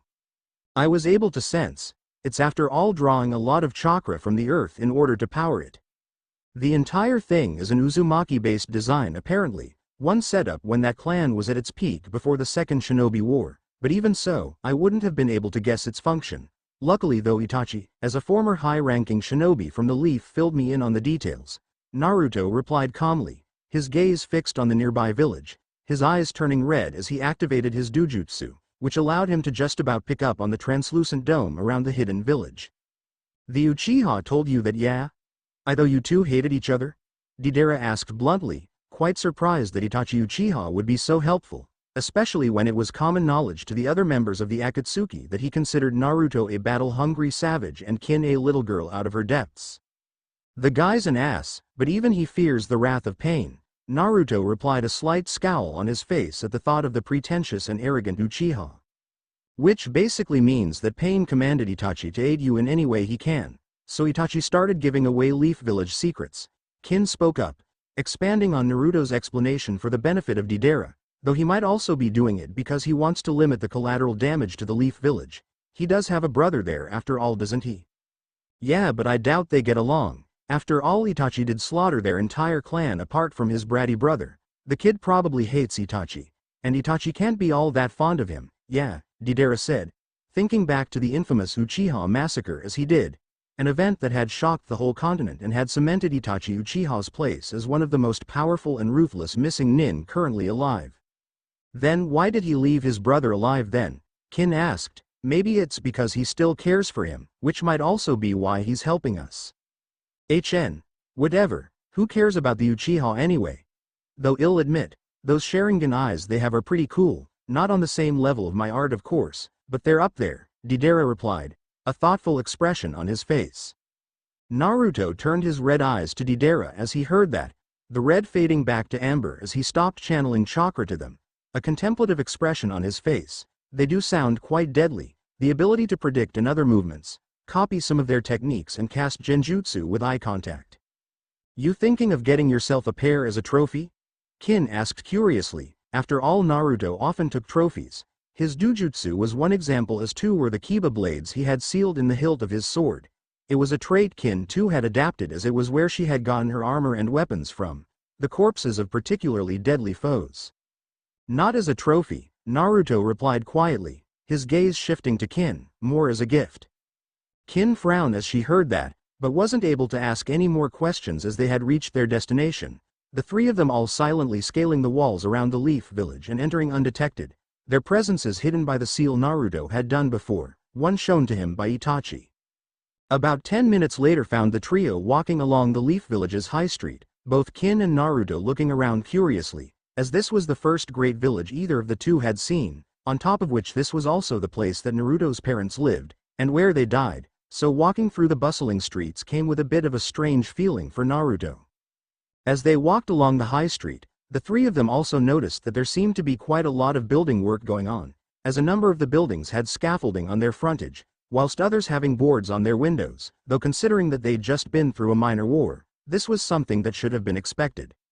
Still, it was impressive to see the resilience of the residents, both shinobi and civilians alike, as the streets were busy, the Leaf Village looking well on the way to recovery. "You know, I hear there is a place in the village that does great ramen," Kin said, a slight smile on her face as she looked over to Naruto. Naruto cocked an eyebrow at that, the silver-haired man having grown somewhat of a taste for the unhealthy noodle dish since he had begun traveling the elemental nations. "Let's check it out then." "Really, ramen? Isn't there a better place that does, you know, proper food instead of that peasant dish? Besides, I thought we were supposed to be following your master plan whilst we're here?" Deidara said waspishly as he looked around at their surroundings, noticing that their similar garb was not drawing as much attention as he had thought it would, though then again the Akatsuki weren't that well known yet, at least not to the wider shinobi population. Plus, living in a shinobi village, extravagance and flamboyancy of style was not something that would draw too much attention. "That's what we are doing. What better place to begin asking around than a popular noodle shop?" Naruto replied blandly. "That's just an excuse and you know it," Deidara snapped back. "Shut up, Deidara, you've been outvoted," Kin retorted, a slight smile on her face as she saw the blonde's frustration. "This is bullshit," Deidara muttered, grumbling to himself as he followed the other two through the busy streets and to a stall with a big sign over the top saying Ichiraku Ramen.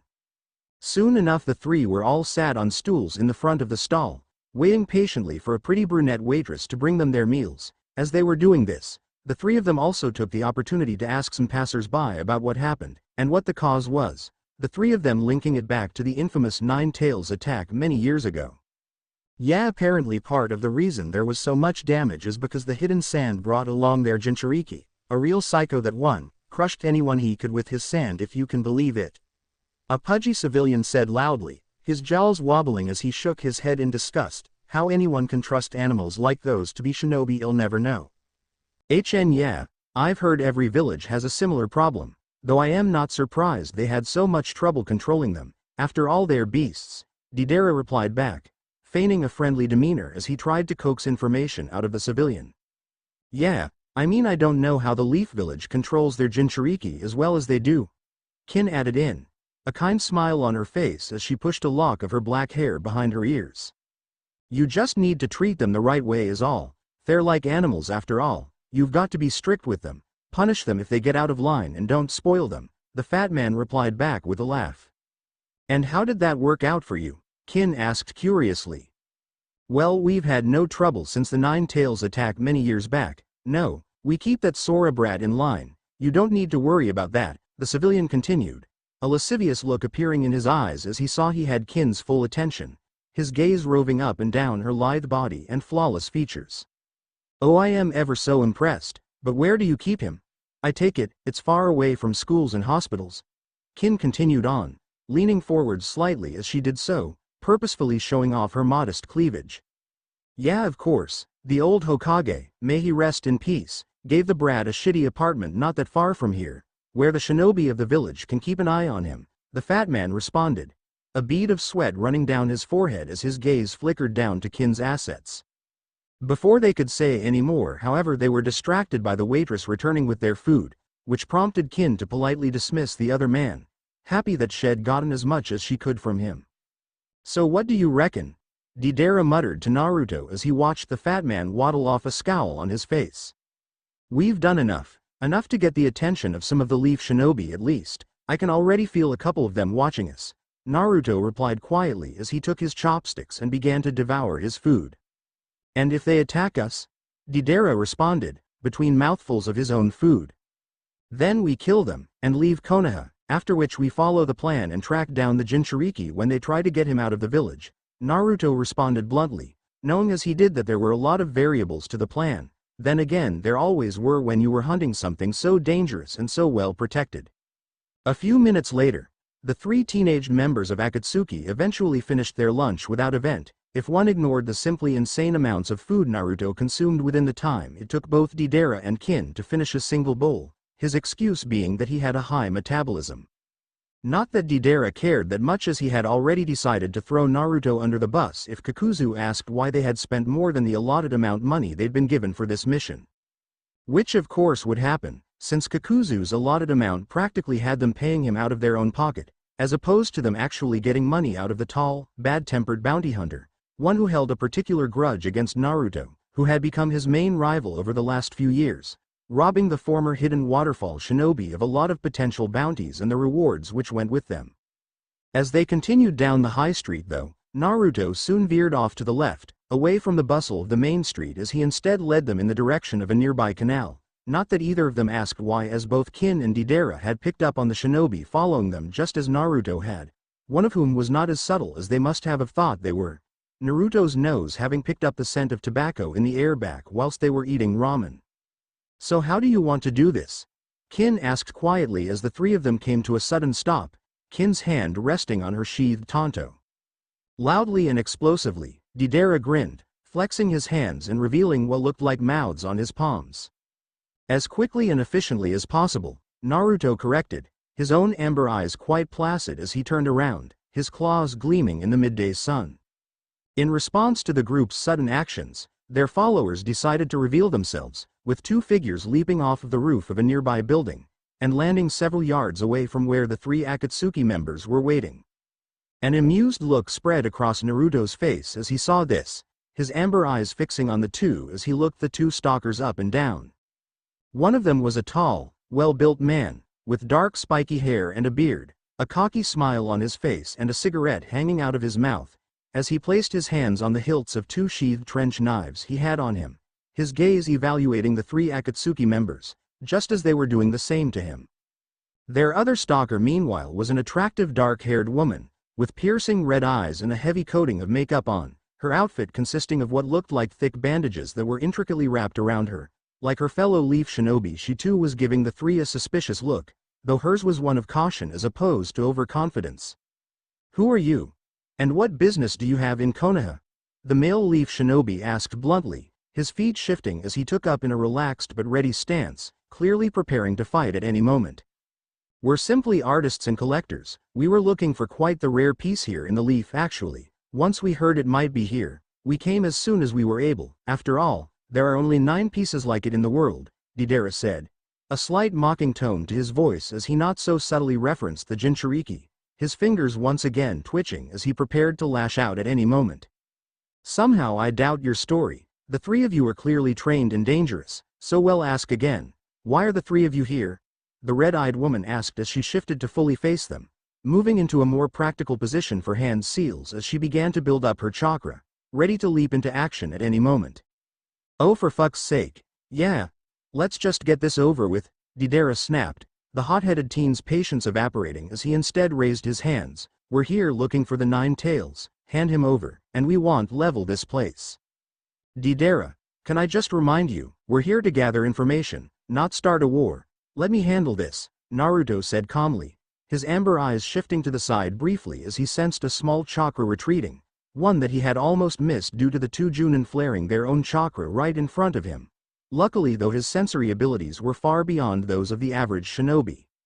Narrowing his eyes, Naruto assumed that the 2 in front of him were only here to buy time for their weaker comrade to go and warn someone, presumably the Jinchuriki and whoever was guarding him, which was good, as this was one of the outcomes Naruto had thought would come from his plan. Not that Naruto said anything about it, as he instead turned his attention to the 2 hidden leaf shinobi in front him. "So if you could just tell us where he is, we'll leave with no trouble." "What are you doing?" Deidara muttered, as he heard Naruto comment, confused about what the feral-looking man was up to. "Seems like we're improvising," Kin added on dryly, a faintly amused expression on her face. "Again. I am afraid Sora isn't in Konoha at the moment, but you won't be around when he gets back, so don't worry." the man snapped back as he jumped into action a moment later, no doubt hoping to surprise his three opponents, allowing him to incapacitate them before they had a chance to fight back. Not that this worked though, because after he said this the man pulled out his two trench knives and dashed forward, the Leaf Junin moving so fast that to a civilian he'd be little more than a blur, his two knives each covered in a barely visible shimmer of chakra. For Naruto though with his senjutsu enhanced speed, strength and reflexes, was easily able to keep up with the mon's speed, as he shot forwards, his amber eyes locked on his opponent and a slight snarl on his face as he met the man mid-charge. Moving in close, Naruto raised his left arm to take the mon's knife strike, his right-clawed right hand coming up to disembowel his attacker, trusting in the durability his sage maid gave him to protect him, even if the wolf's senjutsu style did not offer him the same durability of the toad's, with his style being more suited to offense as opposed to defense, despite that though his flesh was still as hard as stone. Which is why he was so surprised that the mon's knives drew blood as they slashed into his left arm, leaving 2.5 centimeter cuts in his muscled forearm. Not that Naruto paused to take this in as he easily ignored the slight twinge of pain and instead followed through with his attack, his claws shearing through the mon's flak jacket and drawing blood as they tore through the upper layer of his flesh. Unfortunately though he didn't disembowel the man like he had planned, as the Junin had instead reacted quickly and leapt backward, his knives whistling through the air as he lengthened the chakra he was running through them and slashed at Naruto's extended arms. Naruto however was warier this time, as he shifted down low before moving up, one of his hands moving up to grip the mon's left hand, whilst he held the other flat like a spear blade and plunged it towards the Junin's chest. The Konoha shinobi reacted quickly though as he shifted his hand back and turned it to the side, leaving a shallow cut on Naruto's palm as his hand clenched around both the Junin's knife and hand. Not that that stopped Naruto from crushing his opponent's hand, shattering the mon's bones against the hilt of his blade, his claws digging into the back of his hand causing even more damage as he did so. The knife wielder cried out at that, his voice tinged with agony as he flinched backwards, trying to pull away from Naruto, which actually saved his life as Naruto's hand clipped his shoulder, rending flesh and bone but not causing any fatal damage to his organ as was intended. Letting go of the man, Naruto threw him backwards, a scowl on his face as he looked at the wound on his hand, seeing his blood for the first time in years. Just looking at it Naruto noted that the chakra blades would have certainly bisected a normal human. Fortunately though Naruto's flesh was like iron, but still it was impressive that the mon's technique had done as much as it had. Snarling Naruto lunged forwards, his wounds already healing as he went to finish off the annoying Leaf Junin. Any compassion he might have had for the residents of his parents' old home, vanishing as anger flashed through Naruto's mind. As this was happening Kin had gone for the woman, her tanto already in hand as she shot forwards, her lips pursed as she let out a high-pitched whistle, casting a sound-based genjutsu on her, aiming to paralyze the other woman, which would leave her open so Kin could close in on her and dispose of her quickly. Mid-step however she was stopped by the branches of a tree that exploded grown from the ground beneath her, not that this stopped her for long, as she instead flared her chakra and broke the genjutsu the other woman had cast on her. Her eyes narrowed as she saw her target was the one that had cast the illusion, a powerful illusion at that. The genjutsu wasn't just cast on her though, but on her two companions too, which is what Kin noticed as she glanced around, noting that Naruto had already broken the genjutsu, his eyes flashing red as he activated his dojutsu, breaking the genjutsu in an instant, the lucky bastard.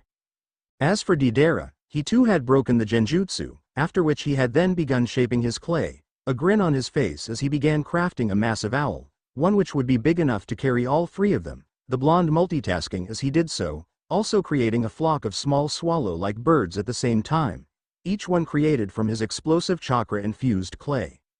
Ignoring his two companions for a moment, Naruto was about to tear his attacker's head off, only for him to be stopped as he heard a loud crackling sound, like 1,000 chirping birds, coming from behind. Shifting around in response, Naruto easily avoided a sneak attack from another Leaf Shinobi, his now red eyes flashing as he used both his dojutsu and sensory abilities to track his opponent, extending his senses as he did so and noticing that their little skirmish had started to draw even more attention from the village's forces. Leaping backwards, Naruto dodged another attack from his opponent. This one consisting of several dog-like creatures made out of lightning, his amber eyes narrowing as he weaved through them, before he clashed with the other shinobi, his clawed hands cleaving through his attacker's kunai, the man in question being a masked shinobi with spiky gray hair, and his forehead protector covering one of his eyes. This was Kakashi Hatake, the copy ninja, an S-rank shinobi Naruto recognized from a number of bounty posters. Lashing out with his foot, Naruto seemingly broke the mon's spine, only for his opponent to turn into a shattered log. Not that this surprised Naruto as he shifted around with a quick jab, landing a punch on his opponent's real body this time. His punch breaking a few ribs and causing a bit of internal damage as he sent Kakashi crashing into a nearby building with an exclamation of shock. "Deidara, now," Naruto said abruptly as he turned from his two, temporarily incapacitated foes, his gaze instead shifting to his two companions. Noting as he did that Kin's opponent, the red-eyed woman, was now clutching her stomach, her hands stained red with blood, a pained expression on her face as she attempted to hold off Kin, whilst also stopping herself from bleeding out. Kin herself looking only slightly ruffled as she held her bloodied tanto in her right hand, a scowl on her face as she and her opponent dueled in a battle of both combat prowess and skill in genjutsu, Kin coming out the better of the two, her sound-based genjutsu being far more difficult to counter than her opponent's more traditional techniques. As for Deidara, he was currently standing atop a massive owl made of white clay, a grin on his face as his creation started flapping its mighty wings taking to the air. "Kin," Naruto called out abruptly as he leapt up off the ground and landed on the back of the owl, Kin following after him, as she shot her opponent a slight smirk, before she jumped up, pushing off the side of a building and landing on the owl as she did so, boarding her right out of here just as it rose into the air, almost out of reach. Thanks for watching.